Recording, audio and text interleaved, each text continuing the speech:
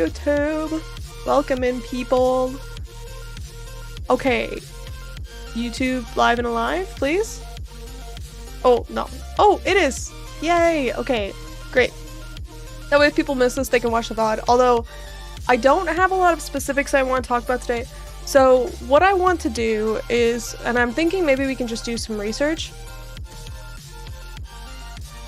This is not how I normally do things, but I was thinking we could go through and kind of do some research for what I want to put in a video, because I want to put in a video that's like the most underrated changes, because I think that there are a bajillion summary videos and I don't feel that I should make another one. Not that people wouldn't want that, but I don't want to. There's like everybody has the same video basically, and I don't want that. So we need to do some research into the most underrated changes. This is Obsidian, by the way, if you haven't seen it before. So here's the topic is most underrated changes. And kind of at the top of the list here is one that they mentioned in the Q&A, which is defense buff. And I want to go back to the VOD and discuss this and figure out where this is coming from. YouTube chat, you're not on my screen. How could you? Okay. Okay, I found YouTube chat. Welcome in, YouTube. Thank you for the follow. Can I move? I need to figure out the alerts. The alerts are now all out of place. I need to fix that. The least I could do is fix the follower. Here. Welcome in, Sudara. Suidara? I don't know how to say your name. I'm doing my best. I'm just gonna assume the alerts are fine. The alerts are better on that side of the screen. So I need to reposition them all. This should be red defense buff. Maybe sword copium until May 29. I think if we get swords, it's going to be in like one of the smaller releases until 1.0. They said they're doing smaller releases with like event leaks, basically. I think it'll be that. I hope it's not Putu. Oh my god. I wonder what it means. Pristine Waystone. I wondered. Oh my god, what happened to me? 1 second.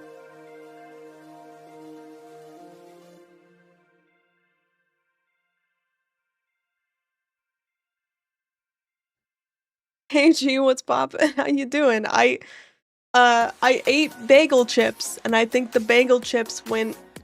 It didn't land right. It's fine. I'm allergic to bagel chips. No, I'm not, but. You know, have you ever had that where you just talk and then randomly your throat is like, hey, I found something we don't like. It might be lethal. Oh no. What's a red defense buff? Red life defense buff. Does that help? It's they're buffing armor and evasion. We need to this is like a to-do. We need to cite source, please, on this one. And then the in-game price check is also on this list, which isn't totally underrated because lots of people are happy about this. But I thought that I have to bring it up. I brought it up originally. Red defense is that weird non-ES thing. Damn. You forgot how to eat? No, not again, dude. Have you sometimes no, I'm not gonna embarrass myself. Never mind. Forget it. Let me see. Let me close this out. Great. Is this music too hype for this? This song, I think, is too hype. This is all very hype. Oh shit. Okay, hold on. I put exciting music on here, so no, do it, embarrass yourself. I find other ways.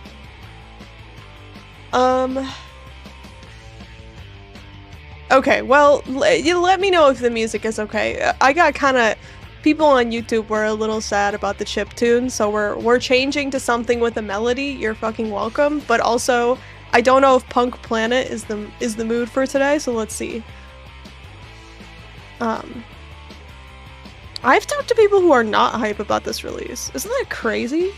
I don't really get it. I'm like, okay, I have kind of a rant about this because there are people who are upset about there not being swords in the game. I would rather them rework the endgame than have swords. Like, I wanted swords, but like I would much rather have the endgame changes, because if they add swords, like, it's the same thing as in Last of the Druids, where you go through the campaign, like, trying out this new ability, and then you get to the endgame and you're like, I don't know. What am I supposed to do about this? Versus, like, if they do the endgame, then yeah, maybe you have to play a build that's, like, not that exciting, but what, that's your first, like, 10 hours of playtime, and then after that, you just go... You get to experience, what, like, 15 new bosses? What they put on here? I would much rather have 15 new bosses than one new weapon. I can't. I can't. I wanted a new class. This patch is so huge that I don't really care. Yeah, exactly. If I got swords, cool, great. That's more skills to play a bad endgame with. Exactly, exactly. I don't pay attention to crazy people. I am more happy that the endgame seems purposeful. Yes. People forget what prioritization is for a company. And remember, they are working on swords as we speak. They are literally working on swords right now. Am I the only one who thinks in-game price check is not working as it's supposed to work? I think that in-game price check is not the right terminology for this, because it's not fully an in-game price check. I wanted swords too, but it doesn't matter since there's going to be so much to actually play through, also much more crafting and build options. Yeah, exactly. And they did have new skills. I don't know if the new skills will be good, but I think so. Oh, this is the trailer? I want the reveal.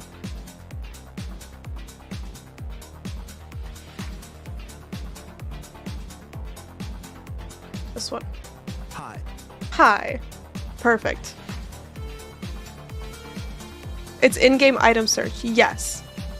Yes, it's different. But it does act as, I would say in 90% of scenarios, it will be an in-game price check. It's more like auto search, yes, which is exactly what I asked for in my, hold on. Which video is it? Back here.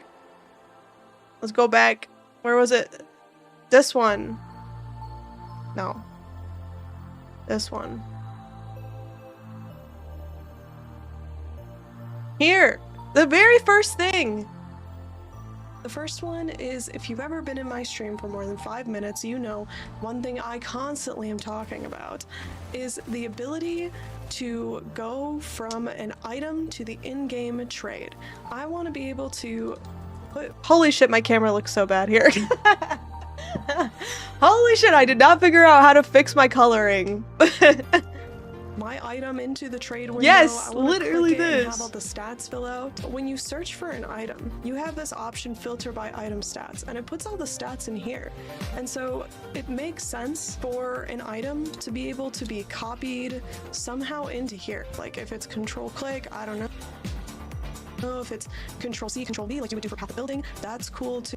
Yeah, exactly. I knew what I wanted. I have a feeling that Delve will be added for 1.0. I don't think so, because, what did they say? I need the Q&A. Duplicate? Hi. This one. We just had a... And they said they were talking about the ocean. I always want to make sure that whatever the difficulty... I'm gonna turn the music down much quieter because we're gonna be playing videos on top of it. I will pause it if it seems like too many noises, but GGG watches your videos, confirmed. I wish. If you're watching this, please send Halsey to exile. Halsey's sending her own damn self to exile, god. We're always adding rewards in kind, and a lot of the stuff. Well, it was one of the first things they said. I had no idea. Why not? Why not? You like making more work for yourselves these days. It seems to be a running theme. I keep saying this to you. Like, why do you do this? Like, I can't. Okay, hold on. Playback speed, 1.5. why do you do this? Yeah. Why do you make it so you have to, like, from now on, you always have to look at all the modifiers on glove? Extra reward, but also make the monsters harder. And there's this thing that we'll do later, which is this pause rework. I'm gonna just No, never mind. I don't like that. The intention That didn't for feel frickin' good. ages has been, we just haven't had time to do it yet, that when you pause the game, you can mouse over Island, I guess. Yeah, for the regular ones, it They should said it be felt like there. Delve. Yeah, I don't know. but Where was If that? it's not, It's funny though, like there's also a sort of a hidden amount of work that we sort of glossed over there as well in all of the like logbook islands, like what used to be called logbooks, but now the Grand Expedition Islands. Yeah. Like we put a lot of effort into like, Jonathan making on sure these 3x on islands are really 1.5. short. It's that. You know, like, He every one of talks them has so got, like, fast. unique things to fight and blow up that like are kind of weird. Yeah, so it's not just a bunch of generic maps with expeditions in it. Yeah. They're actually got a lot of effort put into them in terms of, you know, every one of them has 2 to 3 things that only spawn there, that you know that are interesting. So yeah, there's quite a bit there too. Like it's kind of like we didn't want to spoil too many of them because it's quite fun, like finding out, oh, maybe this will explode, maybe that'll explode. There's like things like that you can do. But, At one point said he wanted to add Does Delve, Does but the way he even, said it like, made it sound like it was a long stretch goal. Yes, that's what there's, I'm like, looking special for. logbooks you can find. Now that There's a logbook- okay. He said, and I'm paraphrasing very, very closely to what he said. He said, yeah, it is kind of like Delve. One day I'd like to do Delve properly in PoE too, but, you know. He said like, oh, one day. I wouldn't be surprised if 1.0 is a low maintenance league. 1.0, from the interviews and what they said, I'm like pretty sure that 1.0 is literally just the rest of the acts. It's Act 5 and 6.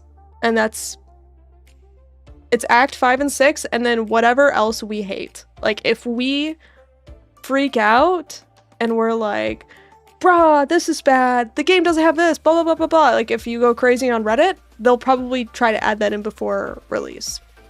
But at least right now, they've just said it's Acts 5 and 6. is just you click it to reveal a section of the ocean. Here. Yeah. We have one that you can get that you can turn on, and then when you click it, all of the islands revealed have extra modifiers on them, like expedition themed modifiers, so like more explosives, more radius, and a whole bunch of stuff like that that you can get late game. Yeah, I guess kind of somewhat filling the role of how towers work in the rest of the atlas as well, but for the islands. Like But an then AoE craft of maps. Well, but then you also have ones that reveal like guarantee, Olroth will be there, for example. So it's like a little bit, which is a way to trade for like then getting Olroth kills. Spicy. Of course. Nice. And Not that you can always, of course, just trade for like the Pinnacle boss keys themselves. Anyway, so, yes, yeah, but you know, He's not the fake Pinnacle anymore. right. And you are actually using regular Waystone, so you can kind of juice up Yeah. the expedition maps, the grand expedition Exactly. maps now. Yes, you can. Potentially quite a bit. That's pretty juicy. It seems I think you kind of mentioned, Jonathan, that it feels a little bit like Delve in some ways. 1939, hold on. I need timestamps. Yeah, it is a little bit. So the exploring ocean is sort of supposed to feel that way because it's one of those like sort of infinite expanses that you can go down. Delve But, the ocean. yeah. Delve I the mean, sideways. I still want to make proper Delve one day, but at least we've got this. I still want to make proper Delve one day, but at least we've got this. One day, as in like later. It's not gonna be the next league. It's probably a couple leagues in. In one of the post-reveal interviews, he said we should expect another class at least, but not all of them. Oh, okay, so one more class, good. The mini leagues are for fixing what we hate, and they will do axe 5, 6 swords, setting myself up for second round of disappointment. Yeah, the 1.0, I guess it does sound like it'll be one more class, axe 5 and 6, and then just fixing, and I have to assume that they're going to improve things. I mean, if they have, so what I've heard, I can't wait for my Raven RF Minion Chaos build. I can't wait for you. I want to know how that goes so badly. So they have Acts 5 and 6 like in the works. Like people are actively working on that right now. It's not done yet. But it makes me wonder, like, is that going to take them the rest of the year? Because I wouldn't think so. Based off of their pace, because they're a very fast-moving company, I would think that Acts 5 and 6 doesn't take them the full 6 months, which means that they have time to work on other things. I don't know if that's just a new class, if it's new weapons, if they even know what that is yet, or if they're just kind of leaving an open gap for, like, things the player base wants. But one act and interludes were done pretty quick. That's what I'm thinking. Like, if it's already partially done, then I'm kind of wondering, like, they must, I don't know. They're intentionally not planning other content so they can full focus on the polish and balance. Exactly. ExileCon is a lot of work. Yeah, but is it that much work for, like, the engineers on the game, do you think? They're gonna update both the trials to be as deep as the leagues. That is a good amount of work for 1.0. Wait, what? Wait, was that in an interview? Where'd you hear that they're updating the trials? Red Life, maybe the word thing they added? Kinda Extra Life? No. Okay. Let's discuss this right now. Red Life defense buff. Because it's in the Q&A and we just have to find it. They added timestamps. Maybe we can find it. It was later on here. Recovery and Life Leech. Passive skill tree. Defenses. Here it is. Bit, but like a classic, another minutes from previous. The music is okay, right? Let me know. You've done some buffs to armor and evasion, added some new mechanics here and there. Is there any additional love for those on the card in some way, or defenses in general discussion? Defenses, so we looked at a couple of things. Like the first thing we identified, because I'm all about like just reviewing the fundamentals, is we're like, okay, we at some point in one of our many millions of spreadsheets, we were like, okay, here's obviously you have an expected amount of how much defense does someone have at a certain point in the game. Now that we have obviously enough players, enough statistics, we went and then had a look and we were like, oh, people are way low, especially at say between interlude, act 4, mid game, early end game. People's defenses are significantly lower than what we had deemed as what we wanted them to have. And you can look at that in a few ways. You can say, well, okay, people aren't upgrading gear as much as we wanted or expected. People aren't upgrading, I wouldn't say want, expected is definitely more of the thing. People aren't maybe taking as many defensive passives as we had expected, etc. And there are... Can you lower it or up the video a bit? Yeah. Let me see. Oh, you know what? I have this thing. Let's see. Obviously many reasons for that. Some of them are garbage. But at the end of the day, right, we balance the game for people to have this much of a defense or this much EHP, and they don't have it. So let's get them to have that amount is our plan. So instead of obviously changing, you can either change monster damage at that point, or we can give people more defenses. So we are generally buffing all of the base types on all of the defensive gear, on all armor and evasion, I should say, up to the end of endgame, because like peak characters, there's a lot. You can get a lot. So like we've taken some of the outliers that are the things that make the end game characters have a lot of those defenses and kind of brought them a bit down. So it shouldn't be worse. It should just be the same. But relative to rares, they could be a little bit worse. Wait, what? What was that? What did he just say? Rares, they could and kind of brought them. End game characters have a lot of those defenses and kind of brought them a bit down. So it shouldn't be worse. It should just be this. What? All that to say, right? We balance the game for people to have this much of a defense or this much EHP, and they don't have it. So let's get them to have that amount is our plan. So instead of obviously changing, you can either change monster damage at that point, or we can give people more defenses. So we are generally buffing all of the base types on all of the defensive gear, on all armor and evasion, I should say, up to the end of endgame, because like peak characters, there's a lot. You can get a lot. So like we've taken some of the outliers that are the things that make the end game characters have a lot of those defenses and kind of brought them a bit down. So it shouldn't be worse. It should just be the same. But relative to rares, they could be a little bit worse. But yeah, This ultimately, is mostly from Act 3 onwards, right? pretty much, yeah. So more armor and evasion is the start point. You know, Okay, so they are cutting from the top end as they always do. They're pulling the power down at the very top, but they're buffing pretty much Act 4 up to T16 for the most part. It sounds like Act 4 to low tier maps was the big issue. So they're buffing up starting Act 3. Okay. Specific uniques are down, more scaling on tree. Yeah. Nerfs incoming, always. Armor ES character dies 300% more than defense or something at one point. He talks about the hybrids. Yeah, I want to hear that. You know, we've done a whole bunch of other stuff, like, I mean, Energy Shield there's a thing where it has too much recovery available, like too easily for recharge, and like we've done a few things. A lot of They're nerfing. They're nerfing Energy Shield. Rip my Energy Shield, friends. them are outliers, not necessarily all of them. So we've done a bit of changes to a whole bunch of stuff. But in particular, we're also doing like the deflection equation is honestly kind of not good enough. It's too rewarding for very little investment, and then there's like a kind of weird thing in the formula that I was trying to figure out the other day. But and then for investing beyond that, it's kind of like, well, not worth it. Yeah. Do you guys use deflection? Does anyone use deflection? Deflection sounds bad, right? I don't think that deflection is like well enough used. Or I don't know.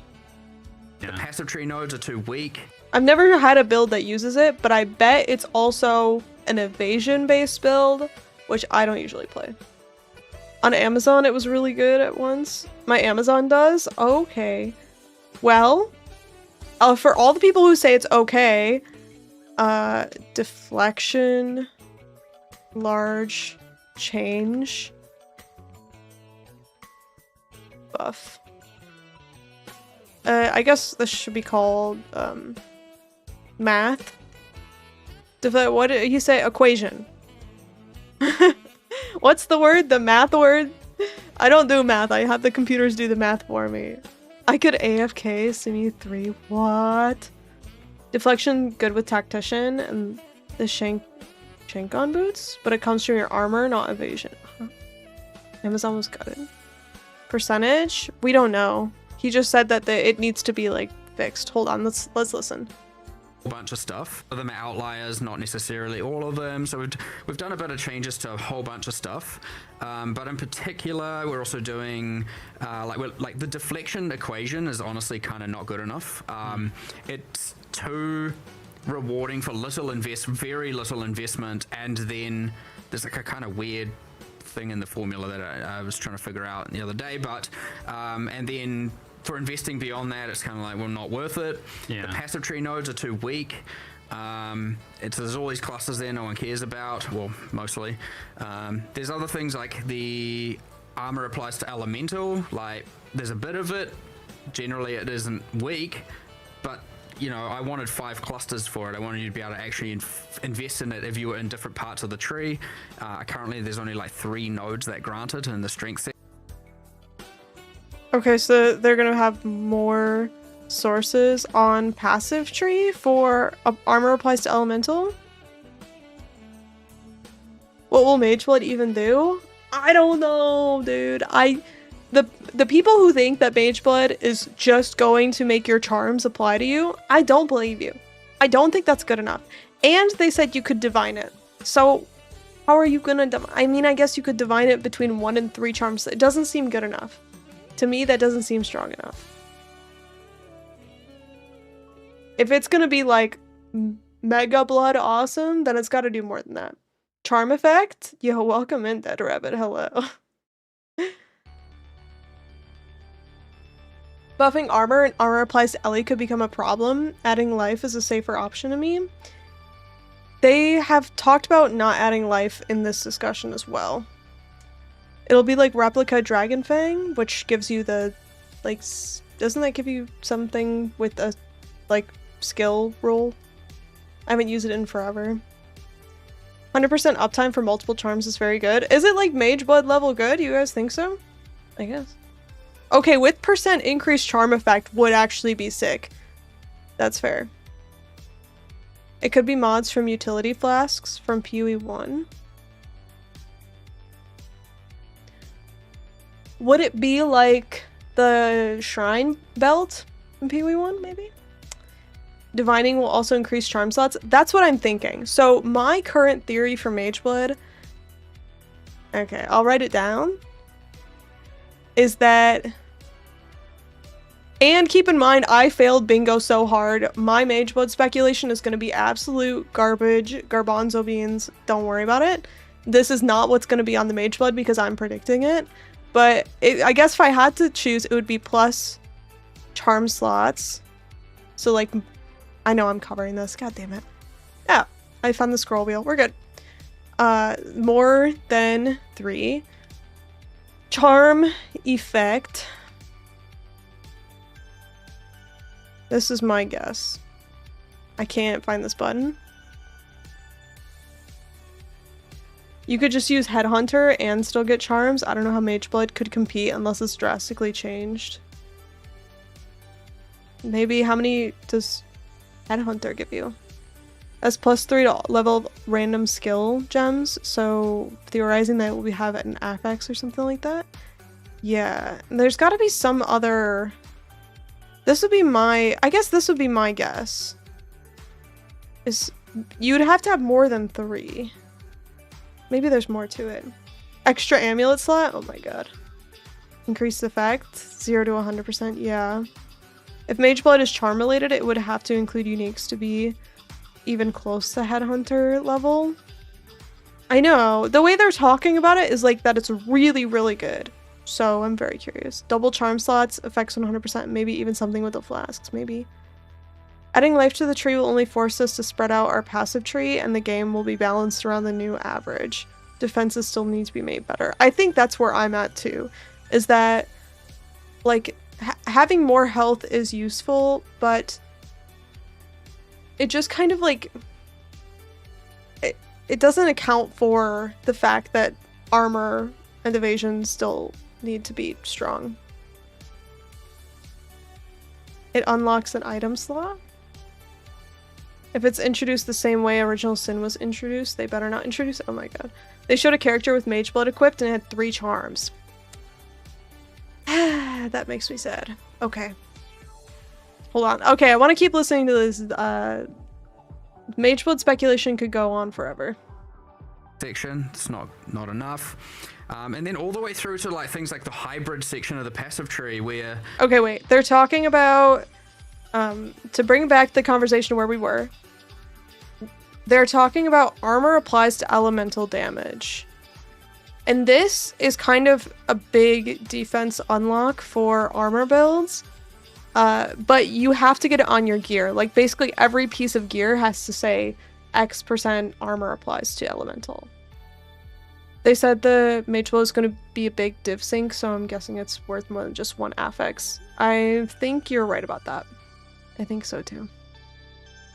So it sounds like they're gonna add more, probably adding more sources of armor applies to elemental on the passive tree, because I think this is what he's saying here.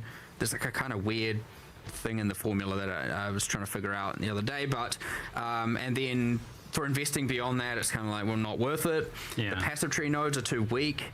There's all these clusters there no one cares about, well, mostly. There's other things like the armor applies to elemental, like there's a bit of it, generally it isn't weak, but you know, I wanted 5 clusters for it. I wanted you to be able to actually invest in it if you were in different parts of the tree.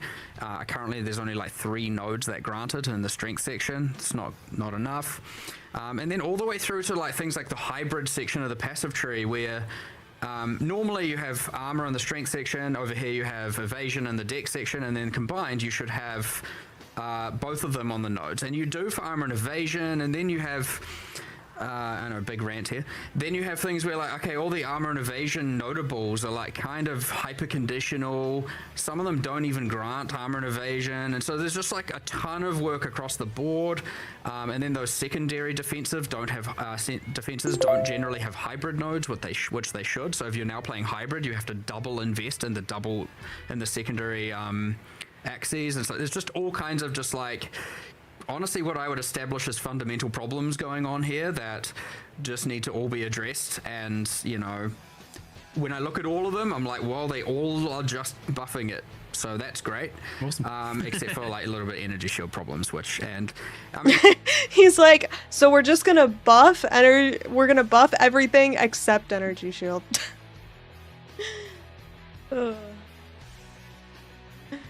Welcome to the chat. Leave the U in armor. I get... Oh, it's getting masked. Hold on. There you go. Okay. This is the thing we're talking about. This is the Mageblood. It does look nice. Oh, and then there's a slot here, like a trinket slot. This is, just a warrior, right? Looks like just a warrior. So it's not like the Chronomance or that, like, monk that does, like, fancy stuff. Timu Mageblood? What do you mean? That's for the rune extension icon thing? But they're not doing a monk. They're not playing a monk, right? What are we looking at? We're looking at the charms. So there's only 3 charms. So it can't do more than 3. I don't know, dude. I don't know. Only time will tell.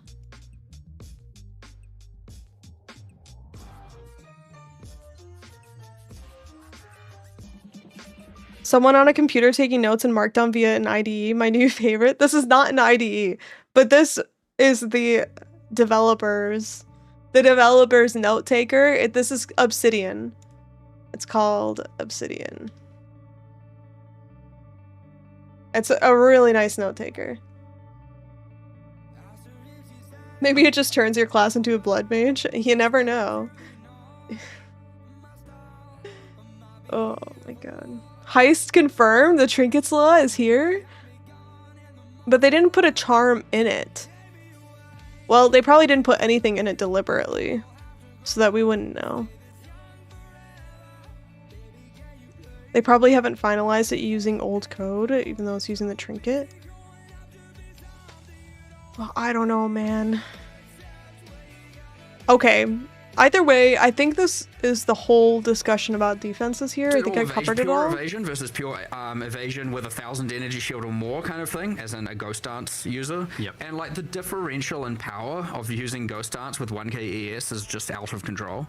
And I know everyone will be like, make everything like that. That's how this works. We're not going to do that. So like Ghost Dance needs some changes, but then also playing hybrid without that needs to be brought up. So there's a whole bunch. And then also, what is Ghost Dance? Is that the thing that allows you to like get ES from other things? PoE2 wiki.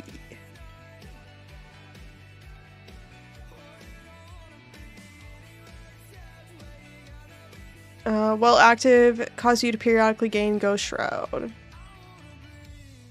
It is immediately consumed to recover energy shield based on your evasion. This makes sense why I have not used this before. Because it uses evasion. So, what did he say is that they're nerfing it? Or they're just changing it so that it doesn't feel like you have to take it to go hybrid? and I know everyone will be like, make everything like that. That's how this works. We're not going to do that. So like Ghost Dance needs some changes, but then also playing hybrid without that needs to be brought up. So there's a whole bunch. And then also, I mean, the highest death rate, just to be clear, and by 300%, is armor ES, which I don't have an exact plan for yet, but that needs a lot of love. There's a missing piece of the puzzle there. Yes, and it's obvious, right? You look at it and you're like, obviously, but it's I don't exactly know what the solution is yet, but we need to do some more love there. But like generally speaking, yes, there's a couple of OP outliers, but everything should be getting raised up for average player, especially mid game, early end game, without having to. And you don't have to. The only way to play it shouldn't be this one very specific to take this very specific skill or use this. Can someone tell me where the video is that they show the Mageblood? Roughly is fine, I can't find it. Do you guys know where they showed the... Was it at the beginning of the reveal, I think? Maybe? The beginning of the reveal they showed the Mageblood? We get it, Halsey, you play Onga Bonga builds? I'm like, what is this skill? I've never seen this before. I was thinking of maybe Ghost Reaver? Isn't that a different thing? No. There was like another... Ghost Wraith is the item. I thought there was a node on the passive tree. Maybe I'm thinking of something else. Armor ES bad? Yeah, Armor ES is terrible. Which explains, I've been trying to do Armor ES on my own personal builds and then had to give up, so now we know. Thank you for sacrificing yourself to the cause.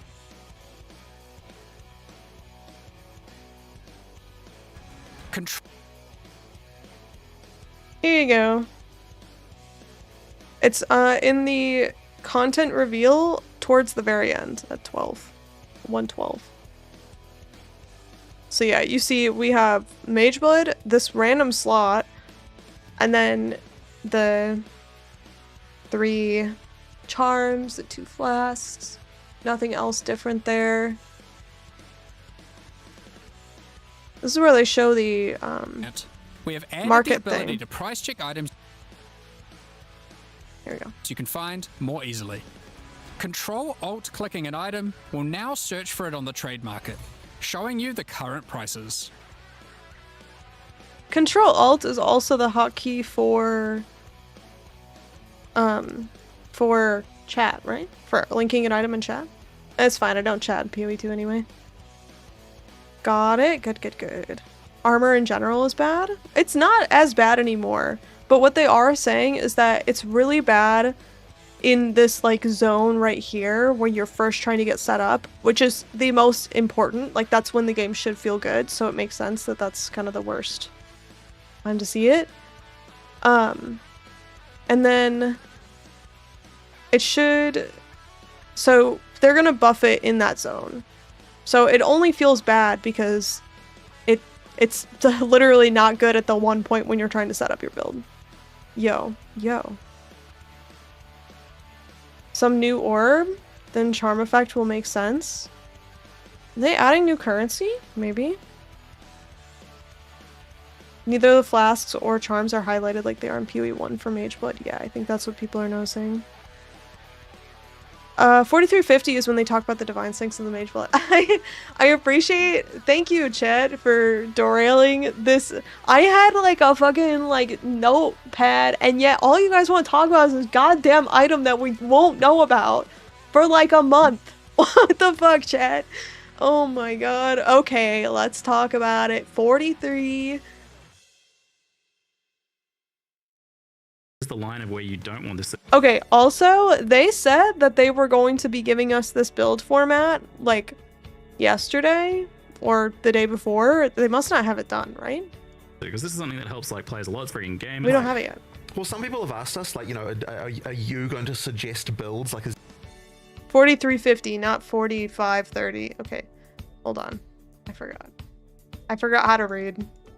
Leech alongside decks and various other things like the forever topics that always seem to come back and to haunt us every time. Yes, keep you awake at night. Yeah. Since we're talking economy and inflation, is that something you guys are kind of like interested in looking at in some way, like sinks for exalts or divines, or kind of managing that sort of stuff, or you just kind of like see what happens? This is a weird one because some of the perceptions that people have about like what each thing means can be backwards from what people expect. But yeah, do think that that's gonna come down to that sort of ability for people to respond to the market. I think that's gonna help. But as I said, we'll see. If it doesn't, Sorry, someone said zoom into the open slot near the Mageblood. Can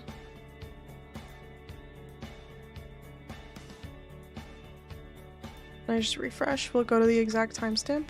Control Alt clicking an item. Wait, you could just do that? I just like mega zoomed in to 5x? Okay, I didn't know you could do that on YouTube. Yeah, so someone is saying that it is the heist trinket slot, and you're right, because you can like see the dice and the string, which is what the heist trinket slot looks like.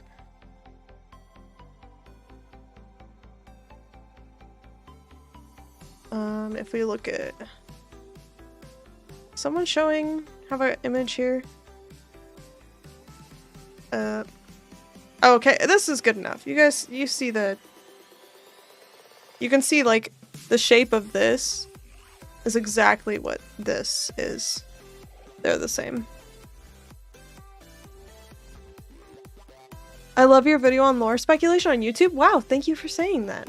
There will be more lore to come, but I'm a little stressed out because up until now I've kind of outsourced the lore information via like Reddit and the other people who are very knowledgeable about the subject, and come the new PoE 2 stuff, I won't have those people to rely on. So the lore will have to come from me, which that is scary. Heist confirmed. Oh no. Okay, let's where were we? Mageblood. help with that stuff, then we'll revisit it and see what More happens. syncs for exalts is an inevitability for sure. It will occur at some. It just kind of has to. Just make it up. I syncs for know, people wouldn't divines. notice. I don't know. Find Mageblood, see what happens. I was like, you have something in the works for that one. I know how you do. Wait, Blood, see. Ability. As I said, we'll see. If it doesn't help with that stuff, then we'll revisit it and see what More happens. syncs for exalts is an inevitability for sure. It will occur at some. It just kind of has to. Syncs for divines. I don't know. Find Mageblood, see what happens. I was like, you have something in the works for that one. I know how you do. Good luck. Yeah, wait and see with that. On the topic of crafting, are there any, with all this new stuff, are there any changes to like the existing stuff of crafting, like how the crafting systems work? wait, he talked about Mageblood before, I guess at a different point in the thing. Sounds like Mageblood will be a huge div sync. Yeah. Say it came to you in a dream. Oh my god, that'd be so funny. It's your turn to take the mantle. You are the new page master. I'm okay with it if people want that. I don't mind if people want it. If people want me to discuss lore, I don't mind. I just don't know if that many people care. Like, enough people care, but, you know. And yeah, no. Okay, let's see. That's enough about me. The Mageblood speculation, we could go on for the entire stream just talking about this. I cannot wait for that. Your lore vid have been very good. Thank you. Thank you. I work especially hard on the lore videos. Those are the hardest videos to make because you need clips from every single point in the game, basically. Like, a lot of the clips I do take from other places, but it's like every part of that video needs to have like visuals, like corresponding game footage, and that's tiring. That's a lot. They talked about recovery being the biggest issue. Yeah, so the Leech stuff, I don't think they're changing Leech, are they? Let's listen to the recovery stuff. The state of recovery, especially because like really fast life recovery tends to lead to situations where in combat the only thing that matters is the thing that kills you instantly. So how do you feel about recovery overall? So we're definitely unhappy with Leech, and this is one of those things where we attempted to simplify it from PoE 1 because PoE 1 had the most complicated Leech thing in the history of the universe. So funny. And so we're going to simplify it. We're going to try and make it simpler, but unfortunately the simpler thing has not led to a good result, and so now Leech is it's a bit of a problem. So we are changing it drastically. So like, are we fine with telling people how it works now? Like, we could go into it. Yeah. Oh wait, they did change it. Oh, okay. I didn't even realize that.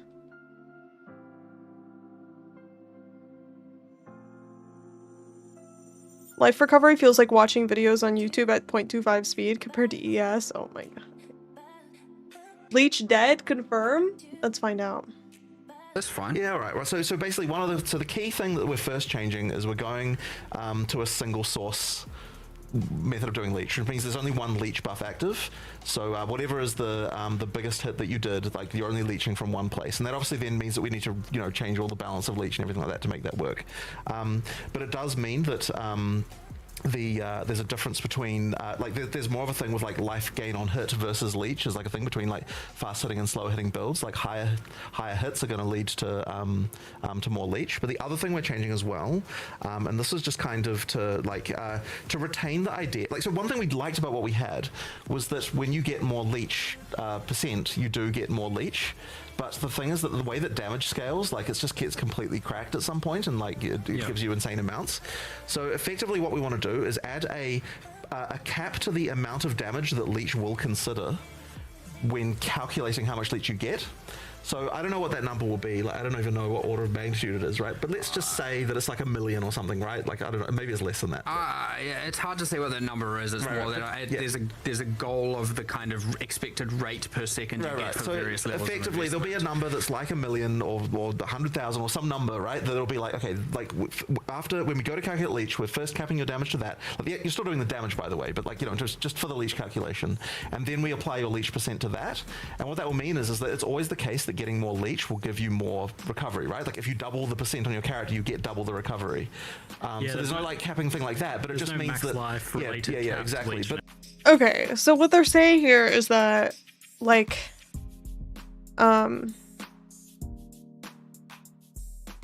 more percent leech will still equal more recovery. Because what they're saying is that, like, if you have like 50% leech and you deal 100 damage, you're recovering like 50, right? If you have 75% leech and you're dealing 100, you're taking 75. If they put the cap at 100 and you deal 200 damage, it's like 50% leech, then they cap it first and then they calculate? Is that what they just said? always the case that getting more leech will give you more recovery, right? Like, if you double the percent on your character, you get double the recovery. So there's no like capping thing like that, but it just means that exactly. But then at some point, like, getting more damage isn't increasing your recovery, right? And that's like the key thing that we need to. So damage doesn't scale leech as much as leech scales leech. Math is hard. Leech was done the wrong way and now it's being treated. Do monsters have leech resistance in PoE 2 too? I don't know. There's a max hit size to reach for effective leeching. Yeah. I guess I just wonder, like... Yeah, okay. It's kind of making sense, yeah. Leech changes are done because currently the way to scale leech is to raise damage, have tiny leech percent. Now leech scales with leech percent. Oh, I see. So currently, like, so scaling damage is bad way to scale leech. Now, that's the idea. I guess, probably. Also, should I make this thing, like, bigger? I feel like it's kind of like, the quality looks kind of shitty because it's so small on my screen. I think I should make it bigger and then squash it down.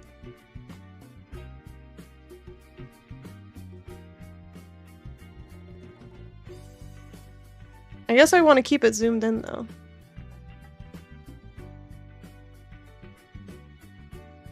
So, oops. I mean, the intention really... Oh my god, classic. I can't make the window smaller. I guess... Okay, it didn't help. It's fine. I don't know what I'm doing. We're figuring it out. Leech rework is good. Actually, I think it will be good.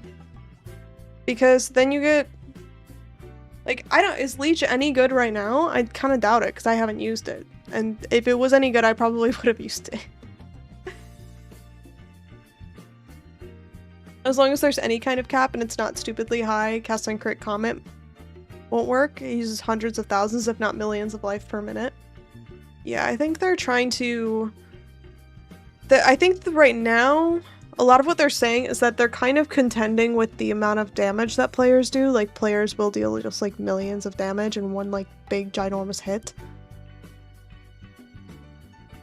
Leech is terrible until it's OP. Fair enough. Leech is extremely good right now? That's why it's changing? Oh. Wait, what's the consensus? Do people like Leech or not? They want to kneecap Blood Mage like Sork. Blood Mage Leech is massively strong. I know, we all hated, like, Mageblood. Blood Mage was really bad there for a second, but now it's super OP.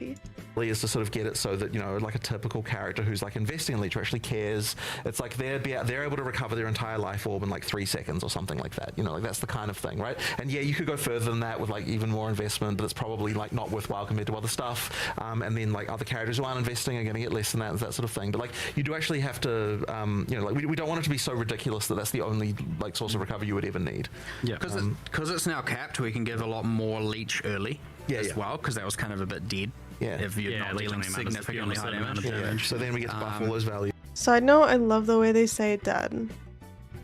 They say dead. It's like extra emphasis on the deadness. I love it. Obviously, some people know about leech resist on monsters. Like, you know, currently you leech less from a white or magic monster than, say, a unique monster, because the assumption was you're hitting many, you're AoEing. Right. Now that now you only get one instance, that's flat. And then that means that Leech will be more consistent between boss fights versus not boss fights, which is another thing, I think, a good thing. Like, you kind of can rely on that in some level.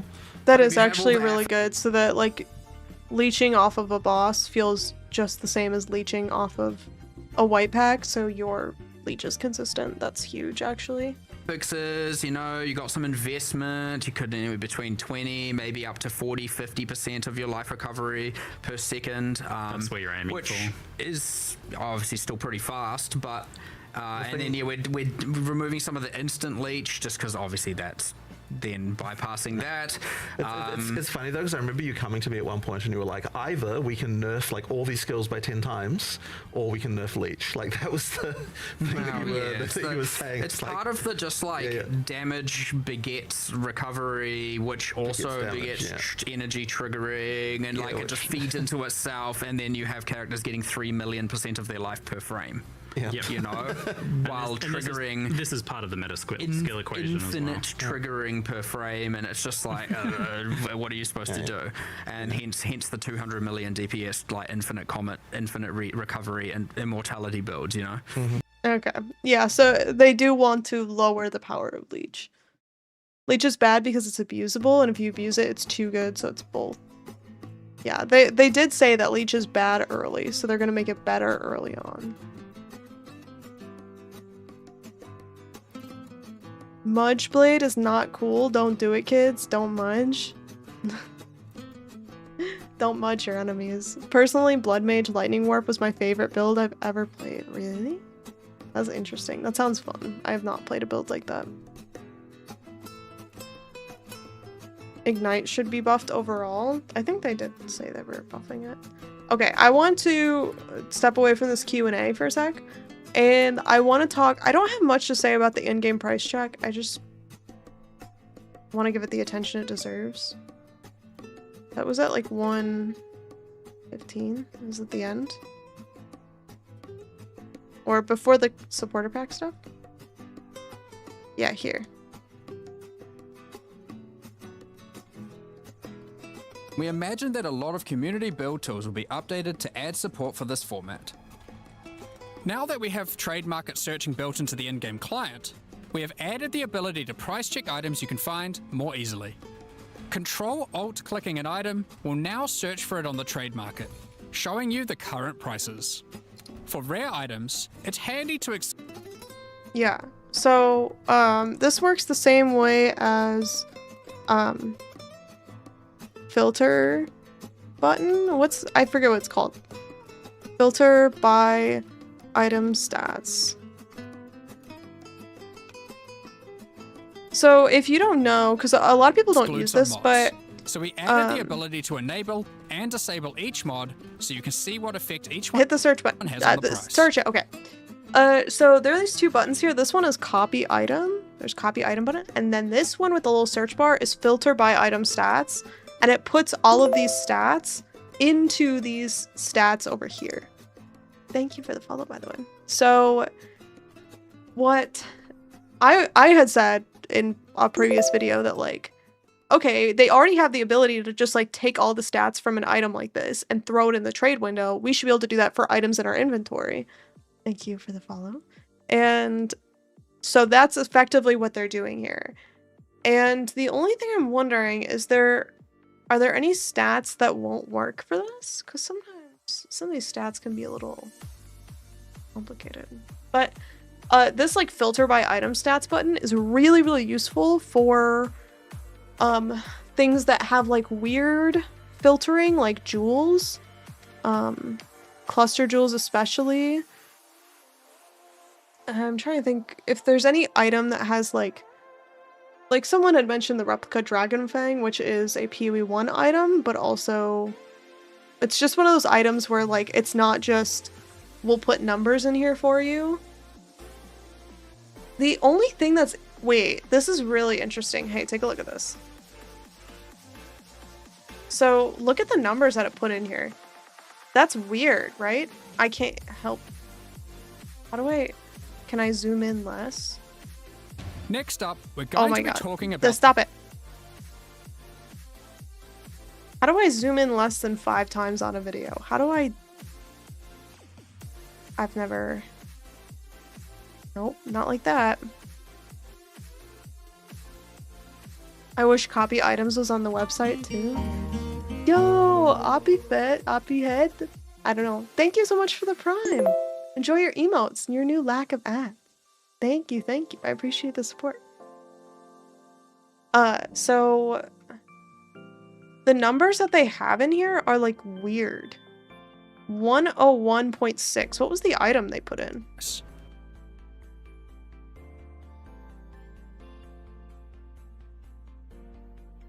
Clicking an item will... Here. 127 increased physical damage. Adds 20 to 33 physical damage. Now search for it on the trademark. Oh wait, they hit alt on it. I want to see. Searching built into the in-game client, we have added the ability to price check items you can find more easily. Control-Alt-clicking an item will now search... Oh, that was the most precise YouTube pausing of all time. Incredible. Windows Shift S and zoom screenshot. That's what I should be doing. Actually, I am gonna do that. However, I don't have my I don't have it set up on stream, and I don't want to desktop share because I have these windows like sized specifically. I guess maybe. Can you guys look at this? It wouldn't be the worst thing. But anyway, so, okay, I'll just have this open and we'll take a look. Search for it on the trade market. So, wait. In-game client. Am I reading this too much into this? Hold on. Added the ability to price check items you can find more easily. They clicked it. Control-Alt-clicking an item. Shift-Alt-click. That's different than what they said, but this tooltip says Shift-Alt-click.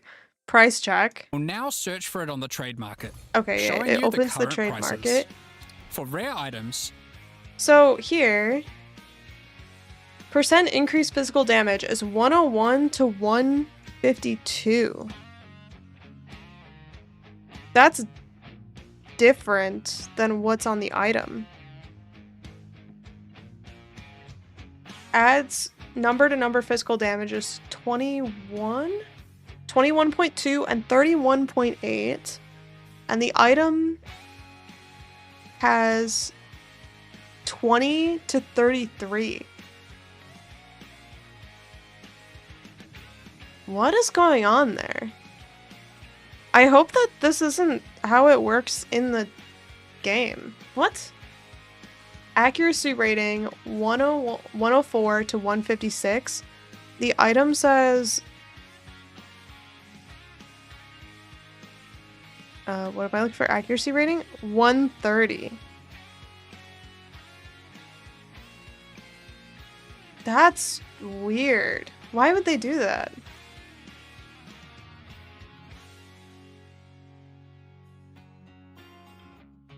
Like 130 accuracy and 104 to 156 is 80 to 120% of average mode. Oh. I calculated. Oh. It's creating a range. Oh, so it's doing minus 20% plus 20%. I don't like that. I kind of just wish it would put those numbers in the minimum, no? That's weird. Yeah, so, okay, this is really interesting. So, it goes plus or minus 20% of stat is what we're finding out here. That's why these numbers are so weird. It's because the item said 20 to 33. If the numbers are too tight, you'll never get a hit. Yeah, but you would just adjust that. No? You would just adjust it. I don't need them to do that for me. And it also fills in the damage per second. I don't... Okay, well, you know what? You can't have everything. You can't have everything. I don't really like that it puts numbers in here. But this is still an improvement. But it is important to know this.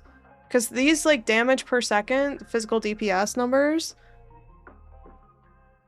these numbers will affect your outcome. Wait, can you even see my mouse? There we go. These numbers up here will affect what you see. So, something to think about.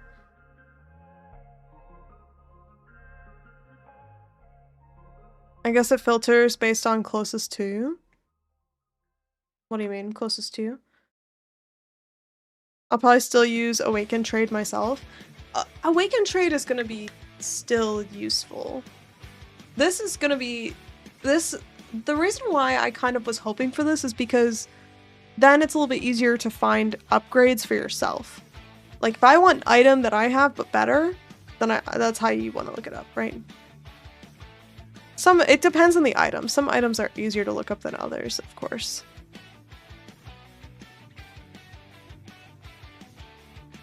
Current price checking tools do the same thing. Do they really? Awaken PoE does the same? I thought Awaken PoE was more exact.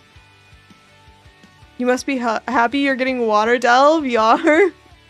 Yes, dude. Exactly. Spirit Walker is bait? I don't buy it. I want to do Spirit Walker. You can set it to exact. In PoE, Awaken PoE, you mean? Yeah, you can, like, check the boxes for exact, right?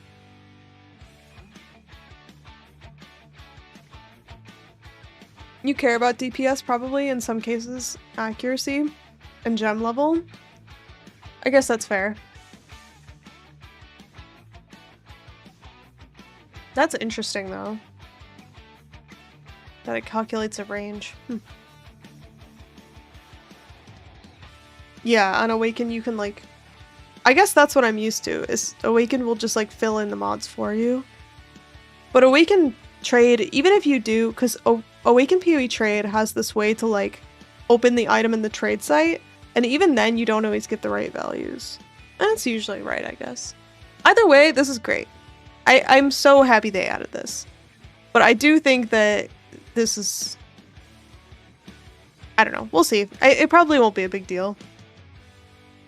It's handy to exclude some mods. So we added the ability to enable and disable each mod so you can see what effect each one has on the price. Yeah. Okay, so you can see what they did. They did exactly what I would have done in this scenario. Prices. For rare items, it's handy to exclude some mods. So we added the ability to enable and disable each mod so you can see what effect... They unchecked all of that like DPS shit, and then they just rewrote Talisman in here. Perfect. And it puts in the item category, you could just search. Easy. There you go. Each one has on the price. Now, my next issue with the in-game trade is why do you get rate limited on the in-game trade? I don't understand. You should not be allowed to get rate limited on in-game trade. Or at least it should be a much larger threshold, because right now you can get rate limited for basically nothing. Price check might get tweaks between now and release, just like trade did. Yeah, I mean, we even listen to this.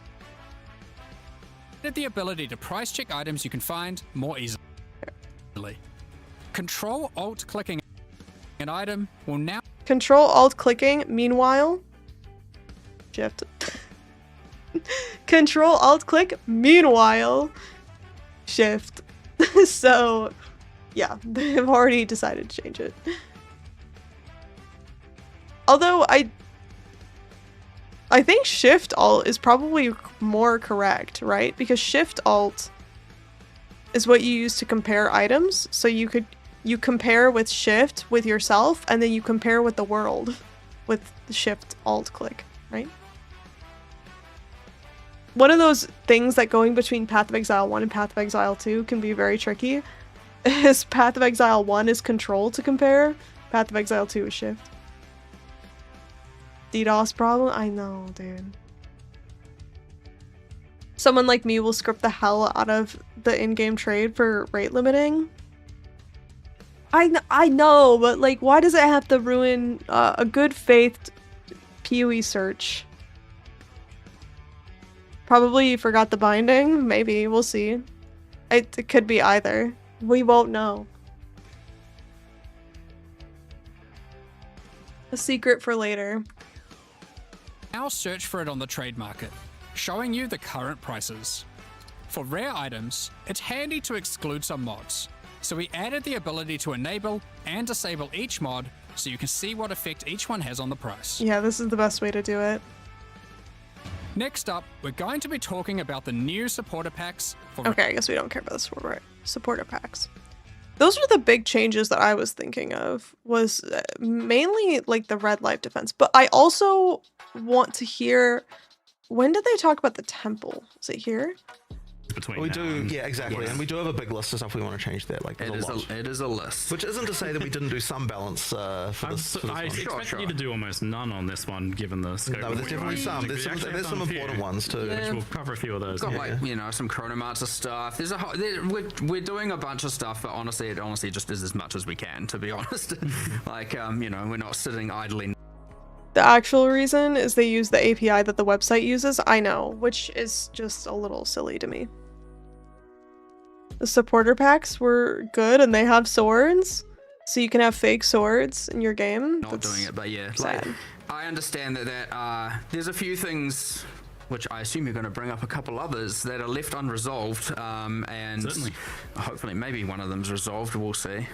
Well, the next one was Rarity, reprising our earlier discussions on Rarity from the last Q&A, Yep. where you were saying that you were eager to at some point remove Rarity from the I am interested in doing that. It's still a question of what we can replace it with, but there is one other change to talk about around that is a bit more subtle, and I don't know whether it will matter or not.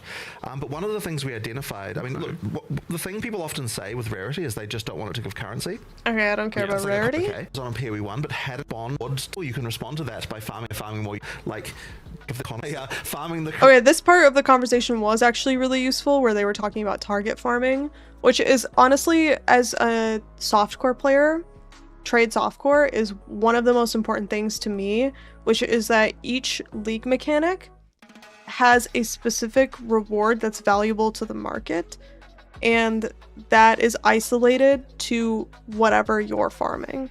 So they did this in Delve recently in PoE 1, where they made fossils only able to be obtained through Delve. Previously they were obtained in other mechanics, and that made them more valuable, and it made delving feel like it was worth doing again. And so that's what they're doing here as well, which is really nice to see, is that they're creating a specific like drop, like Breach has its own drops that's like valuable to do, because it'll drop like uniques and currency and gear, and then Delirium has its own thing, so it'll drop the like the emotions that you can put on jewels, right? And Abyss obviously has the desecrated omen things. Expedition now has They gave Expedition some specific item. Ritual is all uniques and omens, so you get omens out of Ritual. Delirium and Chaos Trial will eat good this patch, I know.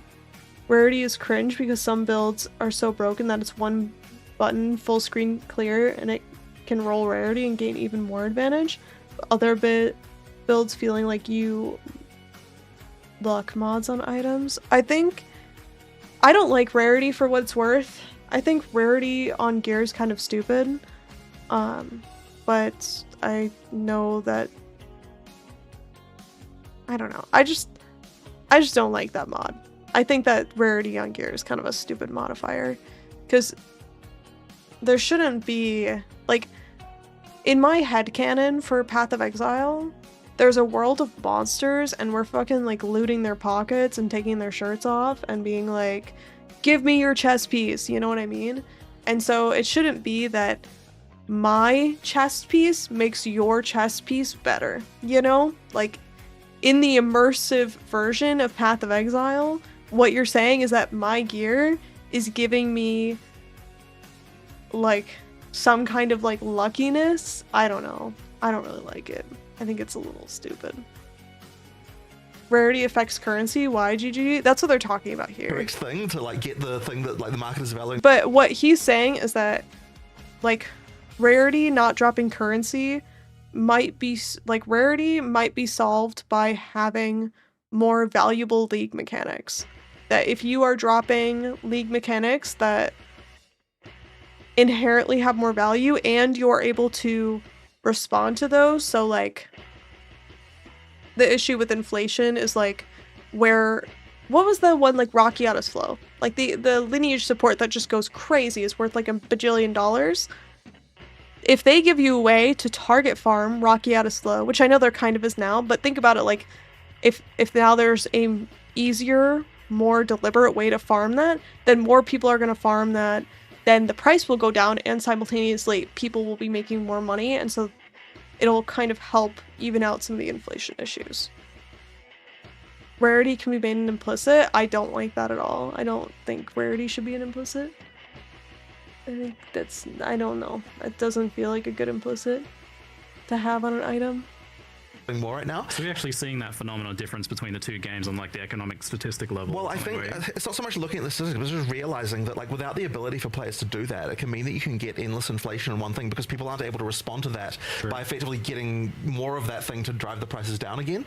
Like, so that kind of stuff actually can matter. And so one of the things we have been doing is, making it so that, here's a league you can farm more to get more of this thing. And, like, even with regard to something like Breach, because you can pick, like, there's mods for picking what type of womb gift is going to drop more often. You can be like, okay, if currency is more valuable right now, I'm going to pick that one. That's the, I'm going to have that tree be the one that I'm getting more of, and that kind of stuff. So it's like giving a little bit more control over what the rewards are, which should actually lead to a bit more price stabilization here as well. But we'll see how that works. Like, I don't know whether that's actually one of the things, but it does seem related to the fact that in PoE 2, since Rarity effectively boosts everything, it meant that, like, the that issue with negative Rarity, farm white bases, that people could use to respond to the market that way. Yeah, exactly. You were just going to do it because it was clear.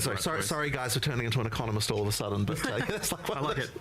It's one of those things. I think it's just ignoring the whole economy aspect. It just gives players agency to target what type of loot they want anyway, right? How is that not just straight up better for, like, here's what I need, Do you think the Genesis tree will have a node that allows people to get white faces off of it? That would be kind of cool, as if there was a node on the Genesis tree that was like, your item drops as normal rarity. I think that would be kind of sick. PoE lacks numbers of mods on items. You can get a lot of influence and essence mods on PoE 1, and PoE 2 some builds can just get 2 to 3 mods on an item. Yeah, I think that's true. I love Rarity during the campaign. I think it's just not my preference. Like, I think my opinion on Rarity, that I don't really like Rarity, but I think that's literally like, I don't like it. That's my opinion. That doesn't represent the player base at all. I think that's just my own personal play style. Couldn't be more hyped for 0.5. It's gonna be a good one. In previous patches, I have been like, do I even, like, I'm fighting with the side of myself that wants to get through the campaign as fast as possible because I want to prove that I'm good at the game. and the side of myself that knows that once I get to the end game, there's going to be nothing there, and so I should just spend as much time as possible in the campaign because that's the fun part. And now I don't have that issue because I'm excited to get through the campaign as fast as possible. I want to like kind of show and see for myself how much I've improved at like the campaign speed, and now there's going to be like an interesting thing waiting for me at the end, so I'm very excited. I thought they said Genesis Tree can drop a new base type. Not sure if it can come out as a normal gear item. Yeah, it can drop a new base. I don't know if it'll allow for normal gear, but I think that would be cool.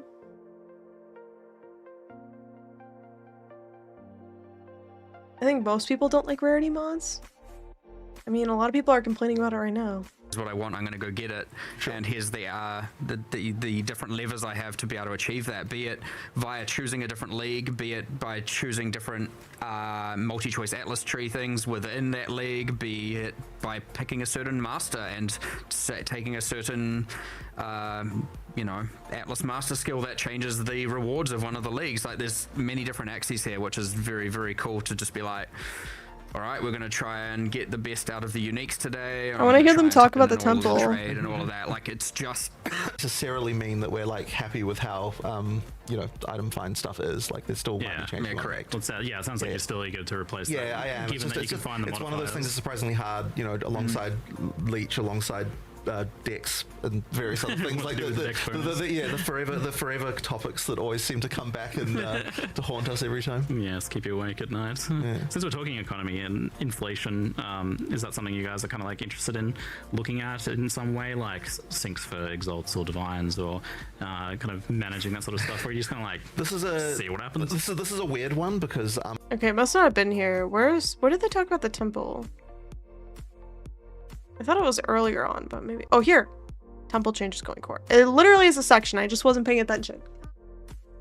I hate reading. Why does this game always make me read? Snake Temple will not be possible anymore. I did hear that, but I want to know what else they said. Have you seen the refined Waystones? Okay, we need to talk about that. Let me add that here, because I saw that, but I don't know what they are. There's pristine... Wait... Waystone quality? Pristine, refined. Was there another one? Genesis Tree is jewelry, belts, and currency. Oh, really? Is it just that? Rarity shouldn't be in the game. They do it for currency. I think rarity is just one of those things that feels really good in Diablo 2, so they're keeping it in their ARPG. That's my take on it. Ancient.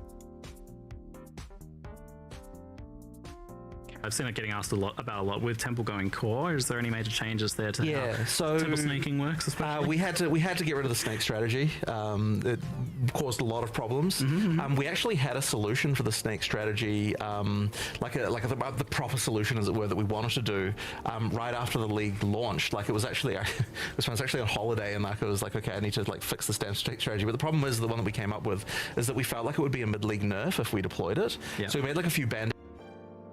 Underrated change, being able to potentially overwrite Mire maps with simulacrum. Yeah, there's some interesting stuff you can do with tablets as well. There's like Atlas configs that I'll put here, like overwrite bad maps with simulacrum.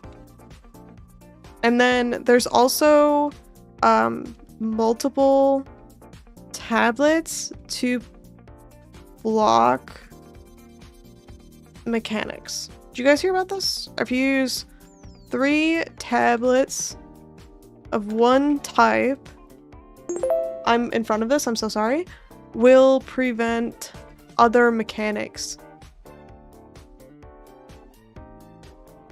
Didn't they say temple just won't be busted? I want to know.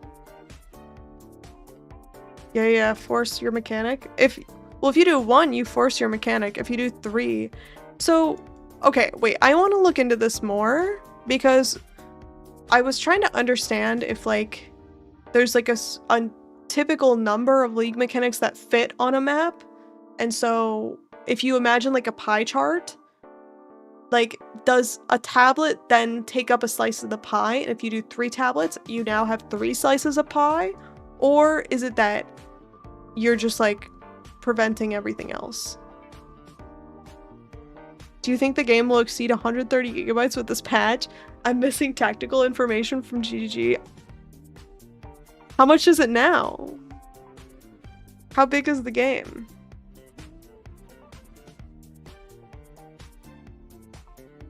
Does it say? Dude, my installation is 128 gigabytes. There's no way. There's no way it stays less than 130 in the patch. What do you mean? They're already taking up an entire hard drive and you're like, surely it can't get bigger. It can. It can. They said the slots you don't fill will fill with random leaks. Oh. Waystones, not tablets? There's a chance... There's a chaos waystone that changes the map to a random one.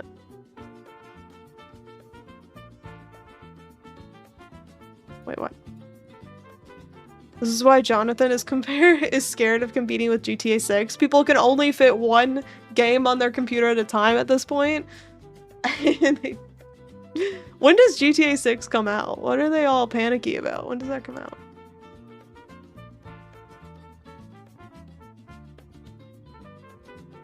May 26th? No, that can't be right. November 19. This is old. Fake news, yeah. November 19? Is that the latest? 19 November. November 19. November 19, okay. That's the day.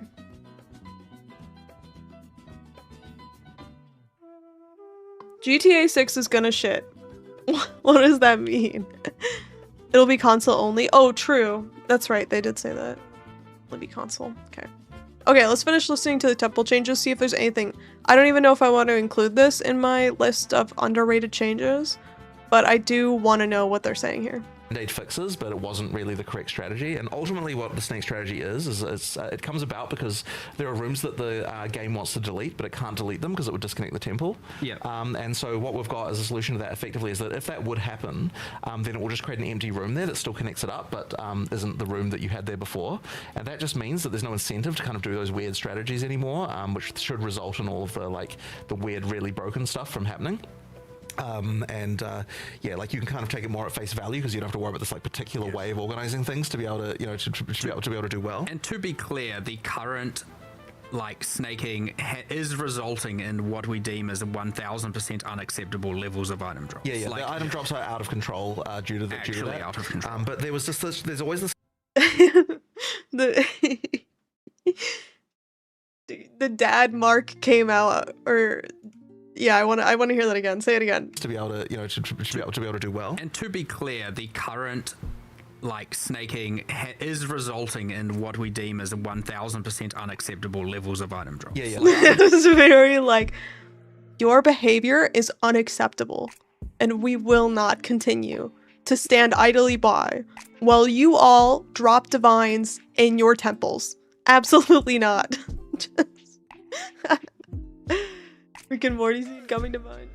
The snake made me hate the snake was just annoying and bad. Dude, the people who like the snake, I can't handle it. I can't handle it. I know. And to be clear, it will not stand. I didn't like, listen. The temple, I'm realizing, is probably just not a mechanic I like. The people who like the amount of drops from it, who like the temple because of the drops, I just don't. I am not in your opinion. I'm not in your camp. I just want to hear him complain and talk to us like we're children again. For like the weird, really broken stuff from happening. Yeah, like you can kind of take it more at face value because you don't have to worry about this like particular way of organizing things to be able to, you know, to be able to do well. And to be clear, the current like snaking is resulting in what we deem as 1000% unacceptable levels of item drops. Yeah, Like, Snake is just Delve 3000? No. I won't accept that. Delve has so much more going on than the temple. Drops are out of control due to that. Out of control. But there was just this, there's always the situation when you've got the stuff where like we would love to nerf it, but you can only nerf something like that if it hasn't gotten too out of containment before you nerf it. Yeah. Because the moment that people feel like, oh, like 10% of the player base have like gotten, well, then I can't do it, and like you're pulling the ladder up behind them and that kind of stuff. Exactly, Like it just doesn't feel good.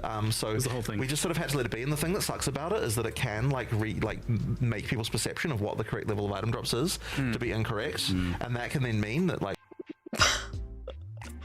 He said, you all think you're getting many divines this league? No.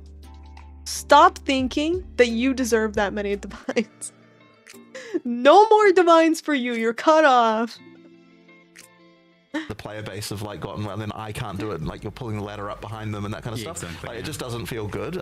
So the whole thing. we just sort of had to let it be. And the thing that sucks about it is that it can like make people's perception of what the correct level of item drops is to be incorrect, and that can then mean that like when we don't have the like bananas temple loot going on, that people like might not be as happy with that. But it'll be a thing there, like, you know, 1 league down the line after they've forgotten about that part. it'll be okay. But yeah, like that was it was out of control and we didn't love it. That being said, like there are also some. Did you get the extra reward stuff for the reward rooms? Is that like we've done some buffs to the reward rooms. So basically, just like if you play it conventionally, there's some buffs to the rewards when you're like for the stuff that was like pointless to do before.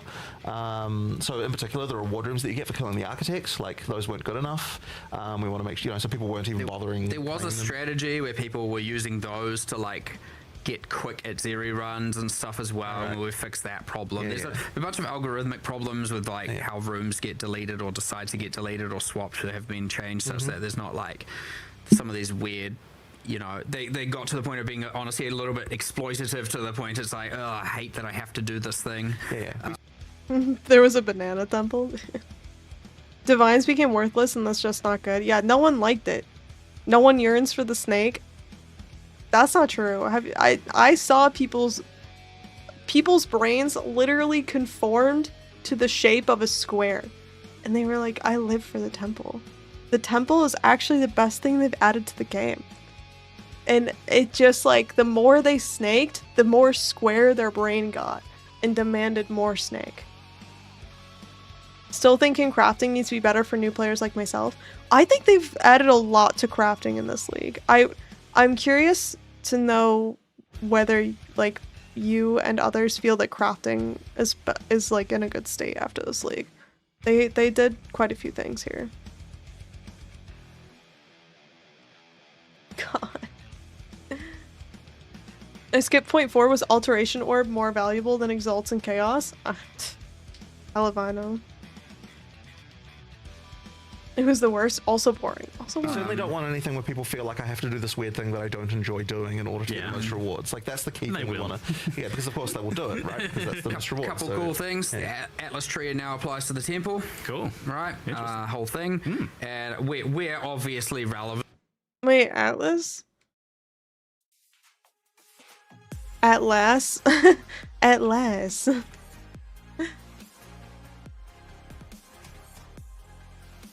Okay. Atlas passives apply to temple. Interesting. There are some cases where obviously there's no summoning circles in there, you know.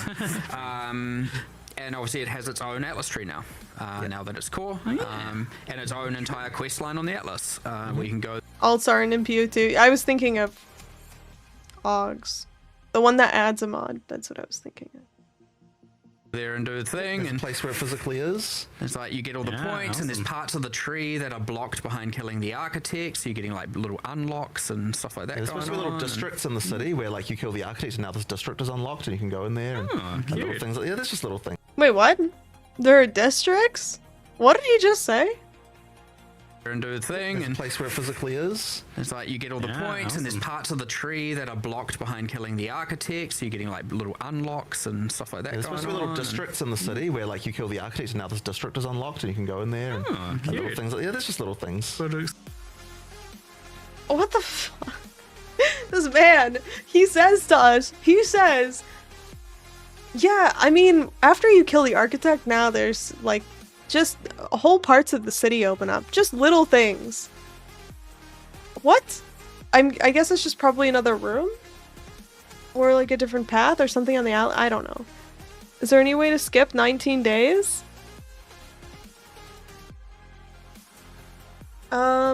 Let's see. How can you delete 19 days? Have you played World of Warcraft before? That could work. Otherwise, what's a game that will suck up your life? I just started Elden Ring. That could work as well if you need a way to delete 19 days. There's gotta be games to do that with, right? Maybe omens will be more obtainable next league. Would be cool if the average player could use them. Which kind of omens? But yes, I think so.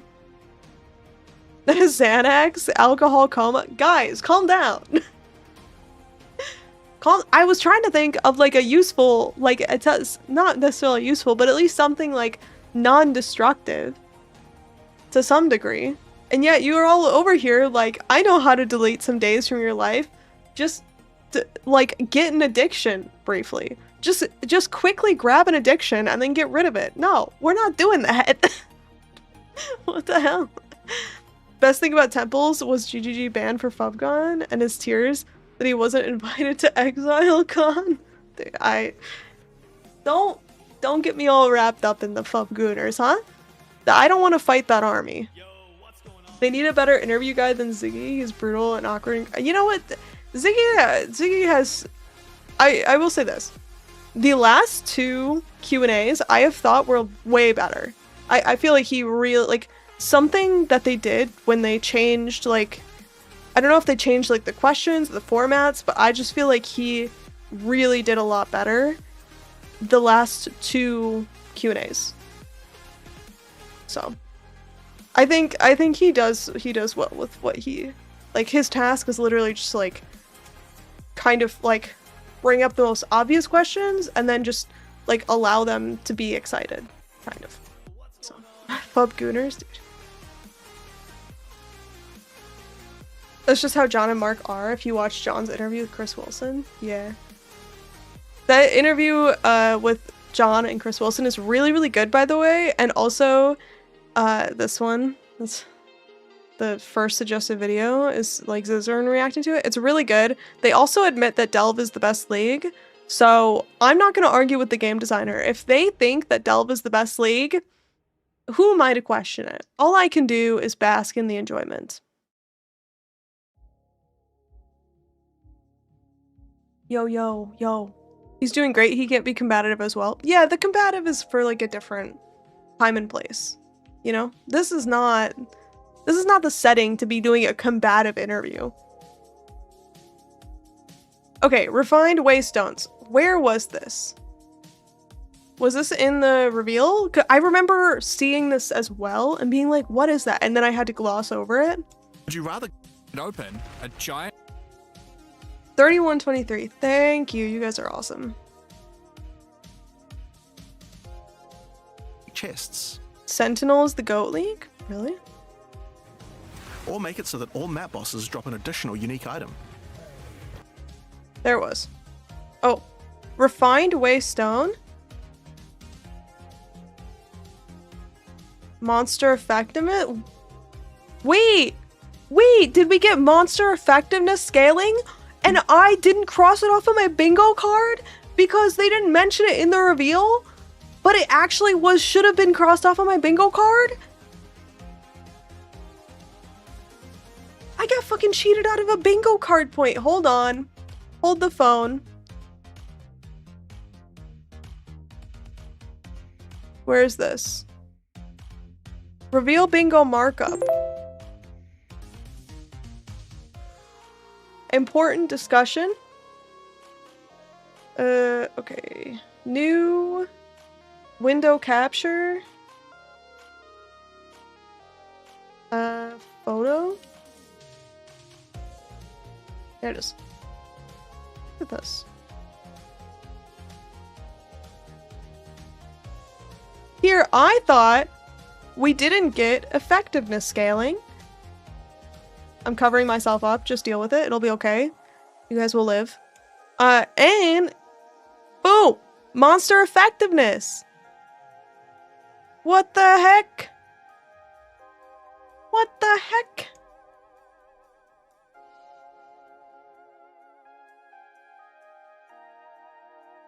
Oh god, it's so big. Ugh. Okay, wait. How do I edit? Edit.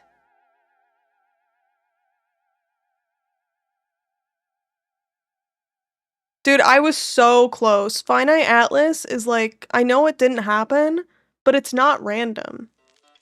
Look, oh, also Rarity is in the game. So I found us out in an interview. Rarity helps you in the ritual boss fight. Rarity's in there. Also, I think there might be a secret monk ascendancy with Choyula. Duelist is in core wrong card in bingo. Base class name for swords guy will be gladiator instead of duelist. They said gladiator was a placeholder and that it's not actually going to be gladiator. So, don't worry. It's fine. Also, if it's the same thing with a different name, then I'm still crossing it off. Who cares?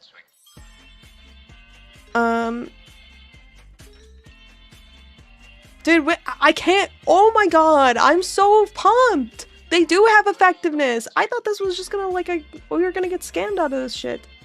Let's go. Holy shit. Okay. So now we have to figure out, wait, there was a clip. Is Is the music annoying because it's this quiet and this is also an annoying track? Play this one. This is funky.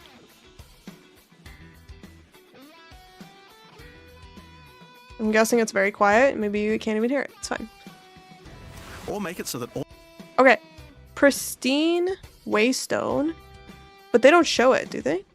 map bosses. We don't know what the difference is here between this pristine Waystone and the refined Waystone is, unique do we? item.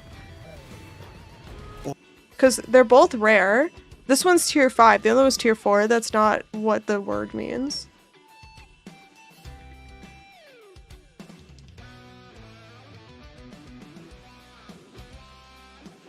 It must be the effectiveness, right?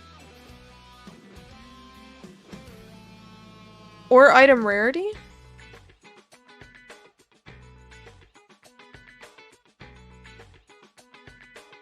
Sword and Duelist on 2 different cards is borderline cheating. What? Did you win bingo on your card? I didn't, so whatever. Who cares?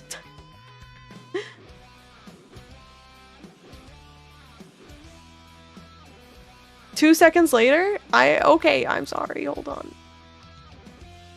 It makes monsters stronger? Yes, it does. I was hoping for effectiveness scaling, and I didn't think we got it. Waystones have an But we additional did. modifier. But at the cost of making them send you to a totally unknown location. What are you talking about 2 seconds later? Missed? Corrupted Waystones have an additional modifier. What do you mean missed? What are you talking about? There? Or make Level 5 Waystone. Yeah. or make it so that all That's what I'm saying. Is so this Waystone, Pristine Waystone, tier 4 is also rare. map bosses drop an additional So unique item. it's not tied to the rarity. It could be tied to monster rarity. Do you think it's tied to monster rarity? Or item rarity?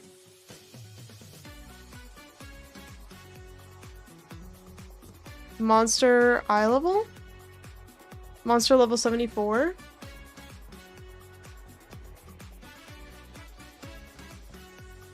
Or make corrupted Waystones have an additional modifier. Here you think it is? It's refined because the monster is level 74? It can be because a tier 4 is able to be pristine. And how would you get a tier 4 higher monster level than a tier 5? It's likely white, yellow, red. It's not, because look at... Pristine Waystone, tier 4. Tier 4. Additional unique item. Refined, tier 5. And in my head, pristine is the top. They can all be yellow. Yeah. Like, pristine would be, like, above refined, right? Later you see an ancient yellow. Are Waystones going to look different every patch like maps do in PoE? I think so. They made it look like a ancient precursor thing. It's cool. Or make corrupted Waystones have an additional modifier, but at the cost of making them send you to a totally unknown location. They also have items, I level 86. Each mission you complete for Jado will unlock another row of abilities and give you another point to allocate, letting you choose how you want to specialize. But there are other masters too. For example, Wait, I want to thank you for the name the unique minigame you made. I play it every night. Oh my god, I'm so happy that you're enjoying it. I also am sorry that I haven't updated the items on it. Hilda. Hilda is a member But of a thank you guild for of letting me monster know. hunters. She will send you on missions to assassinate specific monster hunting skills. Okay, wait. Like this one, which has a 25% chance to upgrade any map boss to a powerful version.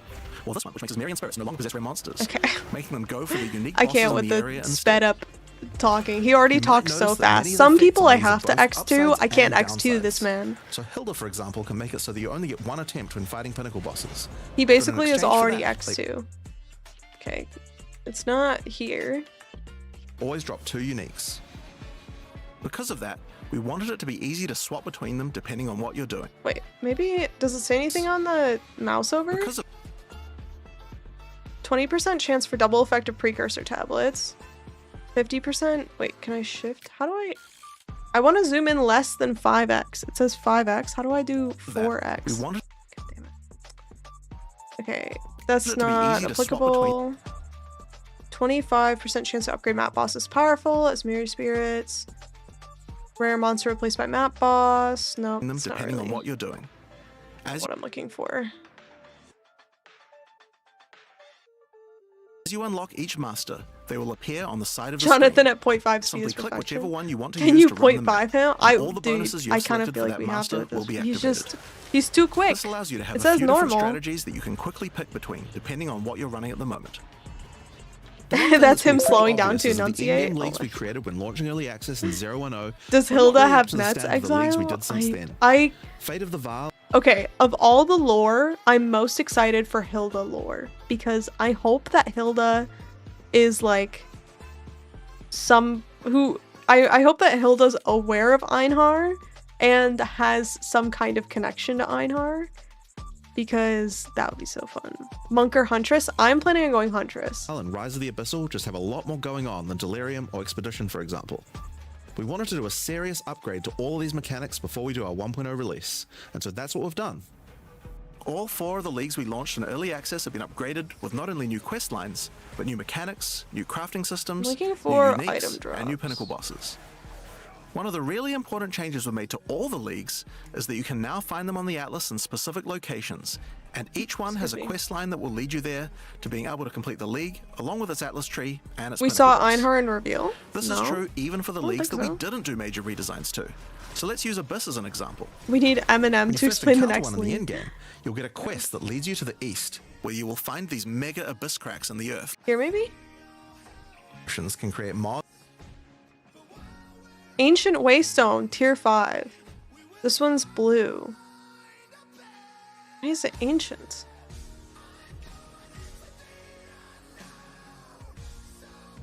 What if she's Einhar's baby mama? Why does everybody have to be a baby mama, huh? What's that about? What's that theory about?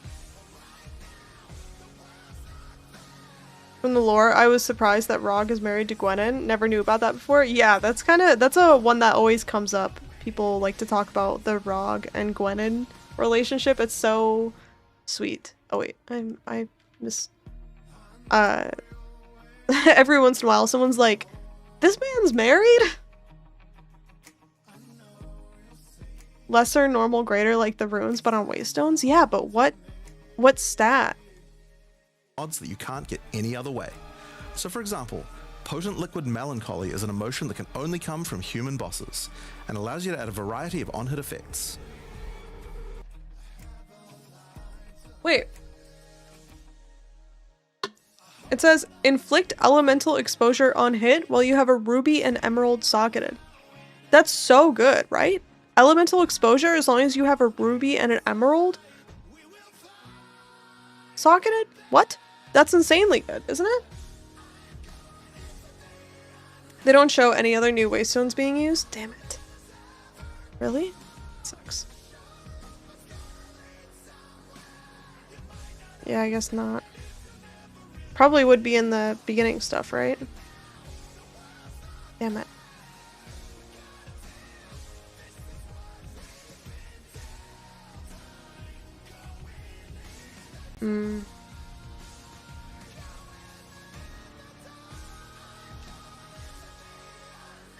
Yeah, I guess it would be kind of early on here, right?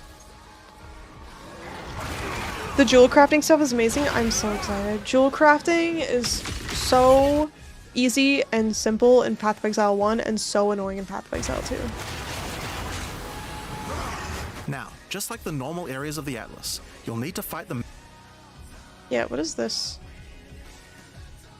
This one. This is like the Waystone symbol, right? Map boss of each area to complete the map.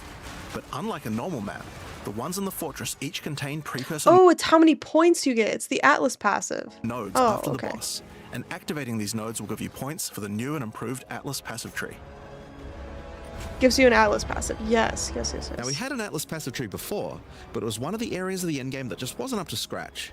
The Atlas tree now works quite a lot Precursor tower reveal radius. differently. We have significantly As mirror spirits possess upgraded strong the kind of mechanics that you boxes. can find on the Atlas tree. When a monster is possessed, it's possessed by another thing. Like this. This one is, I'm really excited about. I wish I could zoom in just a little. This one I'm really excited about. Rogue exiles have a chance to flee to an adjacent map and upgrade their equipment. One that gives That's a so chance to make nice. rogue exiles you fight retreat from combat and move to an adjacent map. Before you fight them again, they'll upgrade their gear and come back with a grudge this time. Sorry, let me pause my music while we're... There are also a lot of nodes that combine have this mechanics audio together going. in new ways, like this one, which lets Ismeri and the rares. You get points from every single area you complete in the fortress, and unlike before, that means you can allocate the entire Atlas tree. Yes, They said this is 400 points, by the way. 400! Wait, what does it say here? Oh, whoops. 287? So it must be 287 plus all of this. Plus all the other ones. this whole tree can be yours. This change is pretty important, since it allows us to be able to create many types of bonuses that we wouldn't have been able to create before. Like this one, which gives a chance for cities to be invaded by another faction. What does this even mean? Cities have a chance to be invaded by another... I guess we won't know until we know, but that sounds cool as hell. And can even allow it to contain 2 faction leaders, allowing you to get 2 crisis fragments. If we'd Is done a this city kind of a thing in the citadel? old tree, we would have wanted to spec into it before running a city map, then unspec out of it before running anything else. They're still With full adding to the allocation, main tree. We can have cool bonuses like Dude, when do you think that, especially with like the passive tree clips, when do they record those? They have to record those like last week. Not last week, like 2 days before. Hours before? Maybe hours before. Did you guys hear in an interview, Jonathan said they rewrote like part of the entire Path of Exile 2 database a couple days before, like a day before. They found out that like I don't remember. There was something on like they redid save files the night before. Yeah, they reworked, and so when Path of Exile 2's League launch was delayed, and do you remember when Path of Exile 2 first came out and they had all those database issues? It's because they had literally redone all the work. Character saves being too big. Yeah. So they said that what happened is the character save, once you got to like Act 3, you had too many like details basically associated with your character. And so wait, hold on a second. you had too many details associated with your character, and so it took up like too much space in their database, and it would force like an additional lookup basically, and it would be super exhausting for the hardware. So they just like rewrote the saving files. They rewrote the save files the night before. I can't even imagine. The quest flags made the saves larger than they anticipated. Exactly. So it was like fine while they were testing, and then they were like, oh wait, when you like get through most of the game, actually the files get really big. This invasion shit is so good. I want to know what it is. I was missing something. Nice. I don't see how being able to allocate the entire atlas allows for any kind of interesting player decisions. Oh yeah. It's so they're multiple choice, but the way they described it is that now your choices on the atlas are not like wisps or rogue exiles. The decisions are difficulty or buffs, basically. Like, do you want to buff yourself or do you want to buff the enemy? Like, that's what a lot of them are. I guess there are some that are like, you can choose between as Merry Spirits, rogue exiles, and the other thing they have in here. But like these. Now, obviously, we still want to make sure that you have choices that define your I in-game got a atlas food build. delivery. So many nodes in the atlas tree are now Just multi-choice. a bowl Everyone will get the of node, spring but rolls. which bonus you choose This to is use the is up good to you. life. This is Do the you good want your place. powerful boss maps to contain more essences? Yeah, Summoning essence, summoning circle, or rogue exile. So they do have some of that, but most of them are like difficulty related. circles or rogue exiles. But there's also nodes that contain more unusual things.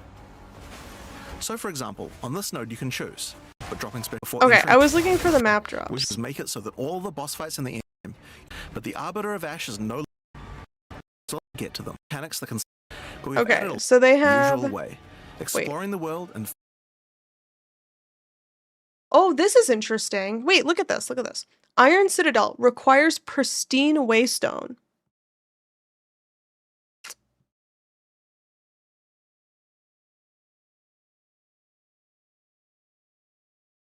Do you guys see this? But what's a pristine Waystone? How will we know?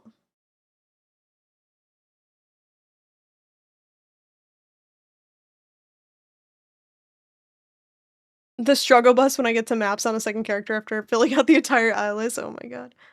Enjoy your snack. I wonder now how heavy the load will be on our PCs while fighting 4 to 5 bosses at the same time.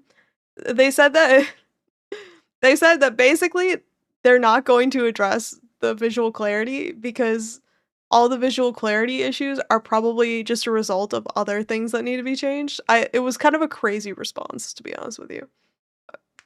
Whatever. finding the keys required to get to them. But we have added a lot more interesting things to find out there as well. There are now all sorts of mechanics that can spawn on maps in the wilderness.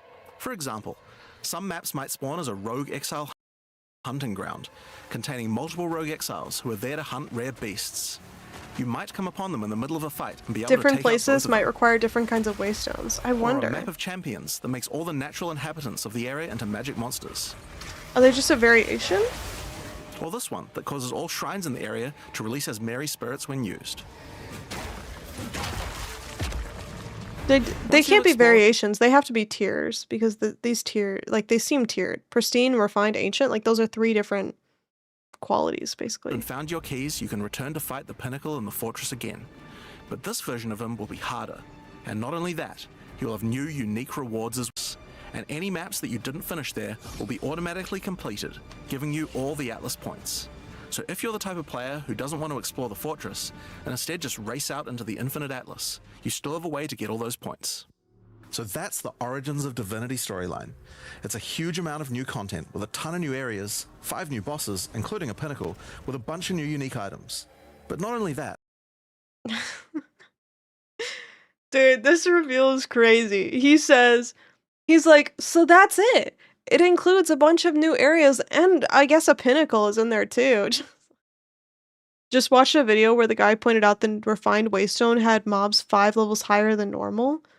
That's okay. Maybe someone else mentioned that, but I was thinking like it wouldn't have made sense. But maybe there is something there. I love my pineapple bosses. Oh my god. It's a variation because we already have tier.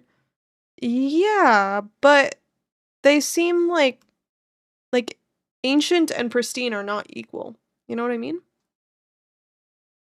So ancient white maps, refined, no. Nope. That can't be because we saw a pristine tier 4 map and an ancient tier 5 map. Areas, 5 new bosses, including a Pinnacle, with a bunch of new unique items. But not you can find both inside and outside. Was it here? No. The earlier we enough. Well, that's I think maybe it was early on. No, it was 32. You guys had mentioned? Yeah. All right, right here. Let's falling look. and recover the artifacts causing them. And for each one you recover, he will gain more trust in you and teach you more ways of the Order of the Djinn. At level 1, you could choose to massively increase the chance for rare and unique chests, or make it so that all Okay, look at pristine Waystone tier 4. What does that mean? bosses drop an additional unique item. Refined Waystone tier 5. Or And make this is corrupted what Waystones have an a lot additional of people are modifier. speculating, I guess, right now, is that the monster level here is 74. What is tier 5 usually? Isn't tier 5 usually 74? Am I missing? Isn't tier 1 is 68 or 69? Tier 2? Number of mods for sure. But that wouldn't make sense. I mean, it doesn't make sense to me because look at this Additional thing. unique item. Isn't this 1, 2, 3, 4, 5, 6, 7? Isn't this a 6, 7 mod? Why is it refined and not pristine? The one that just like randomly dropped on the ground Or was a make it so- pristine. That doesn't make sense to me. I mean, I guess this one could, in theory, be many mods. Higher tier mods? All Maybe. map bosses drop an additional unique Maybe. item. Or make corrupted waste. My current speculation is, well, no, I don't know. I was gonna say it's tied to item rarity, but this item rarity is dog shit. It's 23. Monster rarity 54. Why? Why is it refined? I don't know. Waystones have an additional modifier, but at the cost of making them send you to a totally unknown location. My brain hurts. Each mission you complete for Jado will unlock another row of abilities and give you another point. Like ancient tier 3 is tier 3, refined tier 3 is T8, and pristine tier 3 is T13.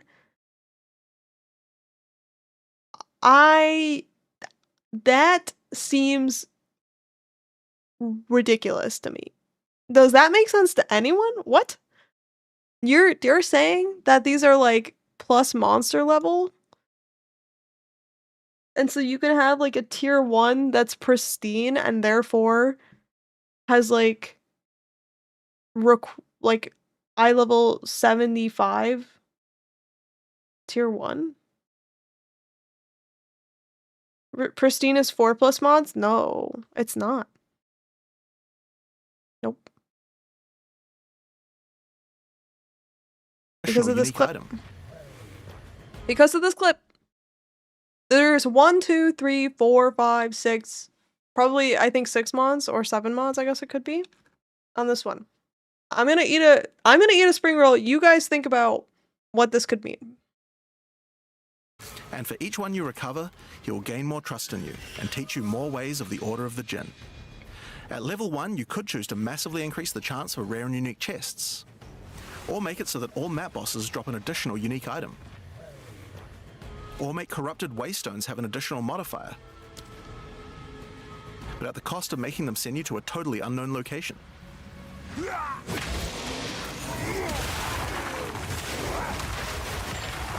Each mission you complete for Jado will unlock another row of abilities and give you another point to allocate, letting you choose how you want to specialize. But there are other masters too. For example, Hilda. Hilda is a member of a guild of monster hunters. She will send you on missions to assassinate specific deadly creatures around Rayclass and harvest their parts.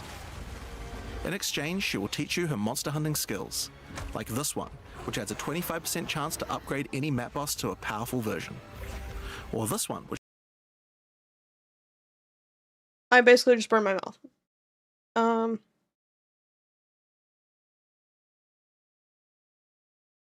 Could be a way to bump up monster power on high tier maps. So the reason why I don't think that's true is because, well, maybe it's different now. I was gonna say the citadels require pristine. So that insinuates that there has to be some kind of difficulty or quality assigned to it. If the citadels requiring pristine means that the monster level's higher, then okay, wait, what is the current requirement for a citadel right now? Is it tier 12? Tier 15?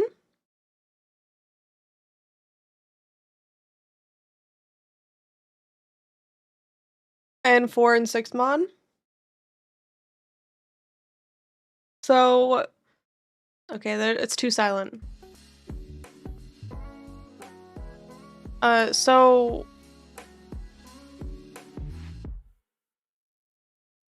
hold on.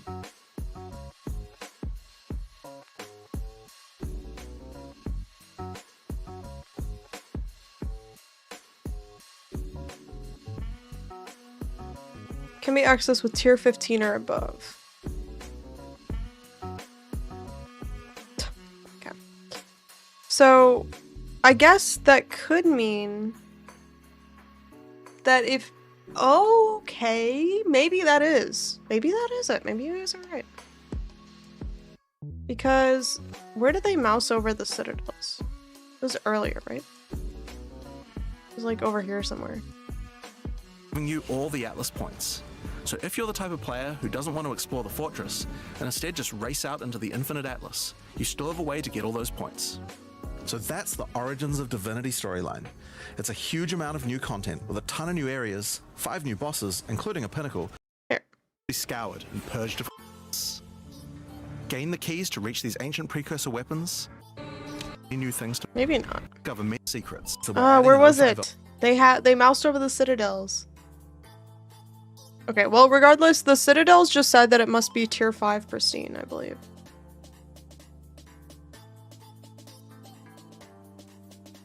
Here, maybe?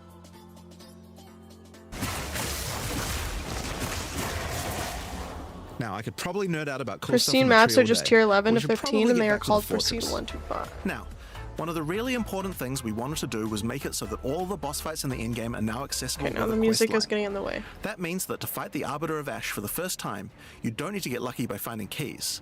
They will be in fixed locations and there's a quest to get them. But the Arbiter of Ash is no longer the keys for Okay, Pinnacle bosses. pristine Waystone, tier 5 or higher. Okay, maybe then, yeah. Maybe then, because then pristine would mean that it's up. That would be so confusing though, don't you think?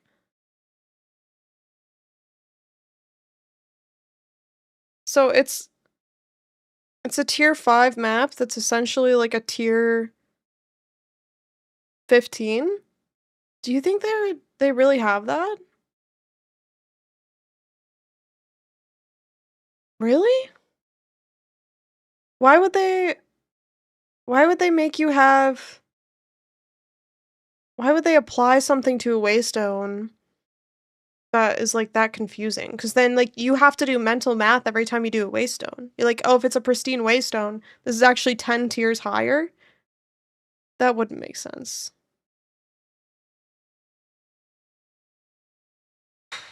Let me ult over it, please. The tier 5 Waystone they showcased was higher mob level. It was level 74. That's not high. Okay, wait. I need to save this timestamp. We're duplicating. So that we can go back to this spot. Which adds a 25% chance to up longer possess rare monsters. Notice that many get one. Because of each master, all the bonuses you have selected for that master will Wait. Mouse over the simply map. click whichever one you want to use to run the map. And all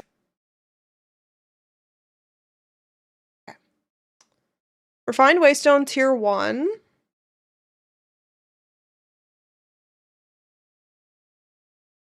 All the bonuses you have selected. Monster level 70. That's reasonable, isn't it? Isn't that just like basically irradiated? And this one is Side of the refined. screen. Simply click whichever one you want to use to run the map, and all Refined. T1 is 65. Wait, really? Oh, you're right.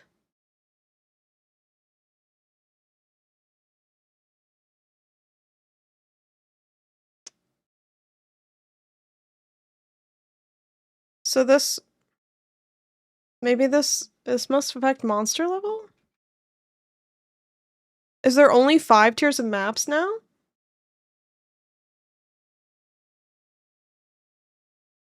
Yeah. So refined, T1, monster level. the bonuses you have selected for What that. 70?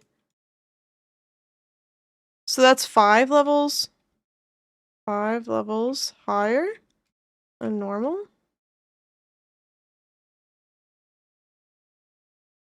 So now there's only 5 tiers of maps. Ancient 1 through 5, refined 6 through 10, pristine 11 through 15.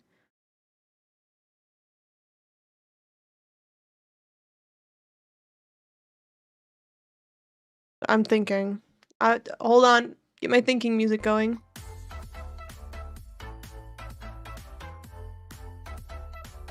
I can't believe this did not come up in the interview. I'm like very surprised that they haven't talked about this anywhere that I've seen. Like literally, I have not seen them mention this. I think there's so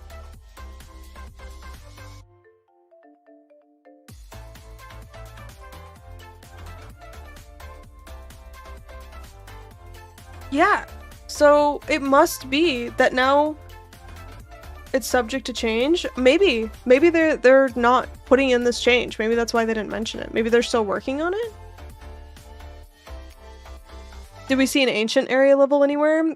We saw an ancient, but we didn't see them like put it into the map slot. They showed like an ancient tier 4. Wait. Duplicate again. Go again. Go to the end. Where do they show Damage. Your They bear showed will later an The ancient. wildwood to divine. I am looking right now for any map that is above tier 5. Now, as this will contain order for your next map, another reward isn't in there. Pick another map, another reward. It will take 5. Transfer your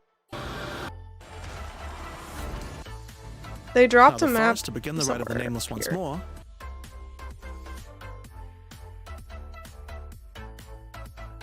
Yes, look more at Here's the progressions atlas. that you can Show see us how what to it finish. is. Each in-game quest Show us line how has you a put the progress map bar in the you can atlas. pop out Did you from- guys see this, by the way? Enigma Chambers completed. Patriarch and Matriarch halls completed. I'm guessing this is the fortress sections, but interesting. Enigma Chambers, and I guess it makes sense if you have to do 4 parts of the fortress, that 2 of those are Enigma and 2 of those are Patriarch and Matriarch. on the side of the atlas screen at any time. This shows you how far through you are. 39.41 for the drop. Oh, I was way far ahead. Thank you. By Delirium this way. Like all emotions, they can craft special. Okay, Ancient Waystone tier 5. So it must be, yeah, monster level. So they're only like, yeah, so instead of, I guess you guys were right. Yeah. It's ancient. So this would be white maps. This would be yellow. And this would be red. Equivalent, right?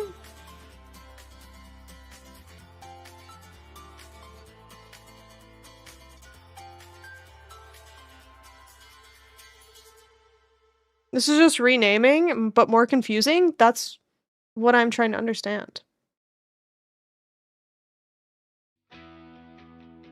The refined had yellow art on it? Yeah, the art is different. Instead of white, yellow, red, it's descriptor 1 through 5. Yeah. Yeah. So it'll be like ancient tier 1, ancient tier 2, ancient tier 3, up to ancient tier 5. And then you'll have refined tier 1 up to refined tier 5. Right? So weird. Why did they do that? I wonder if people were using white, yellow, red, and they were like, we need to come up with a better name for this. Maybe they realized that yellow maps also means rare maps, and they were like, you know what, I'm tired of this. Let's not do this anymore. I don't want to have this discussion anymore. My yellow map is not a rare map. It's a thing. I don't know. The descriptor adds +5, +10, +15? Yeah, I guess so.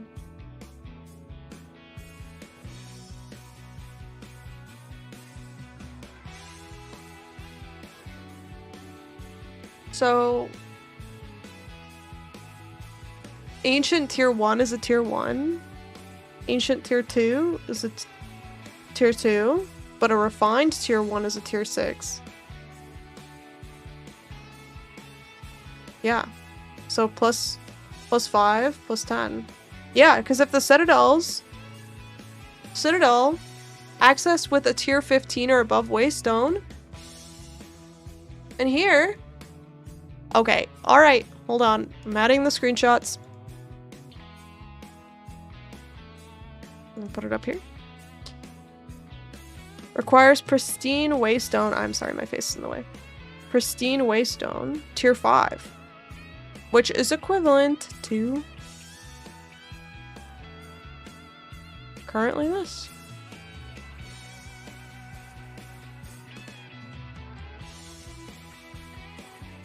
Can I quote in this? Format. What, do they not have quote format? Here, quote. Oh, that's a disaster. Never mind. You know what? Just ignore it.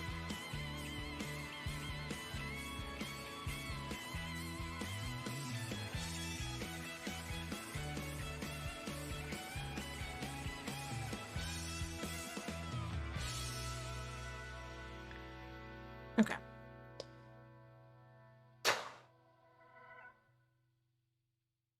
Okay. Did we figure it out? I think we figured it out, chat. I think we finally did it. No one else is talking about. I don't know what has happened, dude. Dude, the research stream is overpowered. Oh my god, I can't believe we actually, dude. We're such detectives. You all give yourself a pat on the back. Whoever said, there was someone who said it at the beginning, and they were so right. And then people just kept saying the same thing until it made sense. So good job, everybody. It would be weird to change it for the reveal and unchange it. I agree. I think that I don't know if they cut this for time or if they just were like thinking like it's not that big of it. Like it's kind of still the same. Like people will get used to it. Now let's figure out the Mageblood mystery. Why does the Mageblood have a heist trinket? Can we talk about that again? I'm down to talk about that all day. Where is that one? This frickin'... Wait.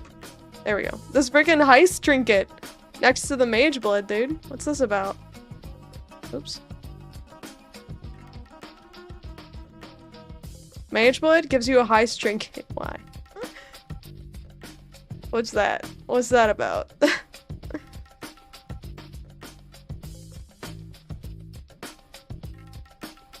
How come Ancient and Pristine are both tier 5? So this is going to be confusing. This is going to be confusing, I think. There's a reason I follow. We're figuring it all out. So all they're trying to do is they're trying to solve for, are you on red maps? Are you on white maps? Or are you on yellow maps?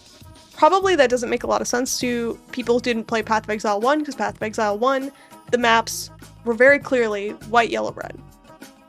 Now, they're ancient, refined, pristine. Are you on ancient maps? Are you on refined maps? Or are you on pristine maps? And then there's like sub-tiers within them. Sure. Renaming Waystones doesn't seem reveal-worthy. Yes, but it is one of those things where players will be confused. I wonder if they put it in here. Do you guys think it's in the... It's in their website?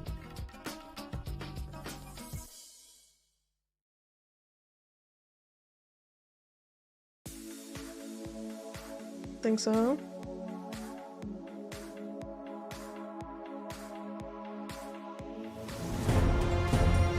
Yo! Welcome in! Another Zio! How was your stream? How are you doing? Are you hyped for 0.5? We just did a big discovery. Morning, good. You? Good. Zio said he would ban us if we all didn't come here. You guys, okay, all the raiders, we just figured something crazy out. You want to see it?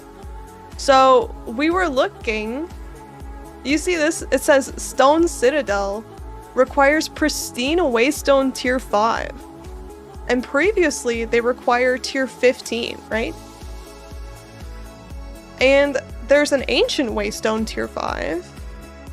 And this one I think is refined. That master will be... And so Simply there's click like whichever these one you want to new use to run the map, terminology and all the bonuses you applied have selected for to... that master. Actually, let's go back a second. Simply click whichever one you want to use to run the map. Click it. And all... Okay. This one is refined, and there's like new monster effectiveness and pack size and stuff applied on here as well. But I think we've solved it. I think that... So, ancient is anything that's currently tier 1 to tier 5. Refined is anything that's currently tier 6 to tier 10. And then pristine is tier 11 to tier 15. Did you discover ancient technology? Yeah. So, there's going to be ancient, like, T1 is going to be a monster level 65. Right? Is that what we said? 65. T2 is monster level 66. But then there's refined tier 1, which will be monster level 70. So they basically, like, you just, like, add 5 or 10 to whatever it is, and that's your monster level, like, your tier. Effective tier. Is it replacing blue, yellow, and red maps? That's where the confusion is. Because in PoE 1, it's white. You say you're on white, yellow, or red. Or do you say blue? I guess people do say blue, right? They should just have kept to tier 1 to tier 15, but added ancient, refined, pristine. That's kind of how I feel about it as well. They don't like double-digit numbers. It pisses them off. They're like, I think that the tier 15 maps are too powerful. We're gonna have to nerf those down to tier 5, don't you think? White is all the way through, I think. Okay, maybe. Blue maps. Giving them names like that just makes the whole thing more confusing. Yeah, I'm not really sure why they named them pristine, refined, ancient. I do kind of like having a classifier for, like, which segment of difficulty you're in. But blue is magic, white is normal, tier 1 to tier 5. Yeah. But in, like, PoE 1 Atlas, you make your white maps blue, right? So it's kind of the same. No nerfing, please. It's not nerfed. It's just new naming. So we are just looking at... I wanted to see if they put it in the website, maybe. Because sometimes if they don't put stuff in the reveal, that you'll see more in the website. They include, like, extra spoilers in here. But I don't know that they did. There's so much stuff here. Dude, they were so busy talking about this random, like... They reworked everything and they're like, you want us to talk about Waystone renaming in the reveal? Absolutely not. Love the Pink Panther detective work. Dude, we're figuring it out. It's confusing for current players, but new players won't have to use player vocab. Yeah. Yeah, I think the red, yellow, white was confusing. Because it makes sense in PoE 1 because in PoE 1, your white maps have to be blue rarity. Your yellow maps have to be rare rarity. Your red maps have to be corrupted rarity. So like you use the color currency on that difficulty map to get your Atlas points. But they don't have that in Path of Exile 2. So we're just calling them white, yellow, red for like just like a categorization. But I agree that I don't like doing the mental gymnastics of having to go, okay, if I have a refined tier 1, then this is roughly, you know, monster level whatever, because it's like tier 6 difficulty, right? It's tier 6 difficulty, which is monster level 70. So you have to do mental math. If you get a pristine tier 1, that's tier 11 difficulty, so that's, you know, monster level 75. Yeah. So this means I wonder, so now can you corrupt into, wait, can you corrupt into tier 6 maps? Do you ever do that in PoE 1 though? Do what? +5 is hard. This is why we skipped school and stayed home and played games. I prefer all my math to be done in a spreadsheet for Path of Exile, not in my head. We can only count to 4. There isn't much mental gymnastics in the end. You just get used to it. It feels as easy as before. Yeah, that's true. Most players don't read anyway. Hey, why you gotta call me out like that, huh? You won't do the math for long. You'll just say P5 maps and not doing...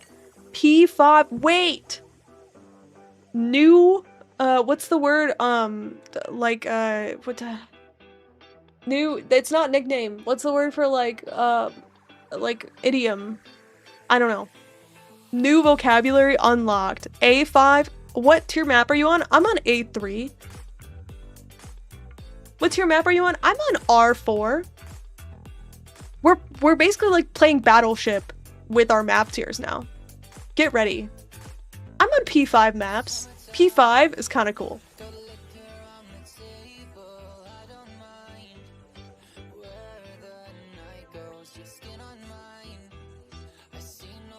If you look at new MTX, one of the new map devices shows the 3 map colors and the number needed to complete the atlas. Okay.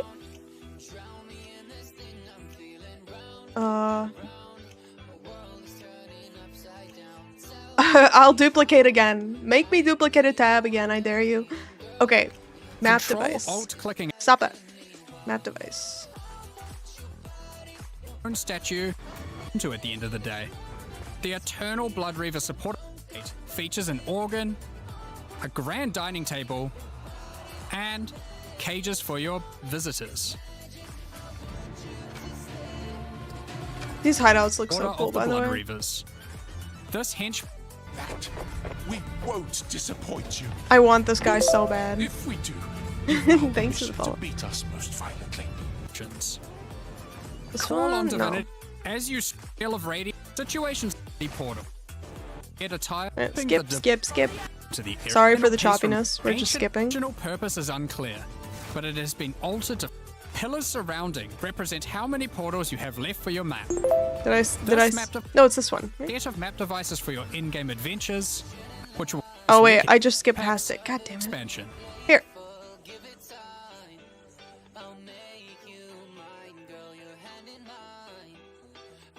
It says red.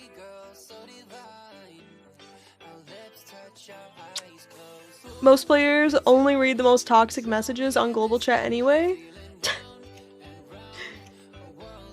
P5 hits harder than T15 for show. I agree. It being lowercase is sus. What? What does it mean, dude? It also says maps. It doesn't say Waystones. Why wouldn't it say Waystones? Or, so map is the location. Waystone is the, like, the instance, basically.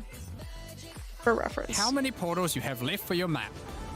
This map device also tracks your progress as you complete the new...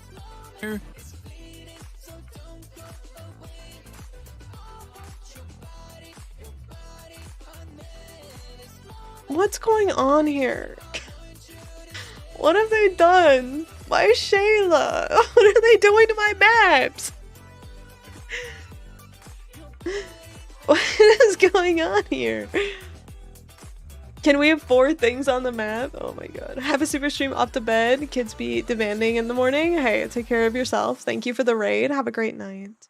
Thank you for the raid.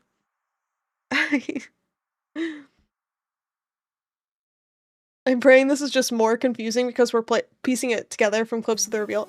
It is not going to be as confusing when we see the game. I promise you. I promise you it won't be this bad. It feels bad because we are super sleuthing right now. We're super sleuthing so hard, and it's new. The only gripe I have right now, All the bonuses you have that's not white. So what? Wait, no. This one is refined. This one's not side ancient. of the screen.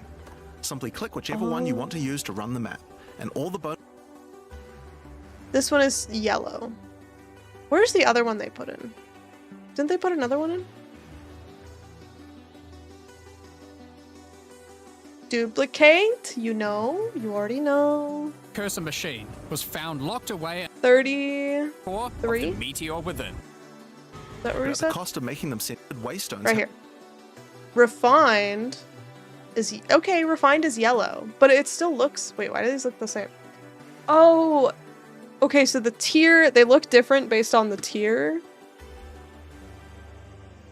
but they're all gonna be yellow.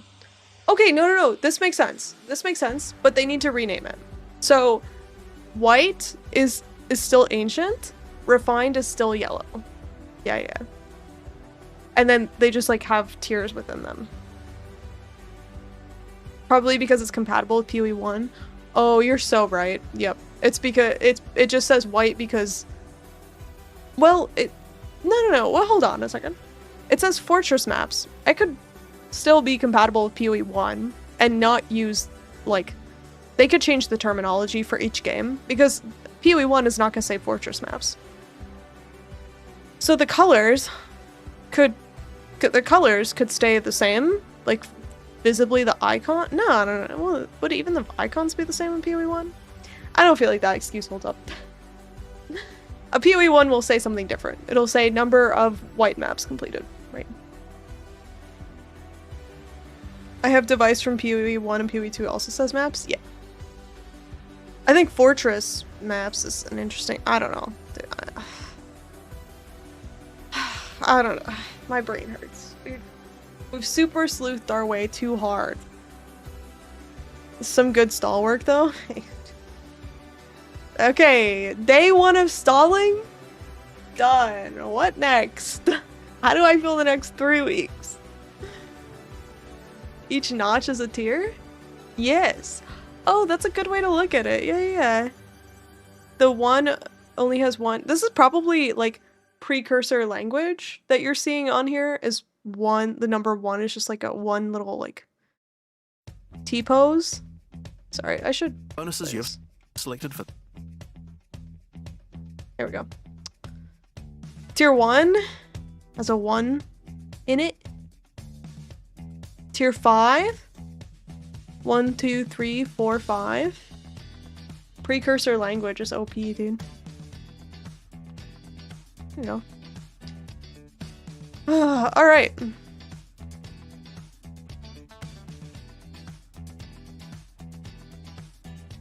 Yeah. I don't know. Yeah, I'm not really sure what the motivation is there, but yeah, it'll still be white, yellow, red. Just different names. But I think it will probably confuse people when they see it for the first time. We get white, blue, yellow depending on the upgrades we do to it, so it's the same, it's just different names. Yeah, that's what I was wondering, is if they were wanting to step away from, like, seeing the MTX, I think, doesn't make as much sense. But I wondered if they wanted to step away from white, yellow, red, because in PoE 1, it is white, yellow, red. White is you upgrade it, like, once with a blue orb, right? Which is kind of blue, whatever. Yellow is you make it rare, so you make it yellow, and then red is you corrupt it, so you make it red, right? That's like how you get the Atlas points. So it doesn't really make sense to use that terminology in Path of Exile 2 because you don't have those same requirements to complete the maps. But the fortress is stuff inside the wall? Yes. Yeah, I think these... This is just like Atlas points, right? Number of fortress maps completed, like inside the wall. One thing, did you guys figure out the way the fortress works? Is it that, so like the fortress here, is there only one fortress or can you find another fortress? Us trying to make understanding maps a PhD level skill when you probably only need an associate's degree? Exactly. No, that's exactly what it is. We are definitely overcomplicating it. It's just 3 separate categories of maps, each with 5 tiers. I booked all my annual leave at work. I'll have the whole June to play PoE non-stop. Oh my god, you're living the dream. Holy shit. Who asked for this? And can I please slap them? I don't know, dude. It probably was just like one of the game designers playing one day and they were like, this doesn't really make sense, right? I don't know why we had to switch from just like 1 number to 3. Why did we? I don't know. No more T16 in PoE 2 though. It's gonna be P6. Dude, you doing your P maps yet? You doing your PP maps yet? Or are you still on your AA maps? I can't. What is gonna be happening in this league? So, I guess we still don't know the answer if there's only gonna be 1 fortress or multiple. I wonder if kind of makes it seem like there will be multiple. I don't know. We pushing PP maps tonight, boys.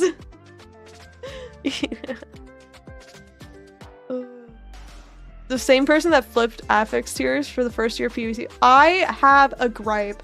You guys, I can't. The people who have said that, the people who argued for the tiers to be flipped, I don't like them. Because why is it that the high, look at this stupidness, okay? Maps, look at this. I'm gonna make it huge. Maps.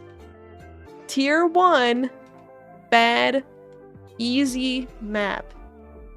Tier 16, good, hard map. Okay?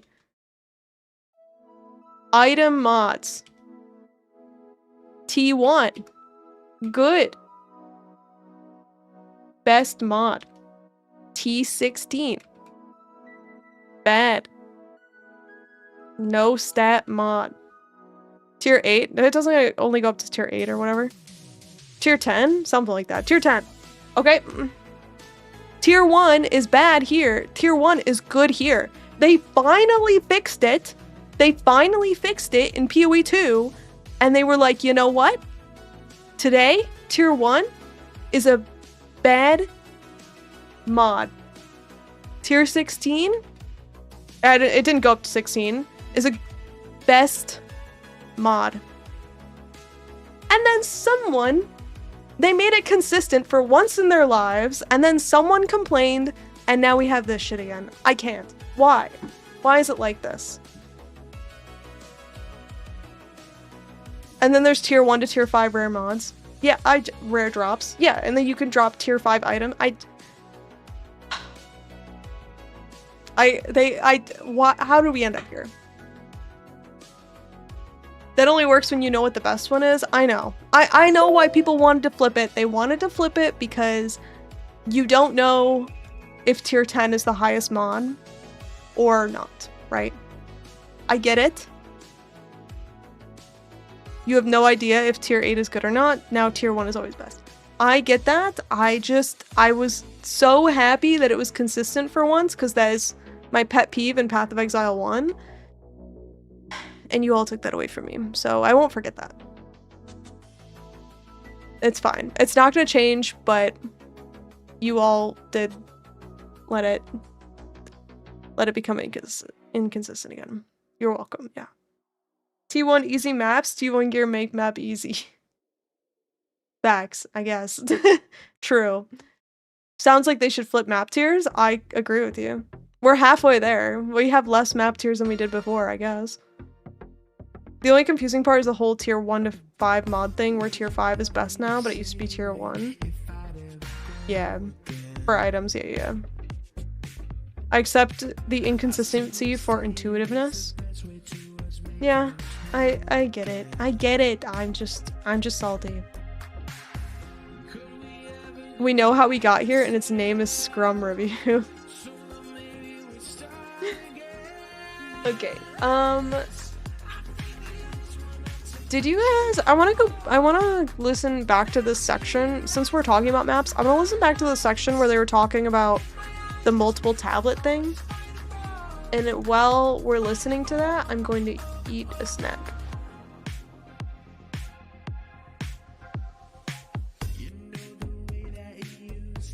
I want all of these up and running. Okay, here. Endgame deep dive. Oh god.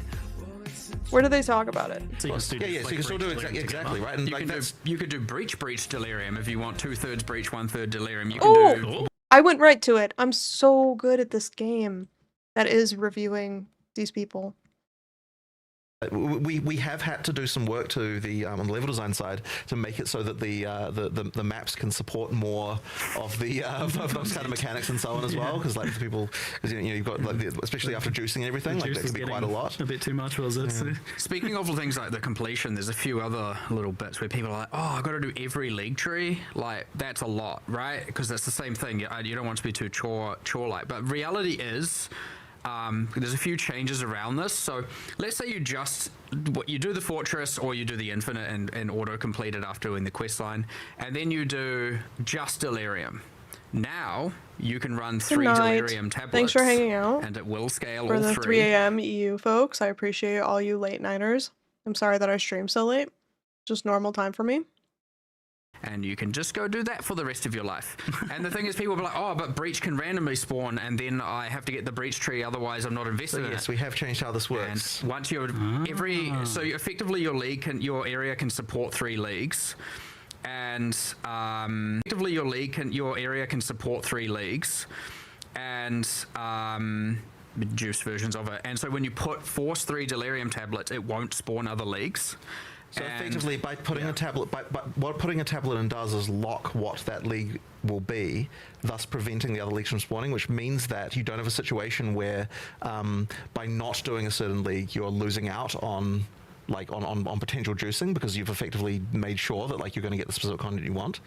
So you can do that, or you can still leave it wildcard by using the generic... Irradiated says will wildcard the leagues. Can you still mix and match? Like, of course, yeah, of course. So you can still do exactly, right? And you could do breach delirium if you want 2/3 breach, 1/3 delirium. You can do whatever. You combine it. Like a greater level of control over this previously. But what it means is that if you just want it all in on one, you can. It says will wildcard the leagues.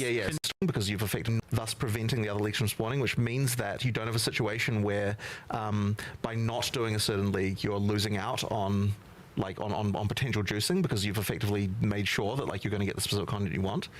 So you can do that, or you can still leave it wildcard by using the generic... Irradiated says will wildcard the leagues. Can you still mix and match? Like, of course, yeah, of course. So you can still do exactly, right? And you could do breach delirium if you want 2/3 breach, 1/3 delirium. You can do whatever. You combine it. Like a greater level of control over this previously. But what it means is that if you just want it all in on one, you can. If you want it all in on 2, you can. If you want to go 3, you can. And if you want to get them all on wildcard, you can do that.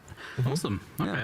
Yeah, and part of this that I was a little bit worried as well, that you were like the physicality of the map is really cool, but I was a bit worried that the downside of that would be that you'd be removing this ability to focus on things. No, you definitely can. Yeah, okay. And in particular, I was worried about the breachstone thing, because I was like, oh, so if you want to use a breachstone, you have to find one of those things on the map to put it in. Does that mean you can only farm a boss if you physically have one of those locations on the map? But no, all of the Pinnacle keys are all tradable, so you can do that stuff. And if you have 20 of those keys, you can just do the boss 20 times. Yeah, exactly. So the bosses are all in the so effectively each of of the leagues has a kind of hub that like where the leagues, and that happens like in its physical location, right? So you know, like there's the and the hub is where you use the Pinnacle keys in order to fight the Pinnacle boss. So that means that if you want to do them back to back, you just go to the hub, run 120 bosses. That's fine. Once you've done the quest line one, you can then farm it as much as you want if you trade.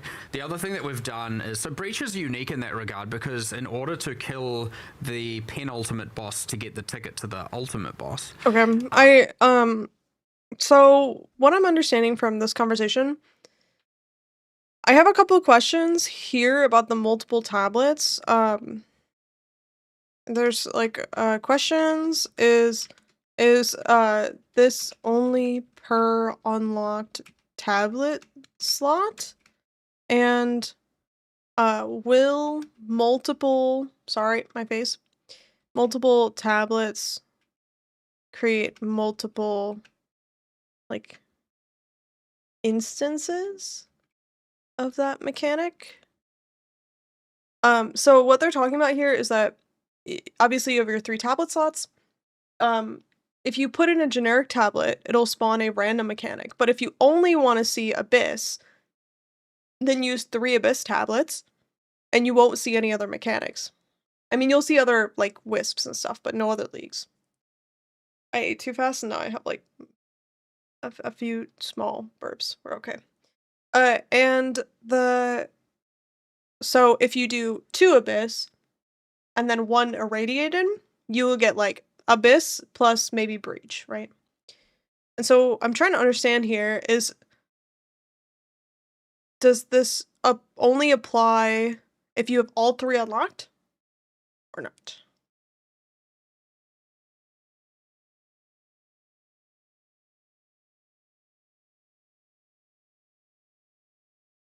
It says 3 mechanics per map, so 3 Abyss, it's full, so 3 cracks. Yeah, I think that's the way it works, but I want to understand better. Of your life. And the thing is, people will be like, oh, but Breach can randomly spawn, and then I have to get through that quick. Let's say you do the Fortress, or you do the Infinite and auto-complete it after doing the quest line, and then you do just Delirium. Now, you can run 3 Delirium tablets, and it will scale all 3, and you can just go do that for the... You run 3 Delirium tablets, and it will scale all 3. Is it 1 Delirium, or is it 3 Deliriums? It must be 1 Delirium with 3 increases, right?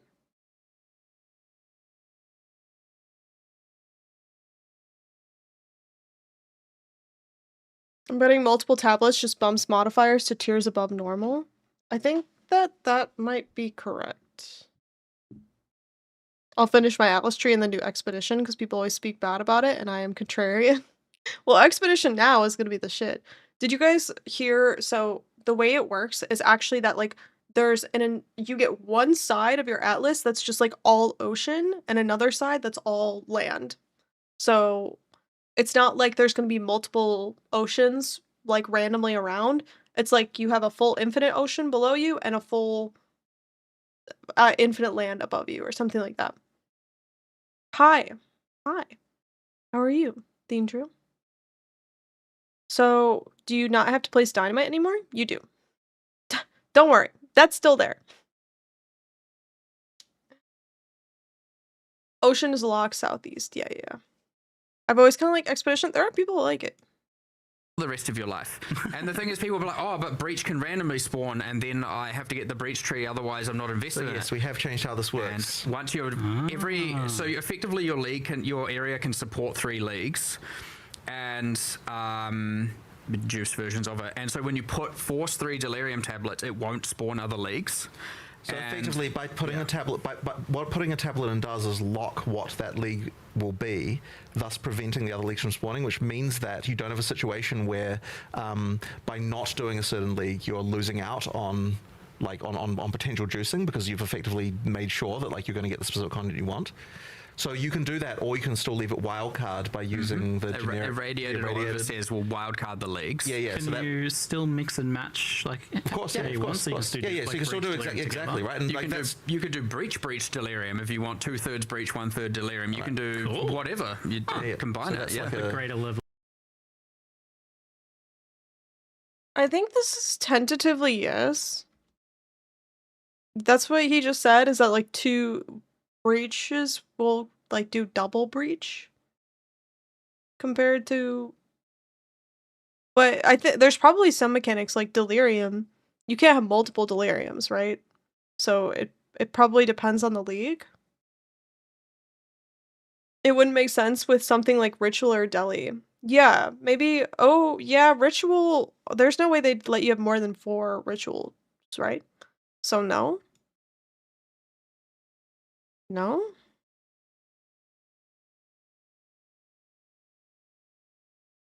Maybe it's like putting 2 or 3 deli orbs on a map. I think that's correct. That makes more sense to me. Like, if you have 3 tablet slots, you're filling out with. Yeah. Yeah. Because it doesn't. There's no way they'd let you have 8 ritual towers in one map. That's just not. They're never going to do that. Right? So you would have to have. Hold on, music while we're chatting. You would have to have. Yes, it's just like an opportunity for the thing to spawn. So two delirium tablets would give you extra delirium mods, right? Because you'd have 2 items affecting your delirium, but it's still 1 delirium. We've already had ritual. What about second ritual? Exactly. It's just blocking mechanics and juicing the existing ones. Yeah. I think you're right about that. Okay. And this is the other thing that they don't mention here, is that every map auto starts with 3 league mechanic options? Or that it's like your maps are emptier until you unlock tablet slots? I'm curious about that. That's what I got from the discussion. Yes. Wait, are you guys talking about this one? People are saying yes, but I don't know what to. There's a strongbox only map, so I want a 17 ritual map too. 3 possible mechanics, not guaranteed, yeah. If you don't use tablets, you have 10% chance for every mechanic. Will you though? Is it still the same?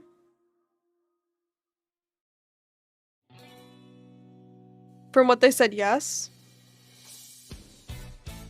Yes. So if you had no tablets, there would be 3 random mechanics on your maps. It did kind of sound like that, I suppose.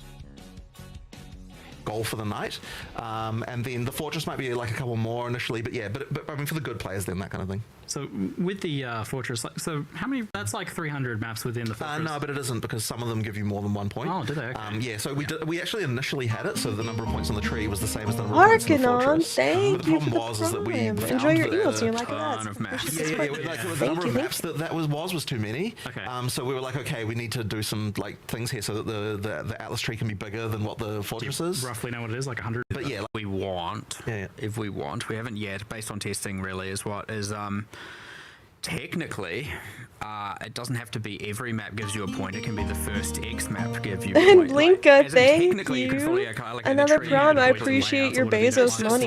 If we needed Much to do appreciated. that, we've Thank got you for lots of spending levers it. to be able to flexibly just go, okay, this is like way we too don't long. want the fortress to feel like a chore though. That's like really important. There's like, so there's these little icons over the top of the maps, and that wasn't all of them. Like what was shown in the footage was actually you hadn't done the list yet. It was like half of them or something.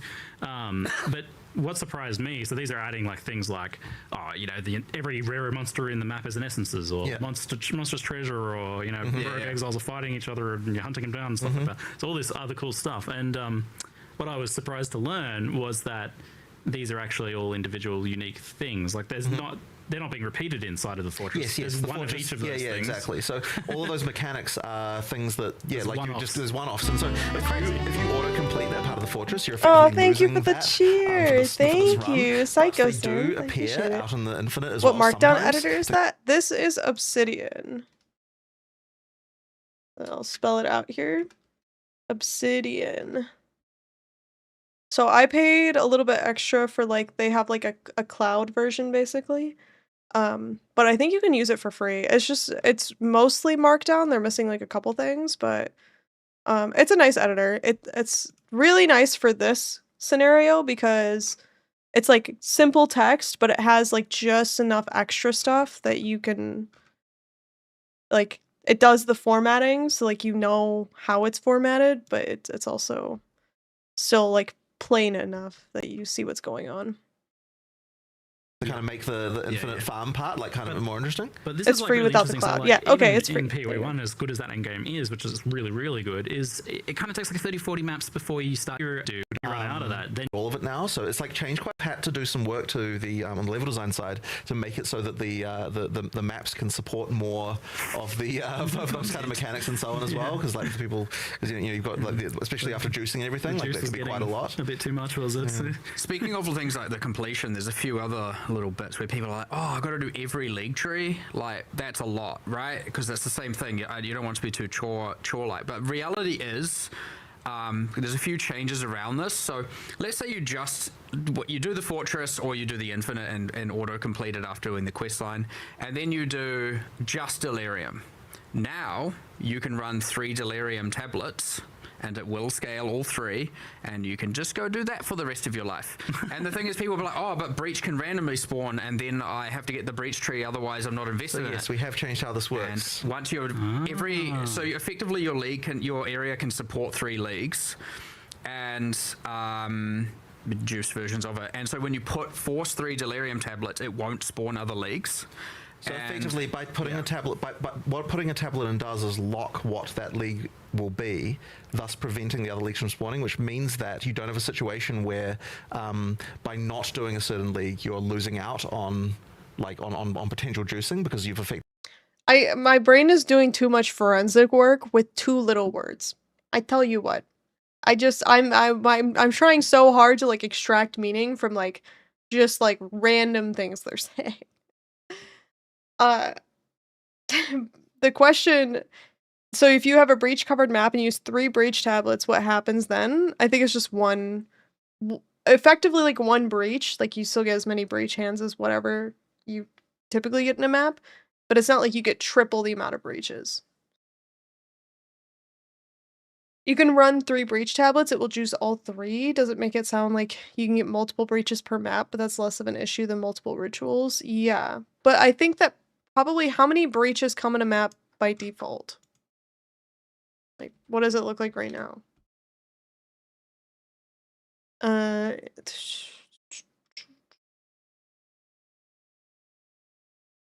Adds an otherworldly breach. What is an otherworldly breach?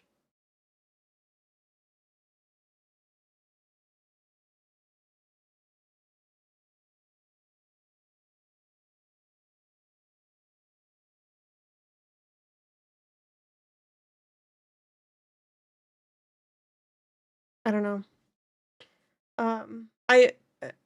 Oh, it's just 1 by default? Yeah, okay. I don't know. Maybe it is per mechanic or something. Oh wait, I want to keep that open just in case. Maybe it is per mechanic, but I have a hard time believing that. Okay, well, no. Wait, this does track because they said with 3 breaches, it'll juice all 3, which is 1 per tablet. So that's inherent on the tablet, right? Like the tablet adds 1 breach. So doesn't 3 tablets mean 3 breaches? Yeah. 1 delirium tablet, right? Delirium precursor tablet. You don't get 3 mirrors of delirium if you put 3 in, right? You just get 1. Yeah. So this is kind of a stupid question. It's just like whatever's on the tablet. Whatever's on the tablet. But the way they're talking about like slots on the map makes it confusing. Yeah, you only ever have 1 dilly mirror, so it's fine. I am curious about, like, if you only have 1 tablet slot unlocked, does that mean your map can only have 1 mechanic? Guys, it's kind of, I don't know how I feel about this emote. It's alright. It's not bad. He didn't say it'll give you 3 breaches. He said it'll juice all 3. Listen. Thus preventing the other leaks from spawning, which means that you don't have a situation where Your area can support 3. how this works. And once you're so effectively your area can support 3 leagues, and juice versions of it. And so when you force 3 delirium tablets, it won't spawn other leagues. So effectively, by putting a tablet, what putting a tablet in does is lock what that league will be, thus preventing the other leagues from spawning, which means that you don't have a situation where, by not doing a certain league, you're losing out on potential juicing because you've effectively made sure that you're going to get the specific content you want. So you can do that, or you can still leave it wildcard by using the generic irradiated. It says will wildcard the leagues. Yeah. Can you still mix and match Of course, yeah, of course. So you can still So you can still do exactly right. And I don't remember. He did say if you have 3 breach tablets, it'll breach all 3. Which, yeah, he's saying lock it in, which makes me think there's always 3 mechanics on every map. Yeah, I don't know. This one is TBD. They say all these words that makes it sound like could be that scenario, but it might not be. It's whatever. I like the system. If we still got random mechanics, I'd feel like I'm missing out if I didn't unlock all 400 nodes on the Atlas tree. I like this a lot better too, because then basically what they're doing, and we've talked about this earlier, is that they're ensuring that you can target farm 1 league and go all in on 1 league and just specialize if you want.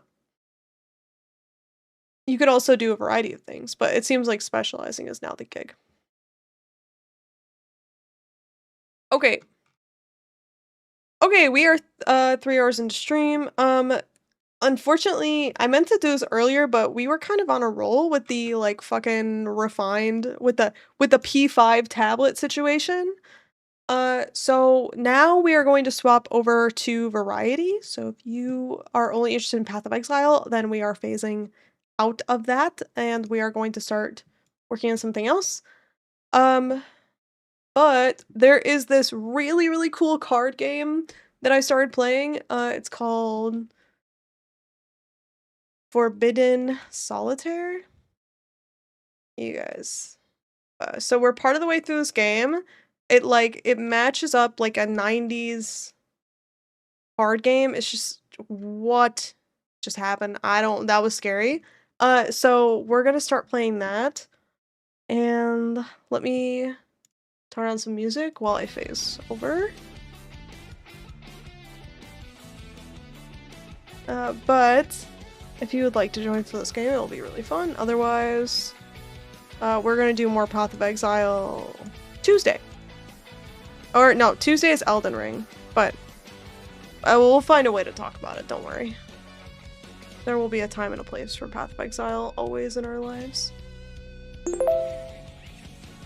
There's an update for the game. New Game Plus was released today. Let's go.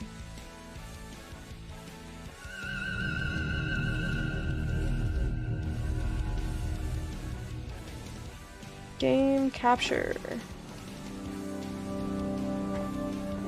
Forbidden Solitaire.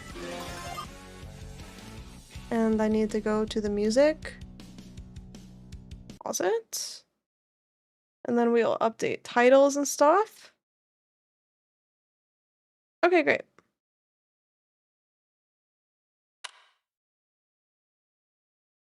This is me. My name's Will.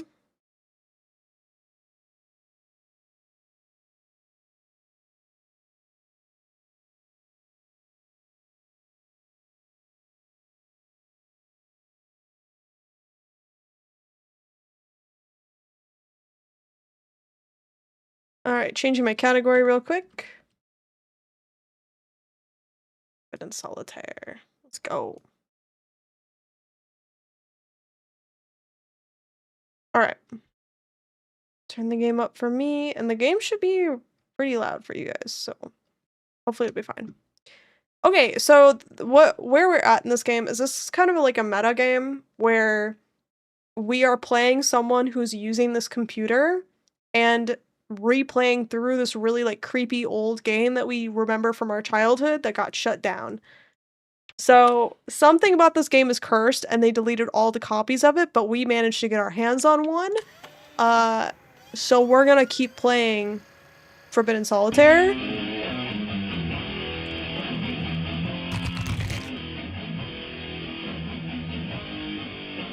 And there's something cursed about the game. Something in the game. But there is a secret to defeating death. Somewhere beyond Blood Rock Mountain and through the valleys of Gravewood, there it lies. Known only by legend as the Forbidden Dungeon, it is said that any soul daring enough to plunge its depths. I love this shot. It's so perfect. Immortality in the heart of it. Oh, I'm sorry. I just want to move myself so that you guys could see the text better. I think I remember last time I needed to be over here. Let's go over here. Its deepest chamber. The question is, how badly do you wish to live forever?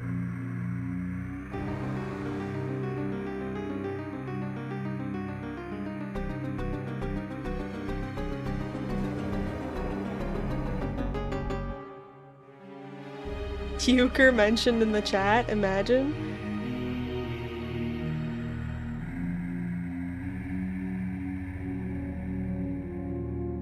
It in Solitaire. Okay, just a second while I flip my camera, because I know I'm gonna be looking the wrong way. Transform, flip, horizontal. Great. Now when I'm looking at the thing, I'm looking at the thing, and when I'm looking at chat, I'm looking off to the side. All is well. Continue. So we are a couple hours into this game. I was hoping we could finish it today, but we spent a lot of time on Path of Exile stuff, which rightfully so, but it also means that we probably won't finish today. Okay. So where we were at, we were chased by a big monster that we keep killing, and every time we kill it, it comes back stronger. There's a giant fly that we had to fight off. And a big dog that we had to sneak past, and the dog, we just snuck past the dog, and we're now going down into this trap door, and we just cleared off the trap doors covered in vines. Have you ever seen the show From? I feel like it's a you show. It's a you show. That's such a nice way to put it. I've never seen that show. No, I should watch it. Alright. With the vines cleared, you try once again, twisting the key inside the lock. As you turn it, you hear the tumbler's line, unlocking the door. Success! You pull open the latch and find a ladder leading down into a cavernous pit, swallowed in darkness. You step onto the ladder, hearing the wood creak under your weight as you attempt to descend quickly. You shut the latch behind you. As you step off the ladder, your breath quivers at the sight of the vast, overgrown labyrinth of leafy hedges before you. Gathering your courage, you set foot into the maze. Okay, it's solitaire time. So, the way this works, we have this 3 here, and what it means is that we can either click on a 2 or a 4. I'm trying to tell you, that's just not possible in the time frame you've given the team, Lucas. Not possible? Nothing's impossible, Shannon! Like I've always said, you guys can achieve anything. Just a few years ago, if you had told me I'd have a published and successful fantasy novel series, I'd have told you that was impossible. Yet here we are! Yeah, that's great, Lucas, but what I'm saying is that this new modular spellcasting system is taking the team and I way more time to develop than we anticipated. And we're already behind on the Dynamic Kingdom economy and NPC life pursuits. If we continue our current course, we're not going to make a December launch. That's just the reality of it. So we're just gonna give up. Oh, dude, Lucas is a douche. No one likes him. No. Fighting spirit, Shannon! That's why. He's so annoying. Not give up, Lucas. We might just have to make some compromises. Probably cut one of these features or ask FutureSoft for another budget extension. Those are the 2 options as I see them, without performing miracles. Compromise is the sound of creativity dying. Oh my god, dude, what the fuck? Miracles every day. Shannon, I've seen it with my own eyes. I believe in us. I really wish you could too. Being rude. Okay, we do believe in us. So this is a new development for us as the player in the game. The developers are somehow like communicating, like we're seeing visions from the developers. I don't really understand that plot point. I don't really know why the developers of this like Forbidden Solitaire game are like speaking to us in that way. But it does give us some backstory behind how the game was made. You know, the canon game was made, whatever. So anyway, going back to the mechanics of the Solitaire, basically we have a 3 here, which means we can play a 2 or a 4, so we'll grab the 2 here. Oh, we have a key that unlocks a lock. This ×2 just gives us a little bit of mana. Once we fill up on mana, we do a big explosion attack. So we'll grab the mana. And then the 2, we would need either an ace or a 3, but we don't have access to any of those right now, so we just have to flip to the next card. 7, we can hit the 6. We can't play a 6 on a 6, we need either a 7 or a 5. So we keep going here. 8, we can play the 9. Then we can go 10, Jack, Queen, and then look at us go, we're comboing. King, get some mana, we get a Joker, which is like a special card. King. So our special cards are reroll foundation card value, so it rerolls our king. Lucky number, change targeted playable card to your advantage, or play a wild. I think we play the wild, because we can go king, 2, 3, 4. Like, we should just play the wild here. 2, 3, 4, 3, 2. 10 combo is pretty sick. Should we end it? Let's end it. End combo. And then we get a wicked combo. I love that. Queen. We can go king, queen. Do we go king or jack? Jack? I guess that's good enough. Skip. We're trying to get this thing unlocked and just get rid of all the cards in general, I guess. Okay, jack is all we can play here. Skip. 10 is a skip. 4, also a skip. 7 is good. You can go 6, 7, as you do. 6. I guess that's all we do. 8, we can't play off of ace. We go king, ace. Don't we have to skip again? 6, 7 mentioned, imagine. 9, we can go 8, 9. 8. Skip again. Ace, king. Queen, jack. Skip 5. Wait, 4. Secret revealed. 7, 6, 5. Nice. Victory. We've done it, boys. We won. Onward. Exhausted from your travels, you stop to compose yourself, leaning against a nearby hedge.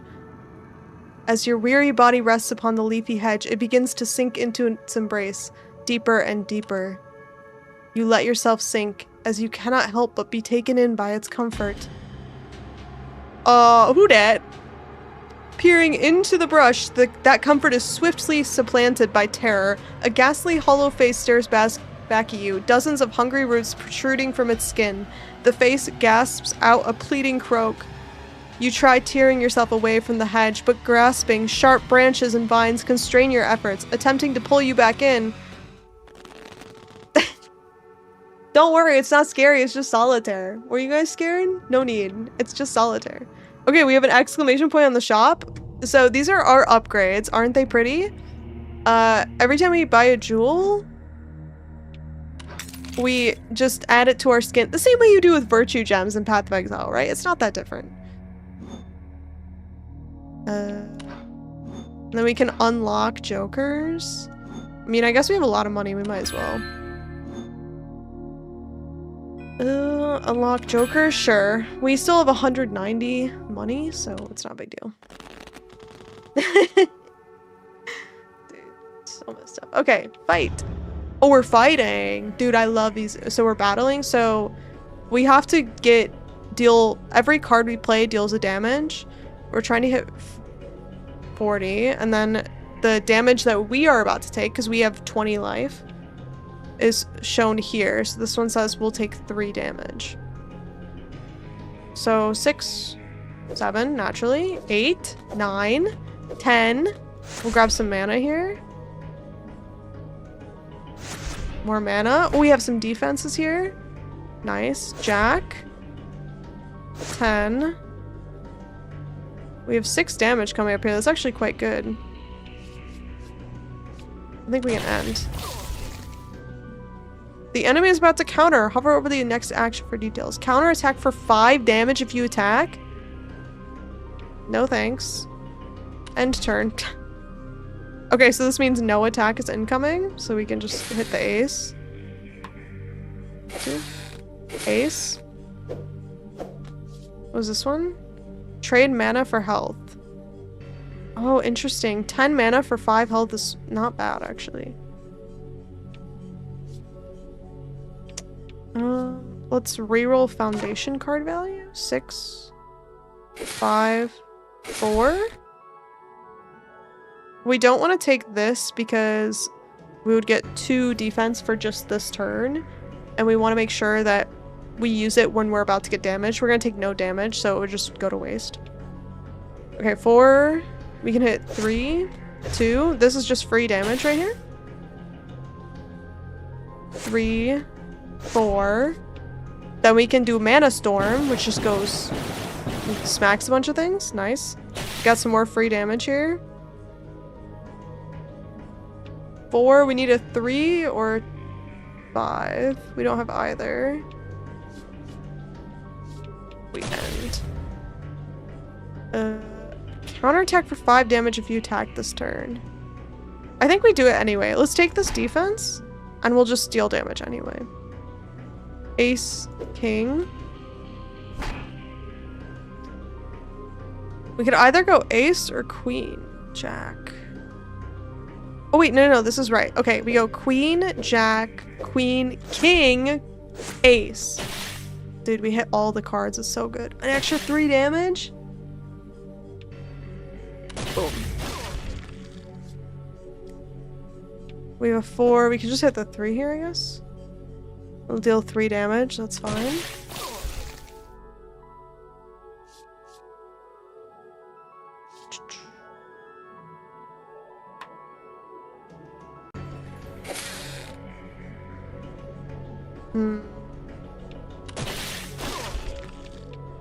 That was not worth it. I should not have done that. 10, 9. Oh, I'm being lazy. I picked up the defense card. I'm not thinking now. What do the vines do? I don't know. They like keep a card locked until you play another card nearby them, I think. Where do I get this totally normal game? I know. It's I think you just... I think... Oh, we have to skip here. Yeah, this wasn't an expensive game. I actually didn't expect this game to be as good as it is. But I'm having a really fun time with it, actually. We only have 2 health. I don't know how I survived that. Oh, we're not alive. Okay. Let's get some HP. We have to save this the defensive cards for later, I guess. Queen, King. Queen, King. This should be enough damage. I think we win. 40 loot. Okay. I've never heard of this game. Yeah, this is... So, probably you've never heard of it because it's a small indie horror game, but the other reason is because this is not like a game that's meant to be replayed. You play it once for... I think it's like a 6-hour game, and then you move on. So, but I love games like this because it means that you get like a full story. You get the closure. So, like, this why Path of Exile is fun because you get to like kind of grind endlessly, but on the controverse, with the inverse of that, is I like games like this where they're just like small contained experiences where you get a full story. So that's why, like, people aren't playing it that much because you play it for 6 hours and then you're done. So then you don't see it as much. You unlocked special Joker. Replace the Joker with a clone of the targeted Joker. Cool. It said, okay, did you guys see that Joker was called Simulacra? Because it's referring to Simulacrum. A simulacrum is a copy of something that at some point is so realistic that it's hard to discern from the original. So, little connection there. Interesting. Groans of anguish beckon as you finally sever yourself from the hedge's grasp, hastily scrambling backwards. The leaves bristle as if daring you to approach again. You push away the nightmarish visions of what you've witnessed spiraling in your skull and refocus your attention on the journey ahead. One step at a time, you proceed to navigate this maze of misery, keeping a safe distance from its voracious walls. Still sane, exile? Oh my god, perfectly timed. Perfectly timed, dude. Our sister is texting us. Dude, our sister has been giving us all the tea on this game. Major breakthrough. You'd never guess who that Shannon lady is related to. That was the lady who was getting bullied for wanting to cut features. Shannon's grandfather is a guy named Cedric Sierra, a practicing member of the Keepers. A cult? About Breach? Could it be? So of course I traced his family origins, and he's related to the original founder, a guy named Alcorn Wilt. And they're all related to one another. One big happy occult family. Oh. Oh, okay. Cool. To get me away from that. Let's see what's in the shop. He's a keeper, I know. Unlock a special Joker. Remove up to 2 random playable cards from the tableau. Sure.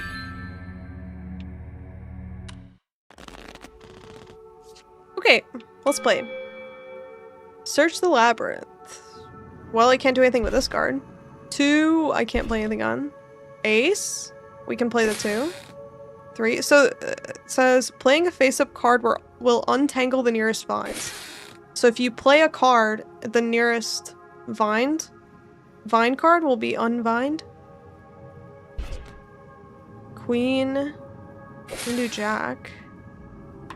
Okay, that sucked. King, we can't play anything. 7, we also can't play anything. 4, dude, this sucks. 8, nice. 8, we can play either the 9 or the 7. I guess the 7, we untangle this. This kind of sucks, dude. 2, you can play a 3. 2, 3. Skip. Ace. King. I guess that's it. 10, we could play the Jack. This deal really sucks. So we can either hit the 9 or the Jack here. I think maybe the 9, because the 9 will reveal a card. Or this one. Let's go this one. 2? That sucks, dude. This deal is so bad for us. Okay, 6, 5, 4. 3 maybe? No, 3? Okay. We're screwed. If MTG and Solitaire had a disturbing baby. Yeah, a lot of people were comparing this to Slay the Spire, but Slay the Spire is on the list of games I need to play but haven't yet, so it's hard for me to make that comparison. Jack. Okay, so we can play the Queen, and then we can play the King. Ace. 2. 3. 6 combo, not bad. I think we have to end though. Jack. We can either go 10. I think we go 10. We could go Queen here, but if we go 10, then we can go 10, 9, 8. And then we end. 7, 8. We got a special card. Skip. 6, 5, 4. 7, 8, 9. Okay, King, Queen, Secret revealed. We just need something we can play a Queen on. I'm gonna switch this. 9. Oh my god, it's another 9 behind it. This sucks. Please. We were literally saved. The last card is a magic missile. Saved. Holy shit, we almost lost that one. If we didn't hit that, we would have lost and had to do it again. I should have slept 1 more hour. Now I feel like a zombie. Hey, sleep is important. Have you played Inscription yet? Another must for card games? I love Inscription. That's why I wanted to try this one, is because it's got some similarities to Inscription. Seemingly identical paths grow more familiar as you navigate. Slowly but surely, you forge your way forward. Hold on. Just a moment. Okay. You hear the blissful sound of water nearby. At last, could a reprieve from this maze draw near? The pulse of your pounding heart skips as you turn the corner and witness the twinkle of a spring in the distance. Joyously, you carry your feet towards its grace when the ceiling high above you begins to tremble. What is that? With a violent crash, bricks tumble outward as a gargantuan figure lands before you. We have not seen this before. Chains rustle as it rises, and you realize you recognize this large looming creature. We do? It sniffs the air and bares its toothy maw, having finally found its escaped prisoner. Oh, this is the dog that we had to sneak past earlier. Okay. I'll never get over how intense the music is before it just like wipes it away for the calming sound of a peaceful solitaire game. Increases health by 10. Yes, please. Don't mind if I do. It looks so good on my finger. Okay, back to the game. We fight. What are we doing? Suit locks fasten upon cards, causing 2 damage. That sucks. Okay, so he has 2 permanent defense, so if we deal less than 2 damage, he takes no health, basically. Or his health doesn't change, rather. I guess... I'll try to take the defense here, just because I don't really understand his mechanic. But we'll see. Okay, we have a 4. We can go 5, 6. Now we end.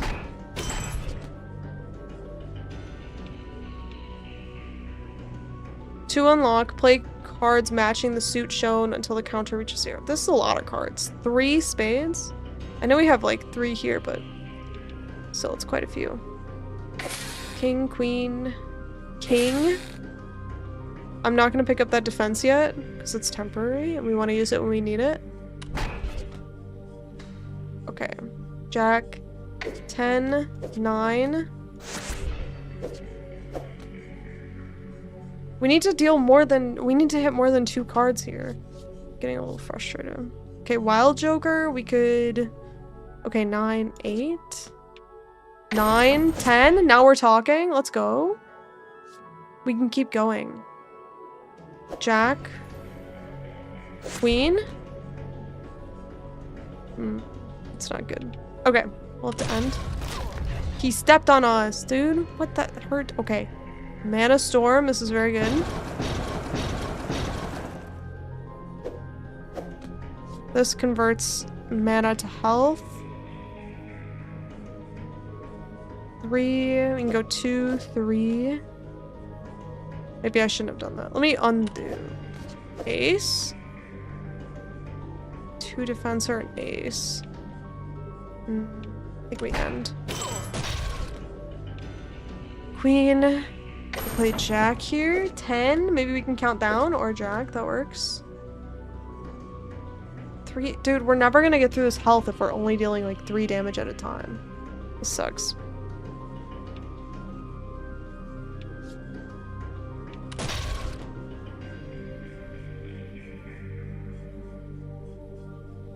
Okay, 5, 4, 3. I guess end. 2 ace. Just take this defense card. Mana king. Yeah, we're gonna have to... Okay, let's just refresh. Because we need more cards, basically. Ow! That hurt so bad. What the hell? maybe we lose here, actually. We can't be taking that kind of damage. He has so much health. Shit, this is a tough fight. Okay. Ace. We need a 2 or king. We don't have either. Did you finish all the league challenges you wanted to? Not really. I did want to do them, but I got kind of tired, you know? It happens. I got tired. 7, 6, 5. 6, 5. Oh, 6 defense? That's crazy. 4, 5. Little damage here. Yo, welcome in media. Okay, let's hit him. Go. Bam. 10. Jack. 10. Jack. 10. Damn it. Now I can't queen king. Sucks. End. This might be the first league I got to 40 out of 40. Yo, nice! That's a huge accomplishment. That takes a lot of investment. King. Queen. Now which one? This one or this one? That one? Doesn't matter. He's gonna step on us for 8 damage? Nope. Not today. We're just gonna defend ourselves. Okay, 4, 3, 4. We got some jokers here. Nah. Let's skip. Ace. We can take the 2. But it kind of feels like it's not gonna do anything. 3, 2. Yeah, it's kind of suck.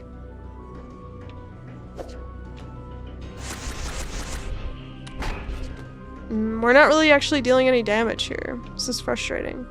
Okay, 4, 3. If we don't deal enough damage, basically, like, once these cards run out, it'll just re-deal, which is, it's just kind of annoying at the end here because we have to, like, look for specific cards.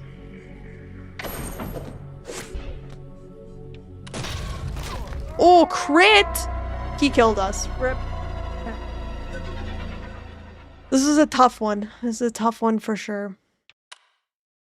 This guy just has so much health. 40 with 2 permanent defense is crazy. But hopefully we can get more combos this time. We'll see how it goes. What is this one? Gain an extra refresh? Yes, please. The refresh basically allows us to re-deal the board. So it's really useful. Especially in this fight where it's going to take longer.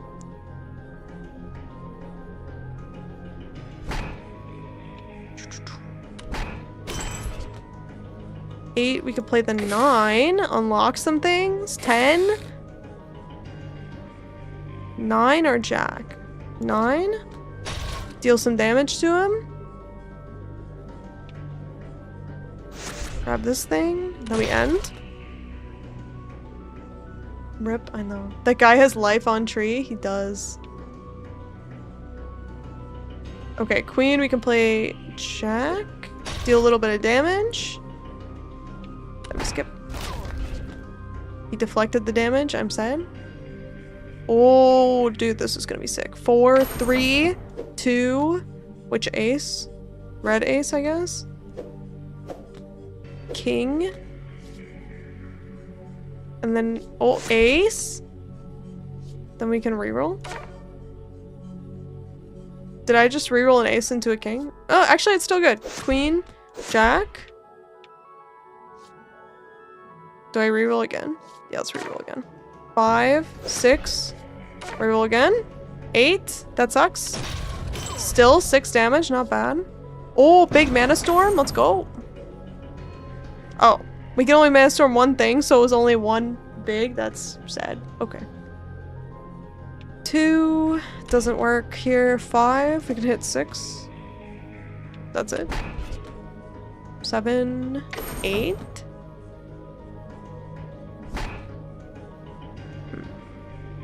End, I guess.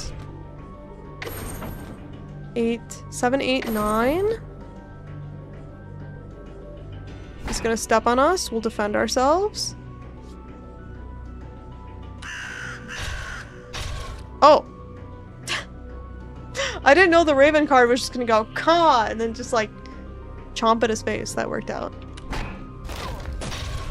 Ow. 5, 4, 3.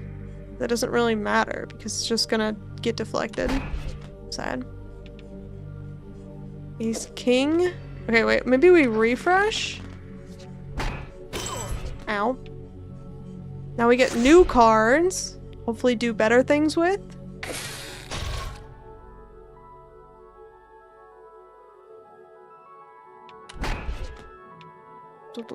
Four. We could go 3 or we could go 5. I guess we go 5. 6, 7, 8, 9, 10. Jack. Queen. Oh my god, we're fucking cracked right now. Let's go.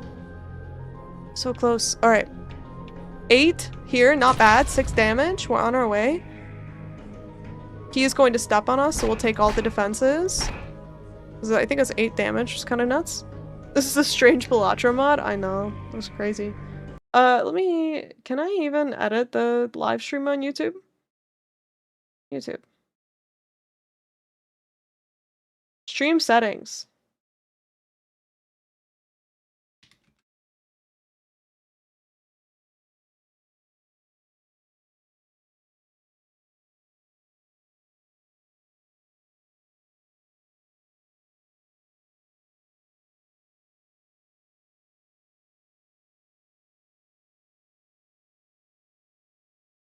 Okay, so I'm just updating YouTube real quick.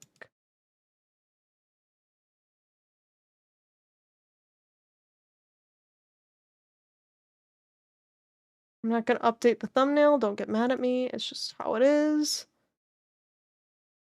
What game is this? This is called Forbidden Solitaire.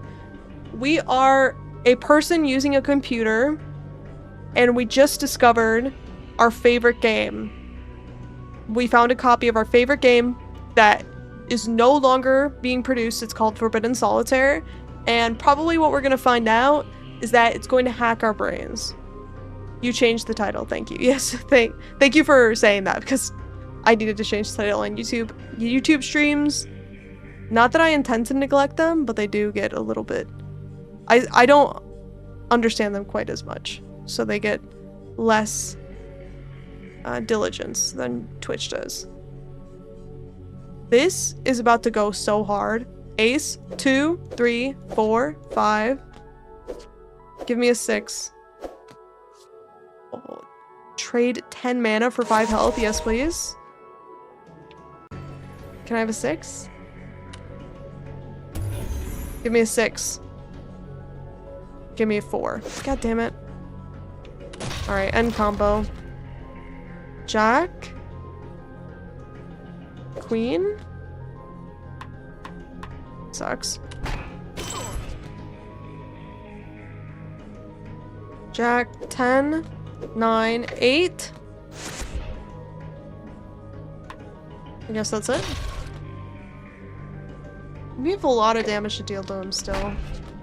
I'm concerned.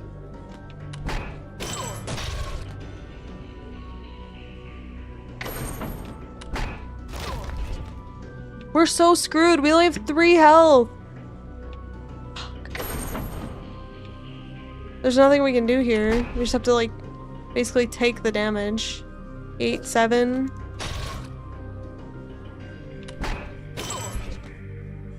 King, ace.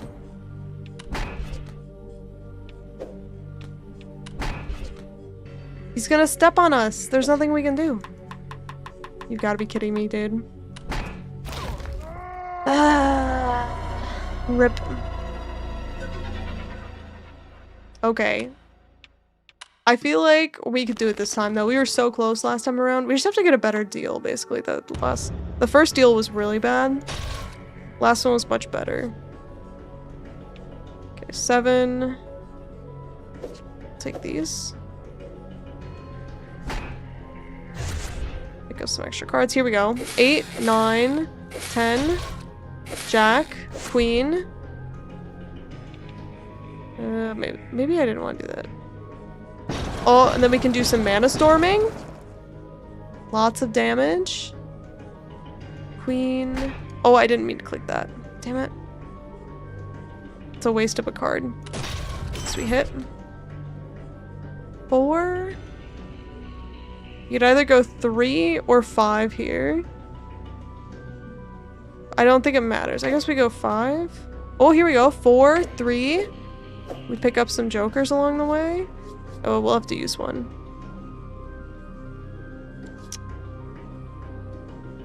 We'll use the ravens to delete some cards. Very nice. 2. I think I removed the jack that I wanted, or the joker that I wanted to pick up. Whoops. 1995 vibes. Steam page makes it look cool. Did you just buy this randomly or hear about it? I bought it randomly. I didn't think it was going to be good. We got it after last week's stream. This game came up on the feed like repeatedly after playing a game that I was getting kind of tired of, and we took a chance on it, and honestly it's really good. The reviews are good on it as well. I've been enjoying it a lot. And 6, 7, 6. Change the suit of all playable cards to match the target card. I don't know if that's useful. We're about to get stepped on. Let's grab the defense. We're gonna deal 2 damage. It's not good. Okay, let's re-roll. King. Nope. Re-roll again. 2, 3 is not bad. 4, 3. Now we're talking. We'll do one more re-roll. Jack. 10. We could either go 9 or Jack. I think we go 9, just in case. It's an 8, and then we could go back up, but that didn't work. Okay. Not bad. 7 here. Ace. We can only hit the king. Queen, Jack. I think we refresh. Okay. Now we start with 20 more damage. We got halfway through. Not bad. Shuffle tableau cards, not bad.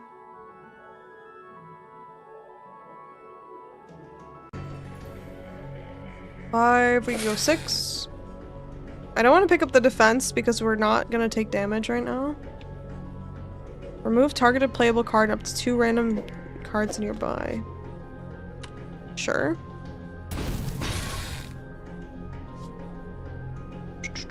Six, 5.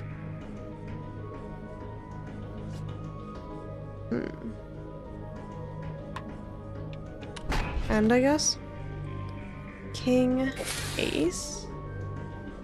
Pick up a defense here. Oh, king, ace. Okay, now we're starting to deal damage.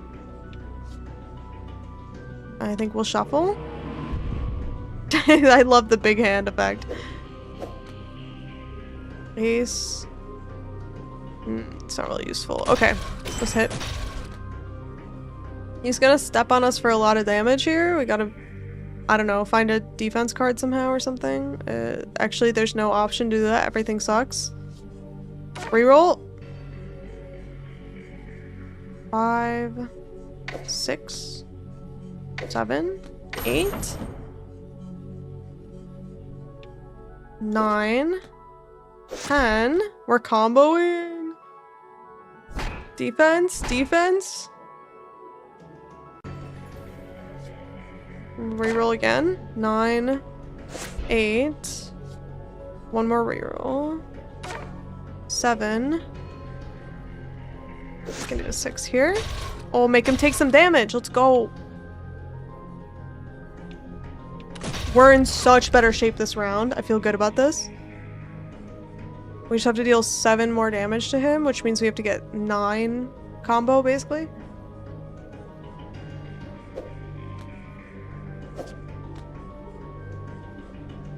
We could either go ace. Oh wait, here we go. Ace, 2. Pick this up.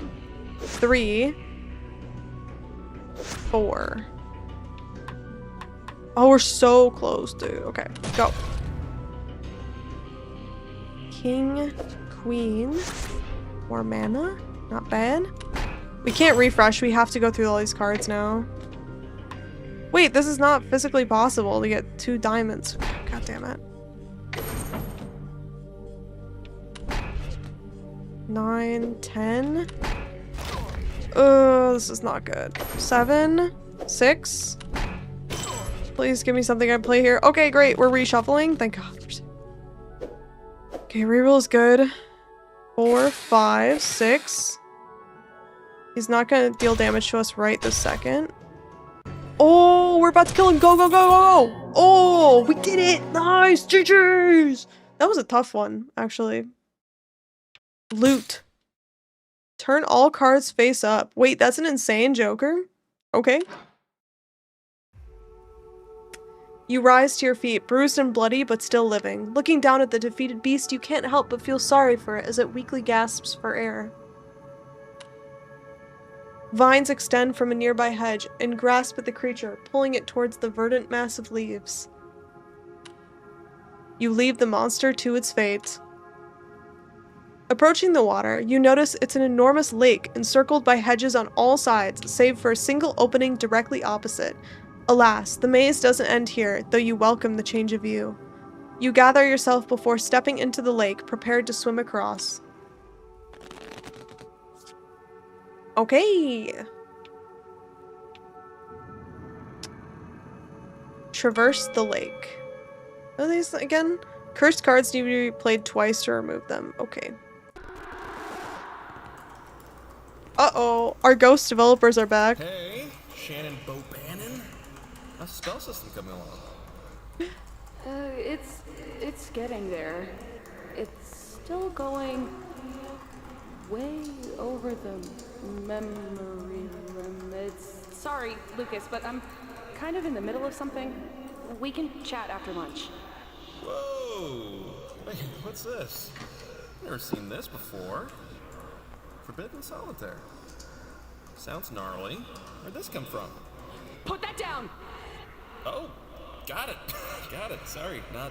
What's wrong with Forbidden Solitaire? Why can't we mess with it? Some side project of yours? Yeah, something like that. It's nothing to worry about. I just like to keep it close. Yeah, totally. I get that. Thing is, we just have a tight deadline to meet, is all. I don't think we can afford to work on other things. I'm fully aware. It's nothing you need to worry about. I'm not spending any time on it. I'll keep it locked in my desk. Oh my God. You won't ever need to see She's it addicted. Or hear it or think about it again. Okay. I'm diving back in now. I don't want to lose my train of thought here.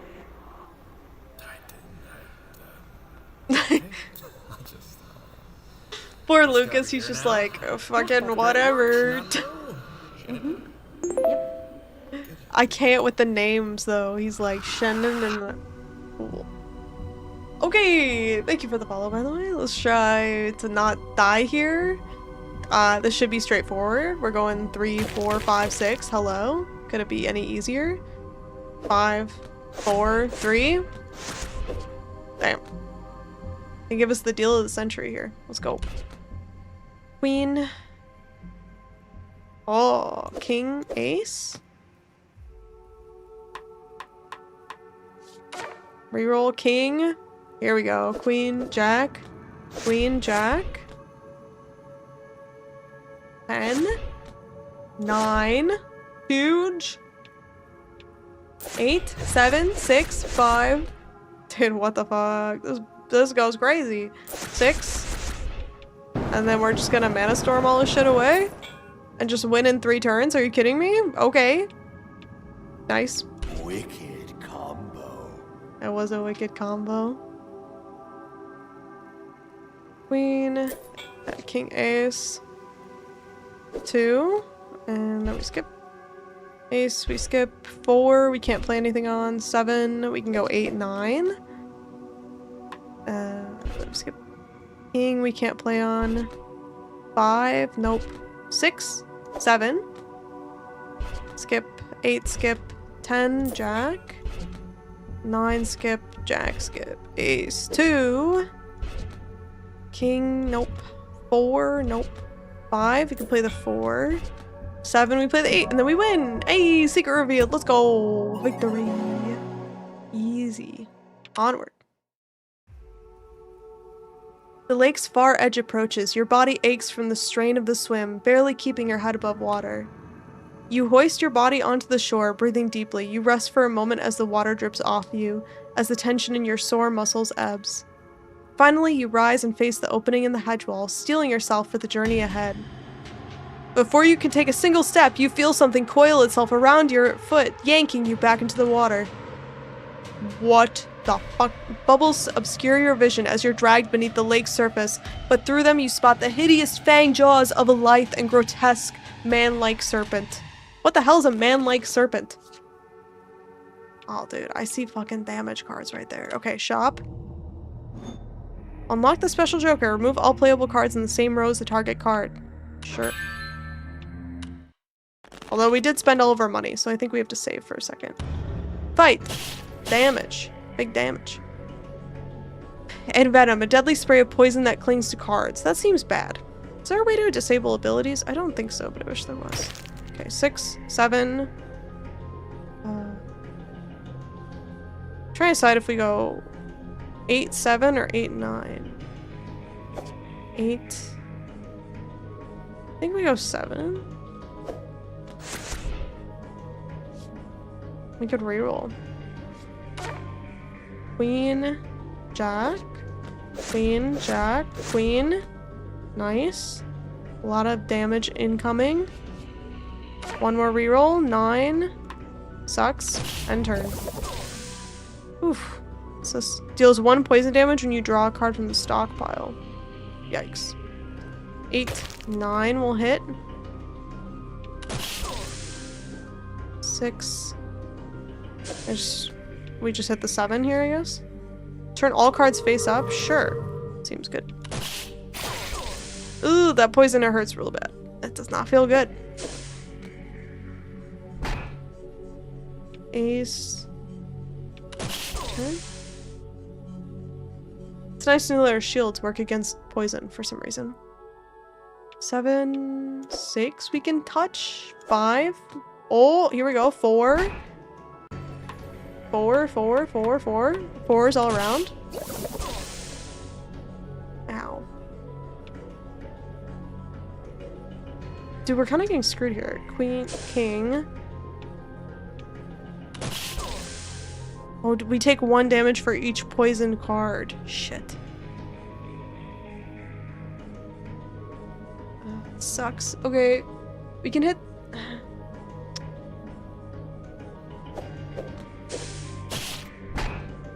Alright, we got a little bit of a combo going there. But that ends now, I guess. Ow. 8, 9, 10. Oh, we're so dead. We only have 2 health. What are we supposed to do in this situation, huh? Yeah, I think we lose, and then we have to retry. That was such a bad deal. We had like so many 4s on the board. The board was entirely made up of 4s. Can't do anything against that. Okay, go again. Try not to lose this time. 10. Jack.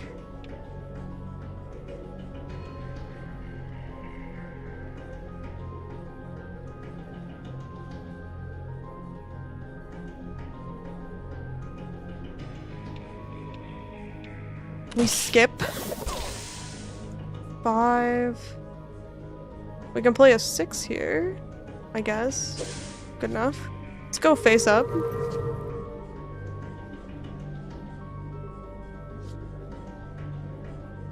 Is it worth wilding? Don't think so.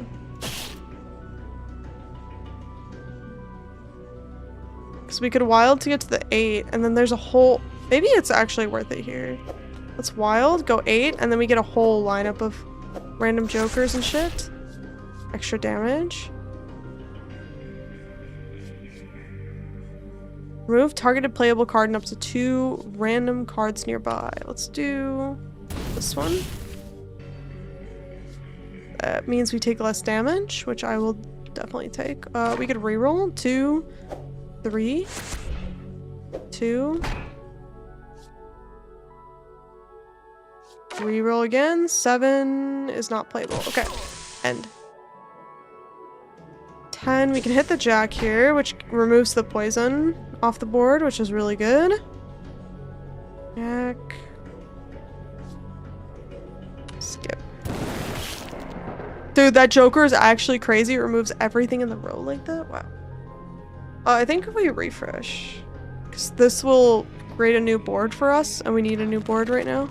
Because we don't have enough cards to deal damage. 4, 5, 6. End turn. Okay, this one is going much better. But we do have to kind of ramp here. We have 27 health left to get rid of on their end. King, queen, king. Queen, king, let's go back and forth. Ace, we can hit. We're now at the combo stage. 5 damage. Ow, that's a lot of poison. Okay, 3, 4. I wish there was a 5. I guess not. We can still hit 3 here. We need to end. 8, we can either play a 7 or a 9. I guess 9 is all we have. 9, 10, 9, 10. Oh, we can defend ourselves. Get some mana. Jack, 10. Jack. Not bad. 7 damage. Let's go. 7. Here we go, dude. It's time. Unleash the 6/7.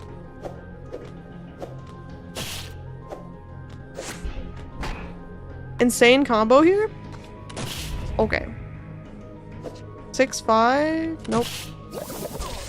7, 6, 7. The almighty 6/7 is winning us the game. Okay. 7. We can play 8. We got another Joker, which is nice. Oh, it only has 1 HP. End turn. Go, go, go, go, go. Nice. GG's. We did it. Delay the enemy for 1 turn in combat. Okay. As you deliver a final blow to the Viper, you feel a wave of dizziness alongside sharp agony as the dying creature's fangs reflexively pierce your flesh. Finally, it falls limp. The serpent begins to sink, its fangs dragging you under with it. Thinking fast, you tear them from your flesh and thrash your way back towards the surface. Oh, now we're infected. Whatever thing was on that was now in us. You emerge once again on the lake shore, gasping for breath as you drag your body away from its treacherous banks. You stumble to your feet, your head still spinning. With stubborn determination, you hobble forward into the labyrinth. Okay, another labyrinth card game. Oh, it's our girl Emily. So info is somewhat sparse on the keepers, but I found a few more details on some occult sites. It looks like they were founded at some point in the 12th century, blah blah blah, but they collect and keep demonic artifacts, thus the name. They pass the artifacts down from generation to generation. That would explain the daggers. But why? What kind of freaky ritual was Shannon performing? Good question. Alright. Let's hit it. Ace? Oh. Damn it. I didn't realize I didn't have any room left. My Joker slots. Okay. Ace King. Skip 9. 10. Jack. I guess I'll use a wild Joker. Queen King. Skip. 3, 2, 3. Okay. 5. This is kind of a difficult board, actually.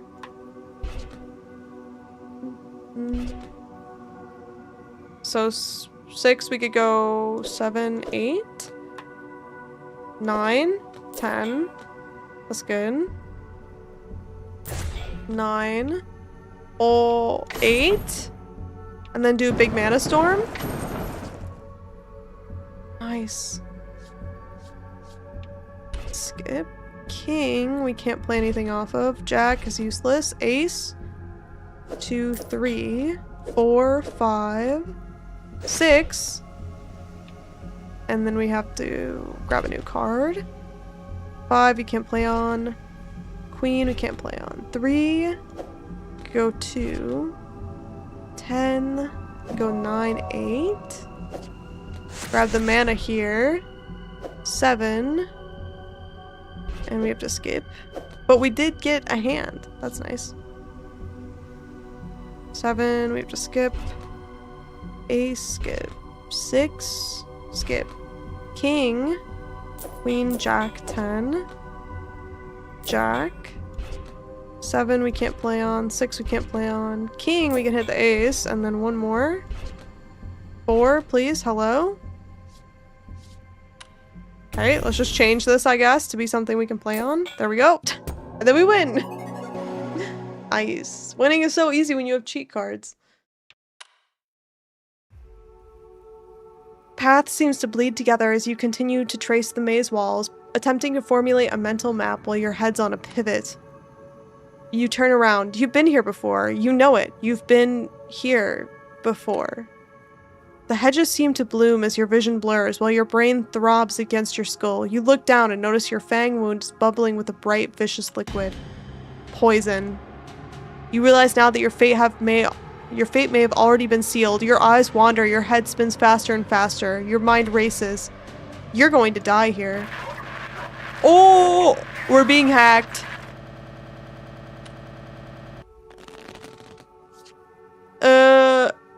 Brief hold for the hacker. Let's shop. Let's see what we got. Jewel revives you to health on death. Single use. Sure. Why not? Let's take that. Just fill up that hand, huh? Okay, fight. I don't know what his ability does, but it can't be good. We'll hit these defenses, I guess. We have an ace. We can go ace. We can go king, ace, king. I guess that's it. And then we could shuffle them. Quick shuff. King, queen. What's this thing? Gain an extra refresh? 5. What's going on here? 4, 5, 4. What's up with these cards? Chaos card? I'm scared. 4. Okay, we can put a key in the keyhole. Grab some defense. 10. Uh-oh.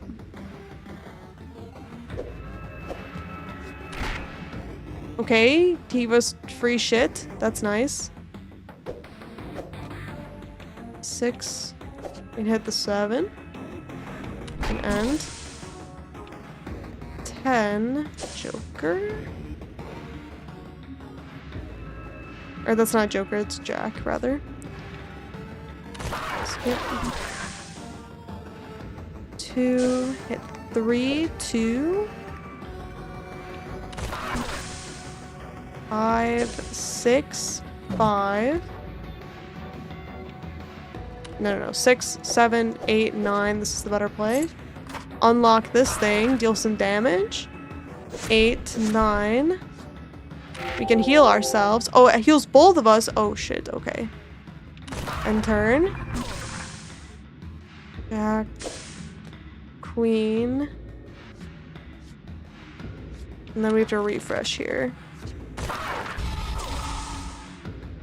Oh, we got some free cards here. We got some heals.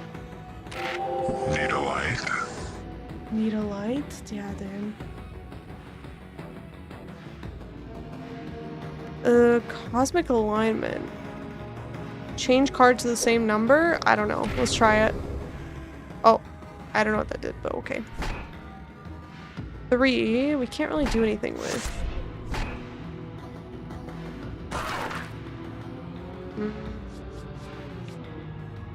Guess we have to skip. Queen. Oh, we either go up or down. I guess we go king, ace, king, ace. 2, 3. Nice, we're comboing. We could either go 4 or 2. I guess we go 4, 5.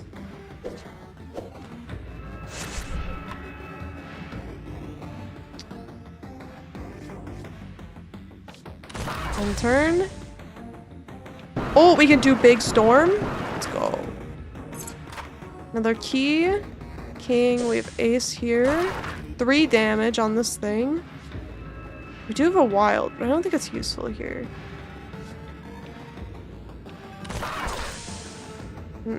9, 10 jack. 10 jack. 10.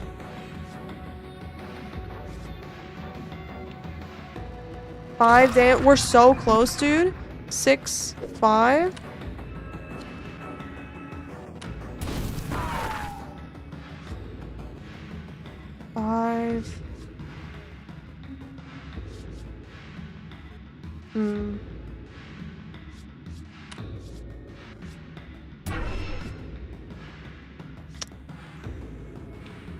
I guess we just...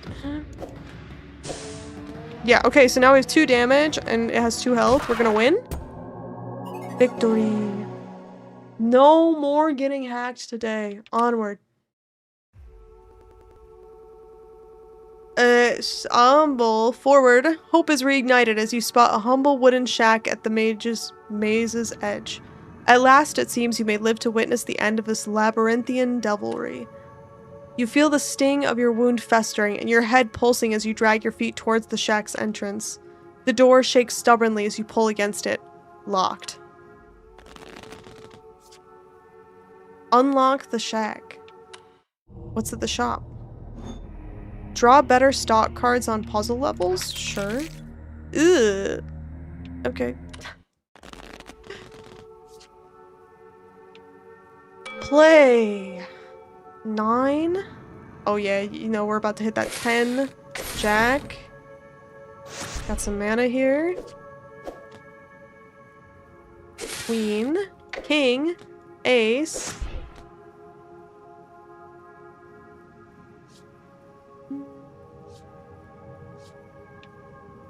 End combo.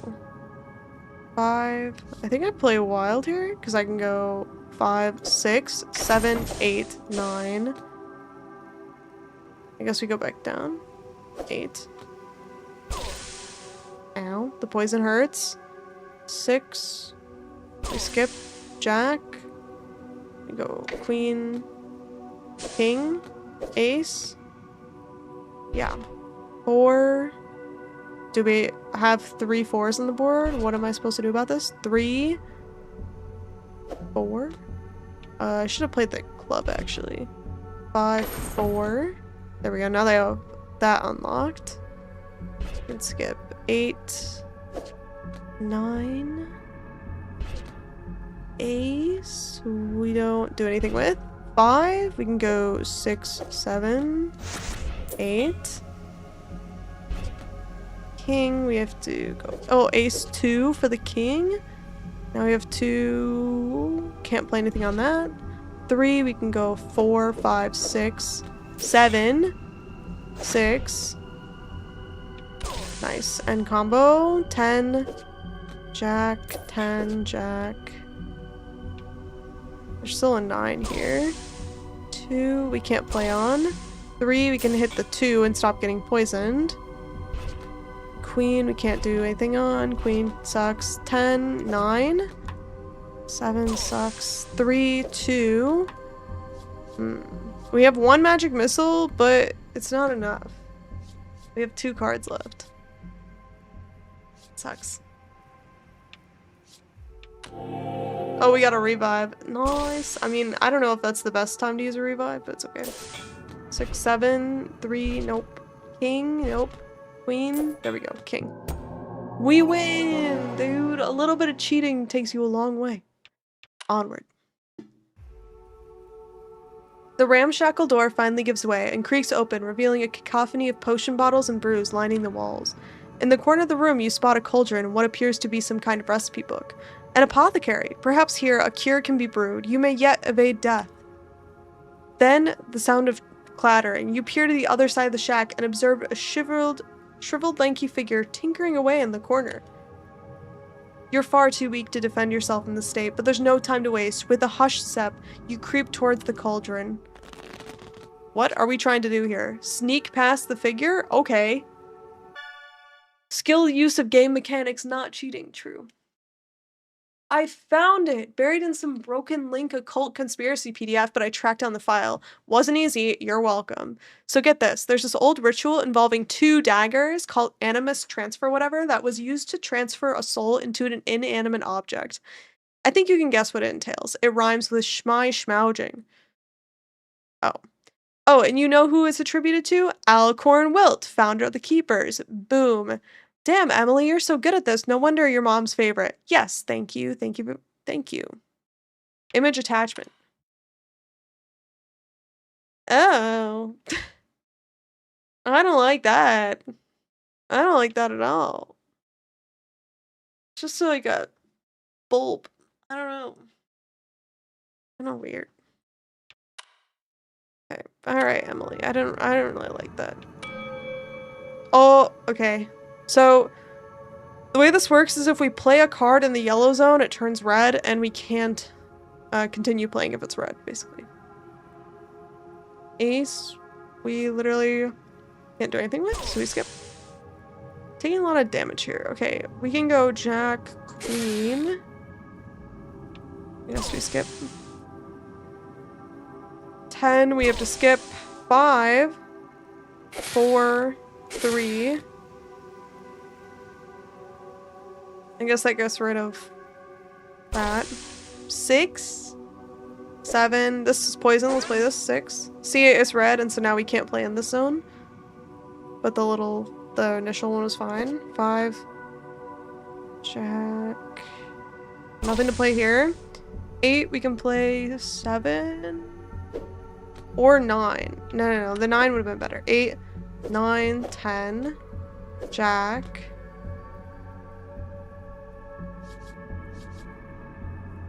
Skip. We're in pain. We're very poisoned. 5, 4, 3. Skip. 9, 10, Jack. Skip. 4. Is there a 5 here? Can I go 5, 6? Nope. Nothing we can do with that. Oh, Mana Storm. But if we Mana Storm, it could hit one of these exclamation points, so we can't use it right now. 4 is freaking useless for us. 7, 8, 7. Oh, Mana Storm. Okay. We are low on health for sure. King. Ace. 2 ace. King. Queen. Yo, let's go. We're comboing. We have to end. Oh, we picked up a... That was actually a really useful Joker too. We couldn't use it. Damn it. Queen, we can't do anything with. 2, we can... 2, 3. 2, ace. That's good. 9, 8. 7, 8. Oh, we're so close. 6, 5, 4. We did it. Victory. Is that guy stabbing himself in the eye? He was. Yeah. Miraculously, you make it to the cauldron without drawing any attention. Grabbing the recipe book, you begin to pour through its pages. Pain surges through your body. You're running out of time. You focus your eyes, attempting to scan the pages through blurred vision. Finally, you find it. Lake Serpent Antivenom. Now all you have to do is brew it. Brew an antidote. Should be easy, right?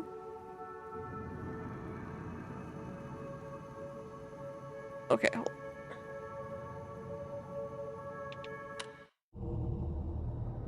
Super Joker? Change a targeted playable card to a Joker. Yeah, I'd like that. Okay, we play Ace is frickin' useless, bruh. What's this? Okay, team. I'm going to level with you. The company is in bad shape. We've missed a few milestones, more than a few, in fact. We blew past Christmas. The guys at Futuresoft are a bit upset, and things are looking a bit dire. But that's why I've gathered my warriors here today. Are we going to let a few setbacks get us down, or are we going to come up with a game plan to beat the odds and win the day? The floor is yours, team. Who's got ideas? Has Futuresoft agreed to increase our budget and timeline? No, they have not. Like I said, though, guys, we're looking for solutions here. Anyone? Wait. Ideas. Big ideas. Wait. So, how long do we have before the wells run dry? Solutions. Ladies and gentlemen, we gotta get out of this problem mindset. Anyone else? Gary. Forget about your problems. Always got something. Lucas, Gary. are we getting paid this month? Fair question. There's a lot of ways to be paid. What? There's the value of a hard day's work. There's experience. There's exposure. There's exposure, dude. Just get paid in exposure. Get paid in bubblegum. Duh. Yo, thanks for the follow. Oh my god.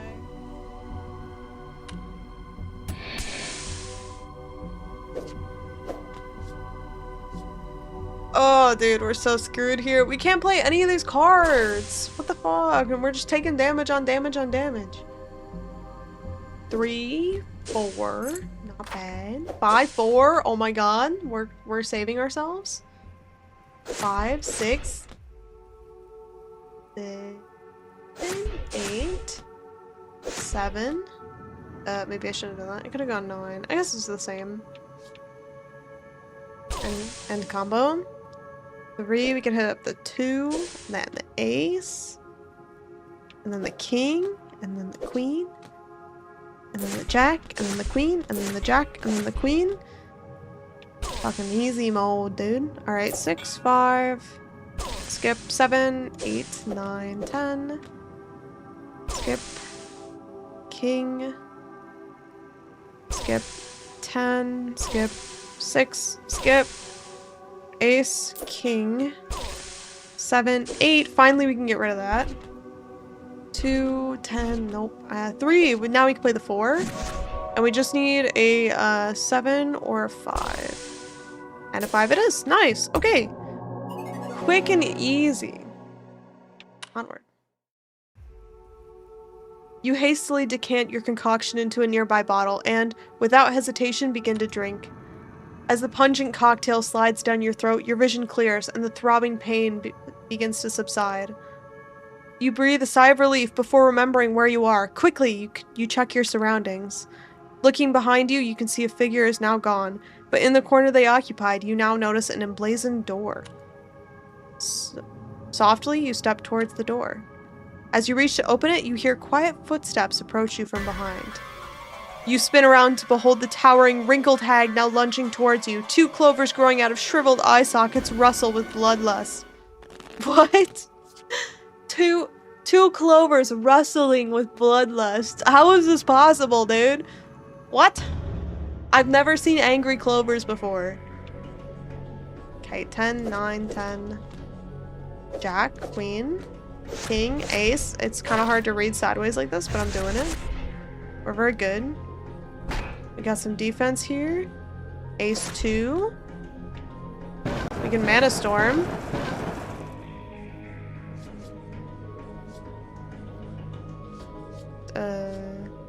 Gain an extra refresh, I guess? Remove all duplicate payable cards with the same value. Not bad. Let's do it. There we go. 2. You can deal some damage here. And end. Damn! They just covered everything in vines. Are you kidding me? And jack, queen, jack. We have to skip. 6. 5. What? They just healed for 10 health? Are you kidding me? I guess we refresh? I don't know. Shuffle tableau cards. We'll take that. I don't want to use it yet, though.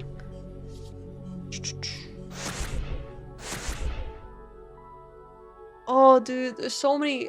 What do I do with all these jokers? Delay the enemy for 1 turn? Sure. Pick up this one. Okay, 8. We could go 7, 6. 2 damage. Queen. Jack. 10, 9. 8. This is going quite well, actually. What'd you think of the PoE 2 update? I'm super excited about it. There's so much there that I almost feel like I can't talk about it and I just have to play it. You know what I mean? It is like almost overwhelming. Okay, 5, we can play 4, 3, 2. 5 damage, holy shit. Then we can go 3, 2, again, ace. And end turn. And we win! Oh my god, that was so clean. Holy shit. Okay, remove all playable cards with the same suit as the target card. Joker unlocked. The hag retreats, shrieking in pain as she clutches her skull. With a crunch, her cries muffled as her mouth and eyes are engulfed in a burst of flora. You turn your attention back towards the door. You try to open it, but it resists. There appears to be no locking mechanism, however. It must be bound by a form of magic. Alright. Okay, it is late for me. I need to go. I was hoping to play more of this. Oh, let's see what Emily has to say. Okay, so I tracked down the legend about one of these artifacts that the creepy keeper cult kept. And funnily enough, it's a demonic deck of cards they call the Forbidden Game, said to contain the trapped soul of an ancient demon named Balor. Supposedly, if you play it and win, you die. Sucks to be good at cards. Is it the same as these? It looks a little different.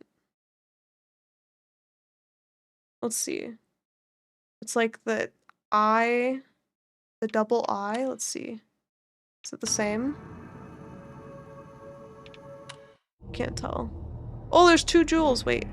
Gives you an extra undo? Yes. Adds an extra joker slot? I can't buy it yet. Okay.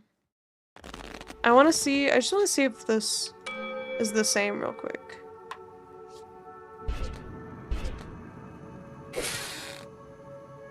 I guess we can't really tell. The back probably is. Yeah, it's a different back. Okay.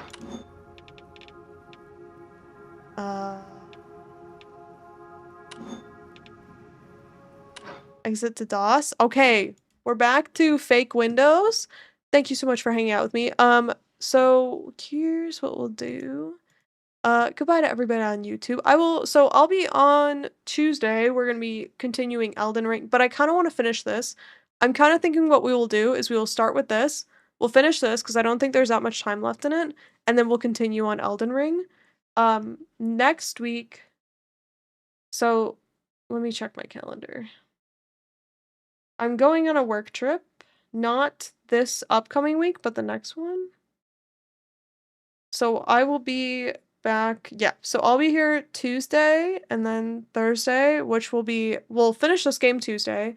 We'll continue Elden Ring, more Elden Ring Thursday. Saturday will be a new game, and then I'll be gone the week after that.